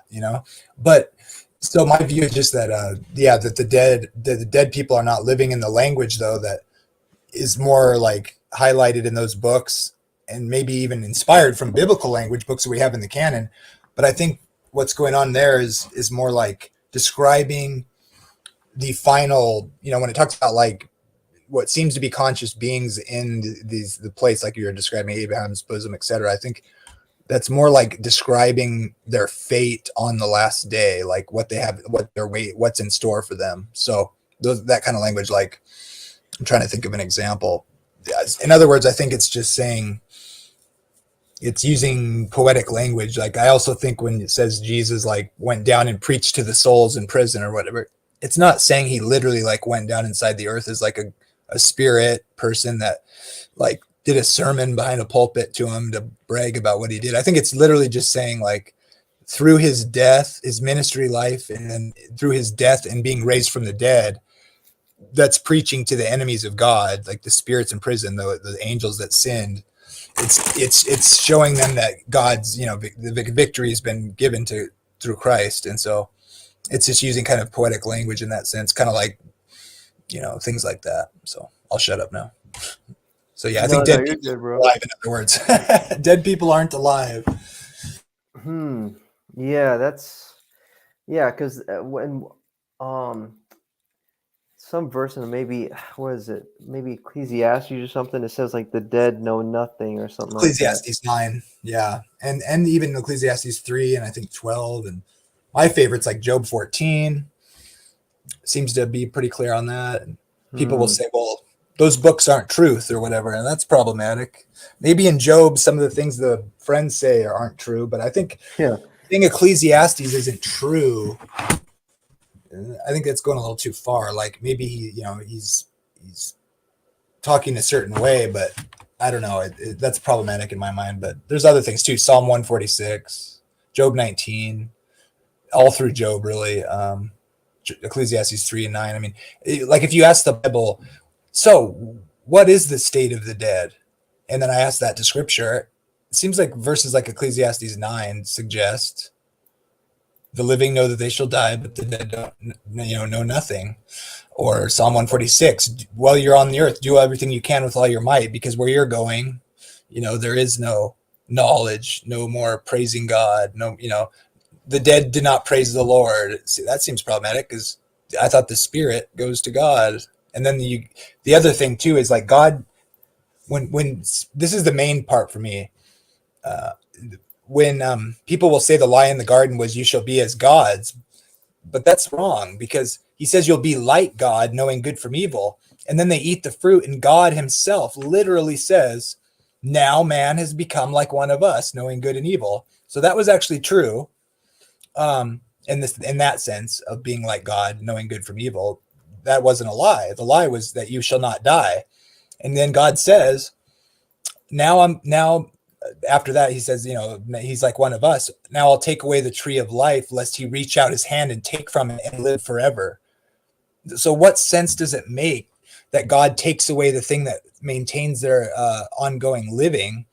If they don't really die, they just die and go somewhere else and they're alive there.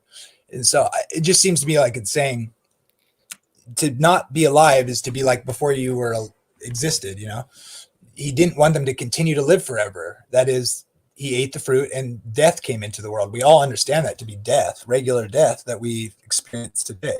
So that to me is like the big thing. Like death is the opposite of life. And so it seems to just fit really well with this idea that like eternal life is only offered to the redeemed in Christ. And those who don't have that do not get eternal life. They perish. So that fits really nicely with that concept. Now, you don't have to believe what I believe to accept the truth about hell, but I think it just fits well. Yeah, no, that makes sense.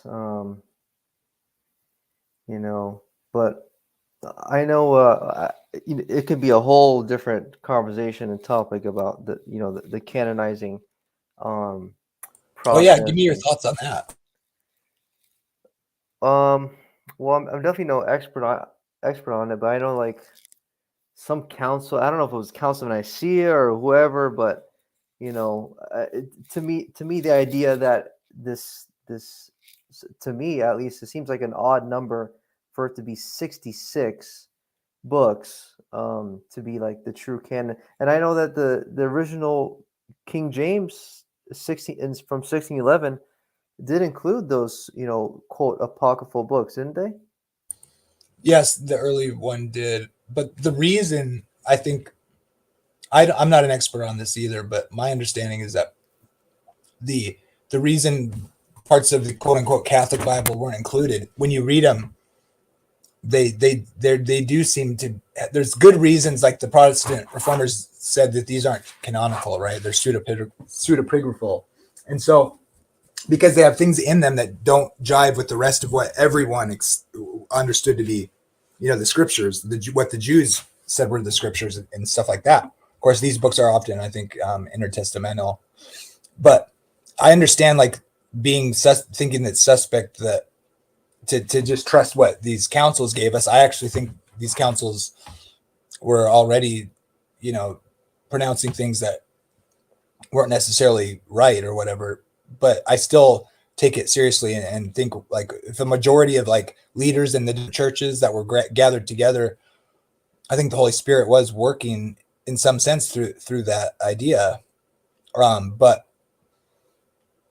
I mean, the problem is, if, like I was saying, if God didn't, through his providence, make sure we got what he wanted to be in scripture, think about like the consequences of that claim. Like, then now maybe some of the books in there, since God didn't like take care to like preserve that in that sense, then we might ask, well, maybe there's some in there, more in there that we shouldn't have. And maybe other books should be in there too. Like, just because the Bible says, like, I'm quoting from the book of Jasher, or I'm quoting from, or we see parallels in the book of Enoch in the New Testament writers' style, or even using information from it, even, let's say, that doesn't mean what we have today is what is canon. It just means that they were familiar with the writing and were influenced it in some way, maybe by, I mean, even in the book of Revelation, you can make a case that when John's describing his vision, he uses language literally from the book of Enoch, which we know is written before by several hundred years, and that they were all familiar with. It's just like today, like, if someone does a sermon on, this is what I like to say, if someone does like a sermon like about a movie, and he makes parallels from like the Matrix and the biblical narrative, and then somebody reads that pericope or whatever you call it, 200 years from now, which I don't think we'll be here, but someone might ask, well, look, this parallels this guy, who's reading scripture, that's a leader in the church. Maybe the Matrix movie is canon. It's like, well, no, but we should be familiar with the ideas in the story and how like people were teaching and making parallels to scripture. But we should trust that canon, that God's providence said this is the word of God and this is not. Right. But I do think you should read it and be familiar with it. Just don't overemphasize it. That's all. Yeah. Like, for example, I know the Ethiopian Bible, which people say was one of the oldest Bibles to exist. their canon since the beginning, like around 1500 years ago, did include all these books that people would the say Book of is their Enoch, right? Enoch 1 is in there, I believe. Yeah. Well, some of the church fathers were arguing for the Book of Enoch to be in Scripture. So it was I think there was a couple like well-respected fathers that actually said we should, voted to say it should be canonized. It wasn't just, it didn't fall out of heaven. The Bible as we have it, the Protestant Bible as we have it. They had to deliberate and consider things, and I'm not I don't know exactly what their criteria ended up being, but it seems to me that it had to be a majority that said that, or they worked it out, right? I'm sure there's scholars that could talk better, about this, what the criteria was, but I trust that God did work through them in that. Because I do see really amazing unity in all the books, in the sense that they're not just random books that contradict each other like some people think. But right. Maybe I'm biased. No, you're good. Yeah, like some other books could be contested, but the Book of Enoch seems to be, it seems to drive with Scripture for me, especially how it seems like the Messiah has quoted it at least once, and it's quoted in other scripture as well, and even Jude like almost blatantly quotes it in yeah, that he book. does. Yep. You They know? definitely use quotes from it, but that doesn't. But like you do get though that doesn't necessarily mean it's that like canonizes it, right? Like he could just be, like I was saying with the Matrix thing, he's just like quoting a known story and a known. That's probably like one of the most popular books, right? Like at that time the New Testament was written. So to refer to quotes from a book that everybody knew and loved, the story, right, makes sense. Just like we might do that. Everybody knows, like, hey, like, show me the money, from Jerry Maguire or whatever, something like that, right? And there's couldn't see that, used in the narrative of like scripture or whatever, because everybody knew what that suggests or whatever. It's just common culture thing. Yeah. Does that make sense? No, for sure. And I guess for me personally, I really value the Book of Enoch, because when I came across this whole flat Earth thing, and I turned to the Book of Enoch, it really seemed to describe to like very great detail the creation and how it alludes to a geocentric model with the heavenly luminaries rotating around us. Oh yeah, and then it seems to be describing Antarctica even, huh?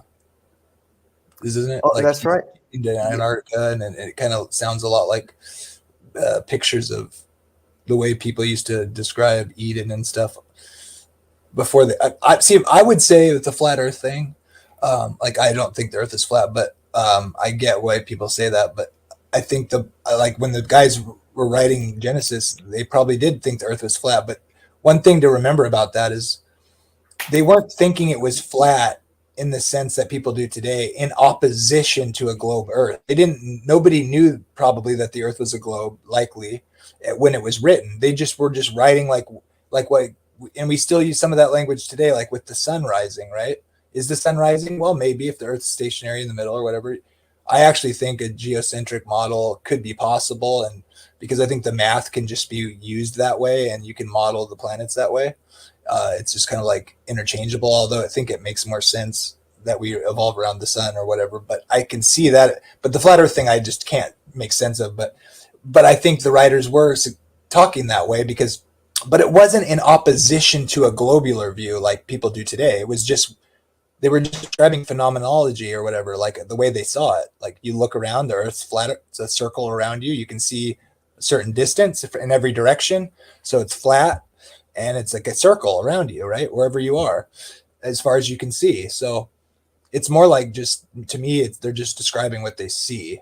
But I mean, some certain facts in the Bible, you could extrapolate. It seems to me that it would have to be a globe based on a few passages put together, like the information, right, about but whatever.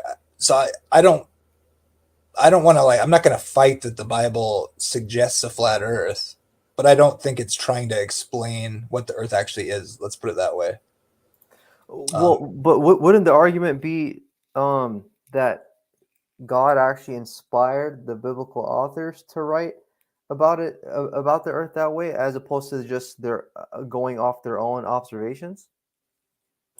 Yeah, okay. And so this is a question that I would have totally, like, that idea, what you're saying there, for most of my life, I would have totally said yes, that's absolutely, like, so how do you make sense of that? Well, my views kind of changed on inspiration, not in any sense to say the Bible isn't inspired. I absolutely think God has inspired, I take all scripture seriously, and I take it all as God breathed. And I think, but I think that isn't God,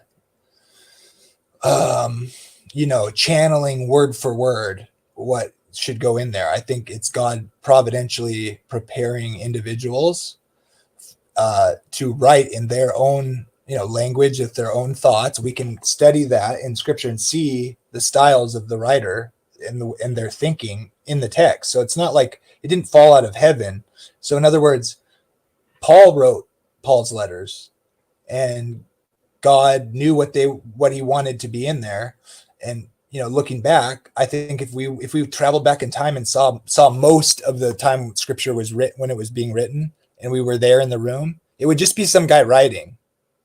But what I don't mean by that is to say that it was not absolutely 100% inspired by God and what God wanted in there.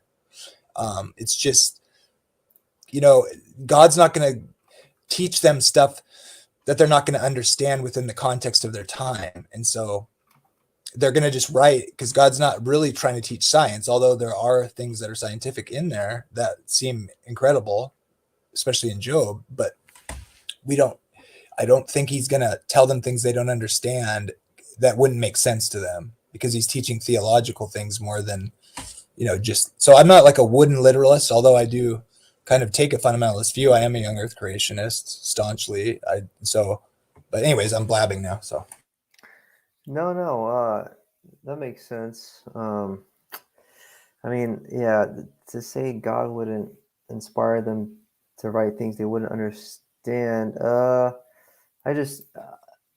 Me personally, I don't really go with that, because one, I think if anything, the human race and intellect has actually declined ever since the origins of mankind, because we both know that they were living for like hundreds of years, and so the amount of time, the amount of time they would have had to sort of gain all this knowledge and understand the world around them, I think actually, in fact, would have been way better back then. Oh, you mean to know the shape of the earth? Is that what you're saying? Shape of the earth, whatever. Just yeah, it wouldn't be all that hard for God to just say, "Hey, look, the earth isn't really flat; it's really big, and it's like a ball or whatever." And I'll have forces that keep you attached to it or whatever. I mean, they could see the moon, right? And see, like, the earth's like that. It's just really big, and there's things. Sure. And I do tend to take a young earth creationist view and do take the ages literally, and so that's a good argument. I'll give you that.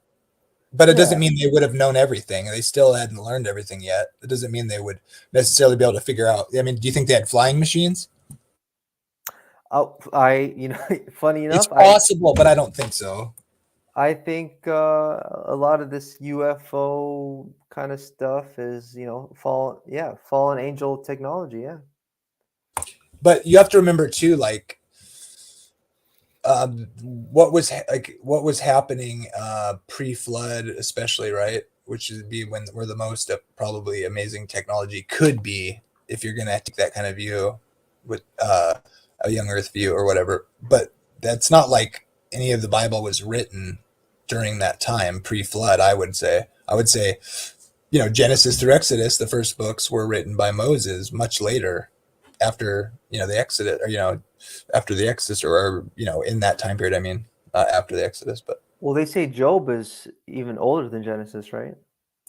Right, but that's still like, well, let's see, that's still like 1000 BC. So it's not, and this is well after the flood, of course, in a young Earth view. So we would say by then there would be much more decline. We know the ages were declined down to pretty much modern ages, slightly higher, I guess, if you take everything literally.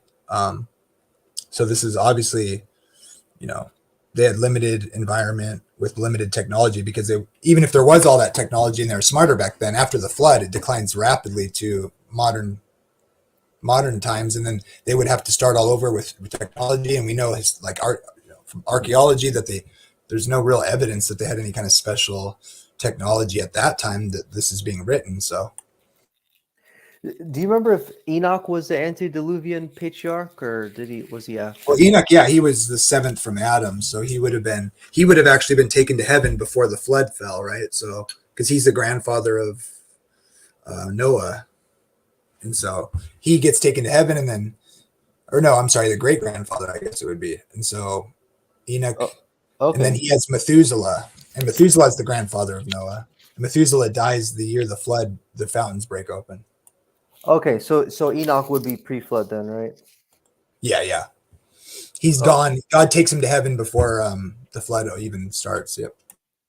Okay. Well, then, in my view, then I would consider the Book of Enoch to be written before the flood.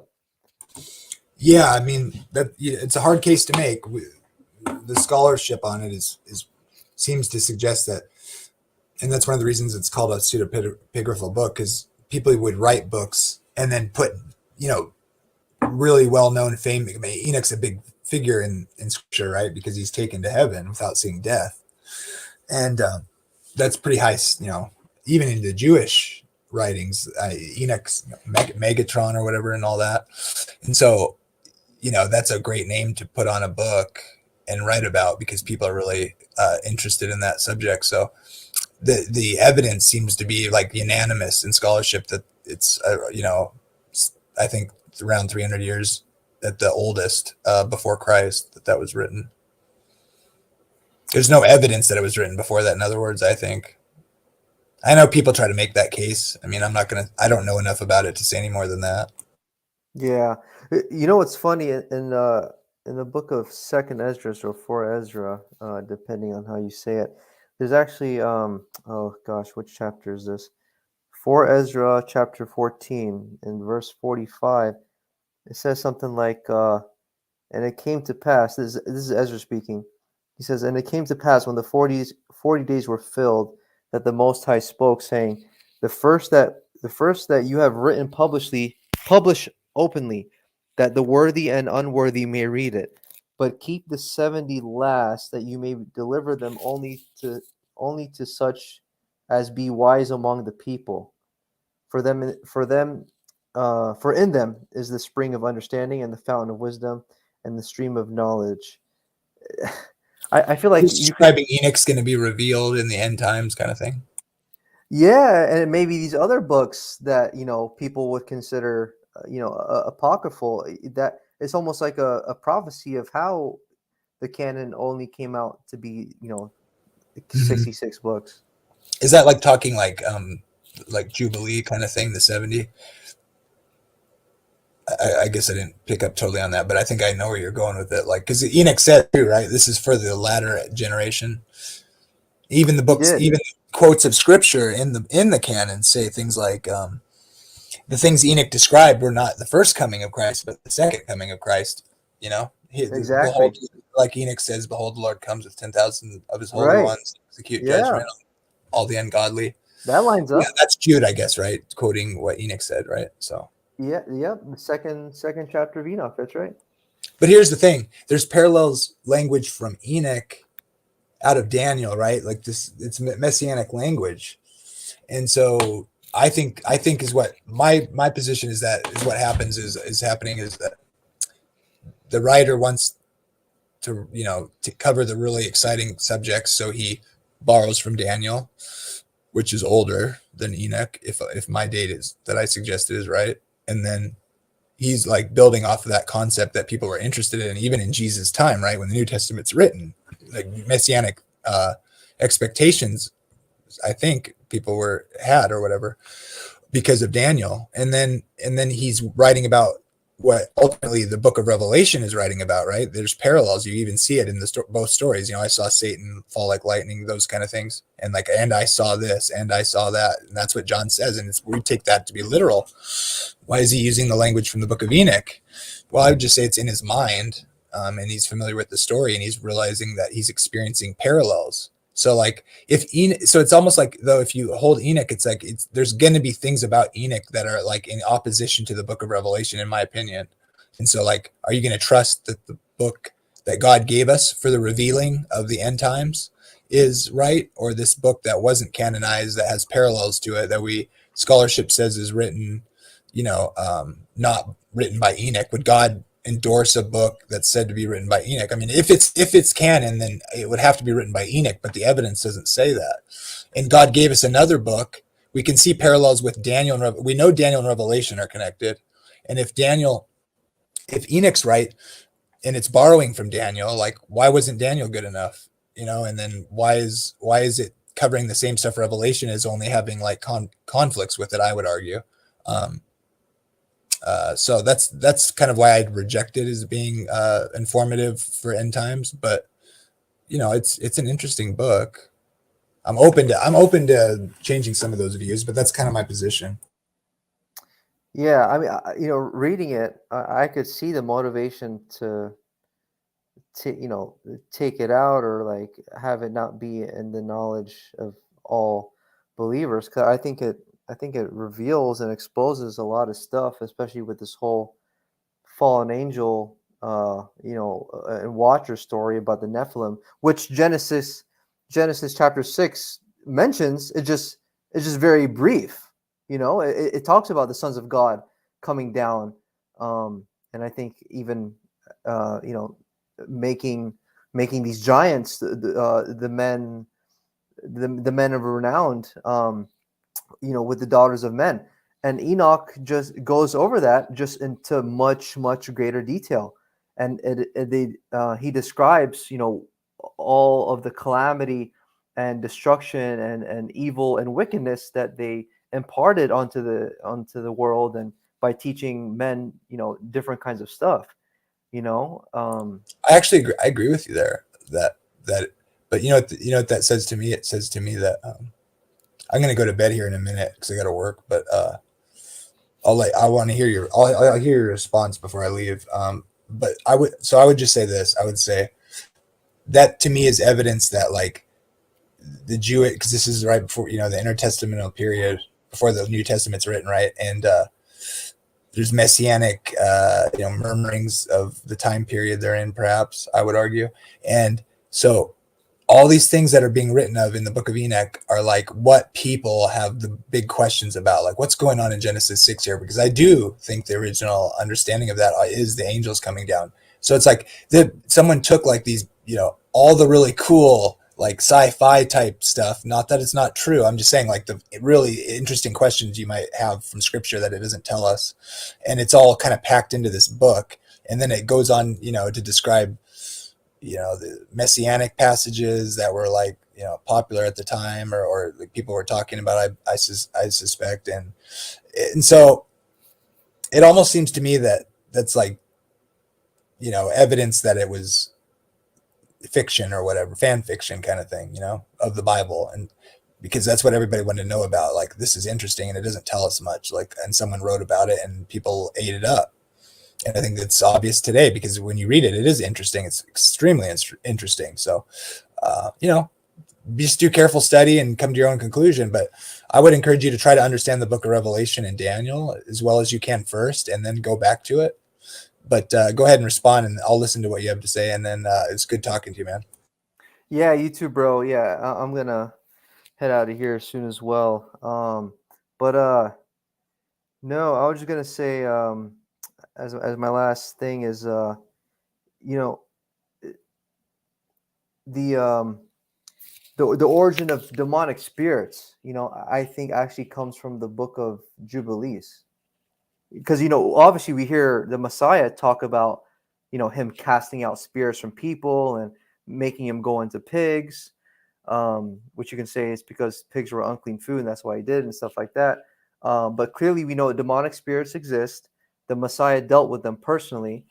But unless you read the book of Jubilees, well, starting with the book of Enoch, of how the spirits even existed, is because they were a result of the Nephilim being killed off by the flood, but because of their angelic human hybrid nature, the spirits lived on. And then when you go into the Jubilees, Noah is pleading with God, saying, "What, you know what? There's still all these demonic spirits around the world. God, can you please give us some mercy here and get rid of them?" And what God says is, "You know what, Noah? You have a point. Let 90% of these demonic spirits go down into condemnation, into hell. But he says let 10% of them stay, because that's how Satan will, do his job.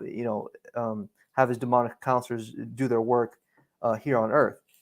So unless you get that context, you actually don't get the origin of where demonic spirits came from, which obviously do exist according just to the regular canon. Hey, I'm gonna give you my email. I don't know if you hang out with Iger, but we could set up a chat sometime. I'd like to talk to you guys some more, both of you guys. I'll just put my email in the chat if you're interested. If not, it's fine. Yeah.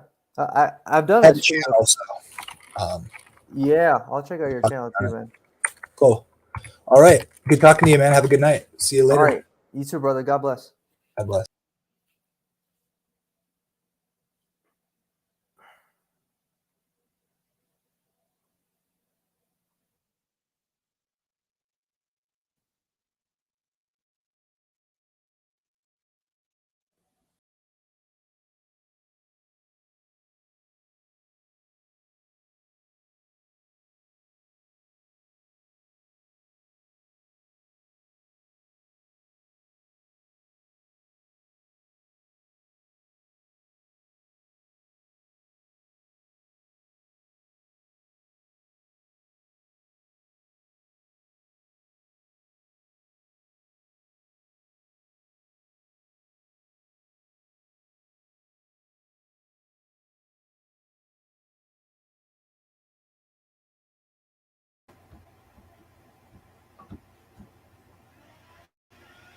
The return of the Nephilim, the fallen angels, the gods themselves, the small g, they are coming back during the apocalypse time.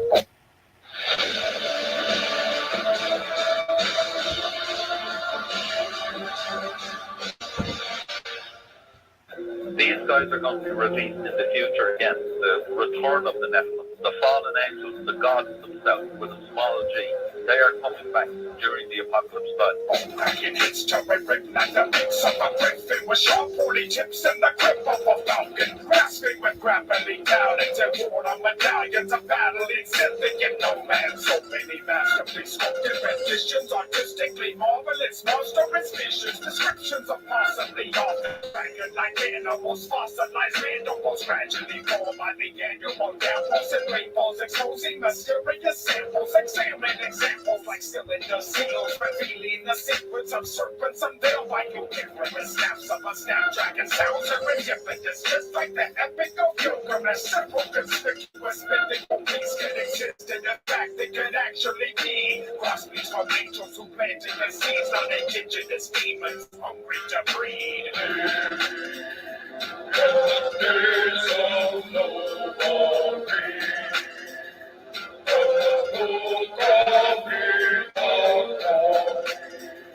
In the path of giants, alone I we see in this antediluvian world full of giants. If we could go back and observe all the things in the lost book of Enoch and eavesdrop on Nephilim hybrids and fathers who flocked in a pack of 200 deserters. These tyrants who plundered like pirates and lusted for flesh in a cycle of violence. They squandered like pigs in the mud of defiance, and over like Dr. Moreau and his science. Monsters without any use of a latex appliance, a violent alliance of violent Goliaths, drowned and diluted by the flood into silence. Desirous delinquents, they lost their commission. Now Lucifer's leeches, they angelic turned into demons, chained and blinded and bound in abyss, living with focus deep in the pit.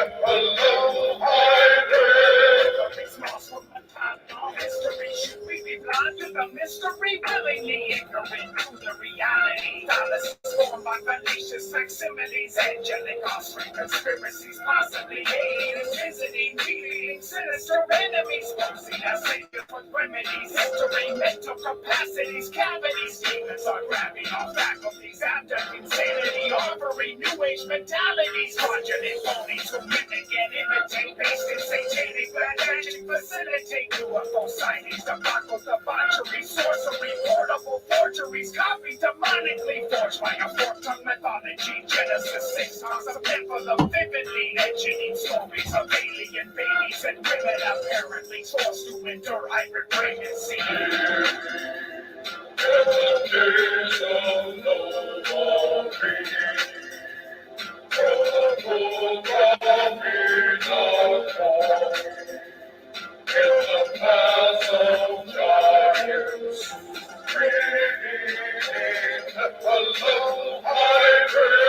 Because Satan and Lucifer imitate what the true God does, would it not make sense that when these guys fall to earth, maybe they will come in spaceships to take you to the next step of evolution to bring peace on earth? We've got rid of all those Bible thumpers, those right-wing fundamentalists, nutcases, and those hate mongers, and we've got rid of them.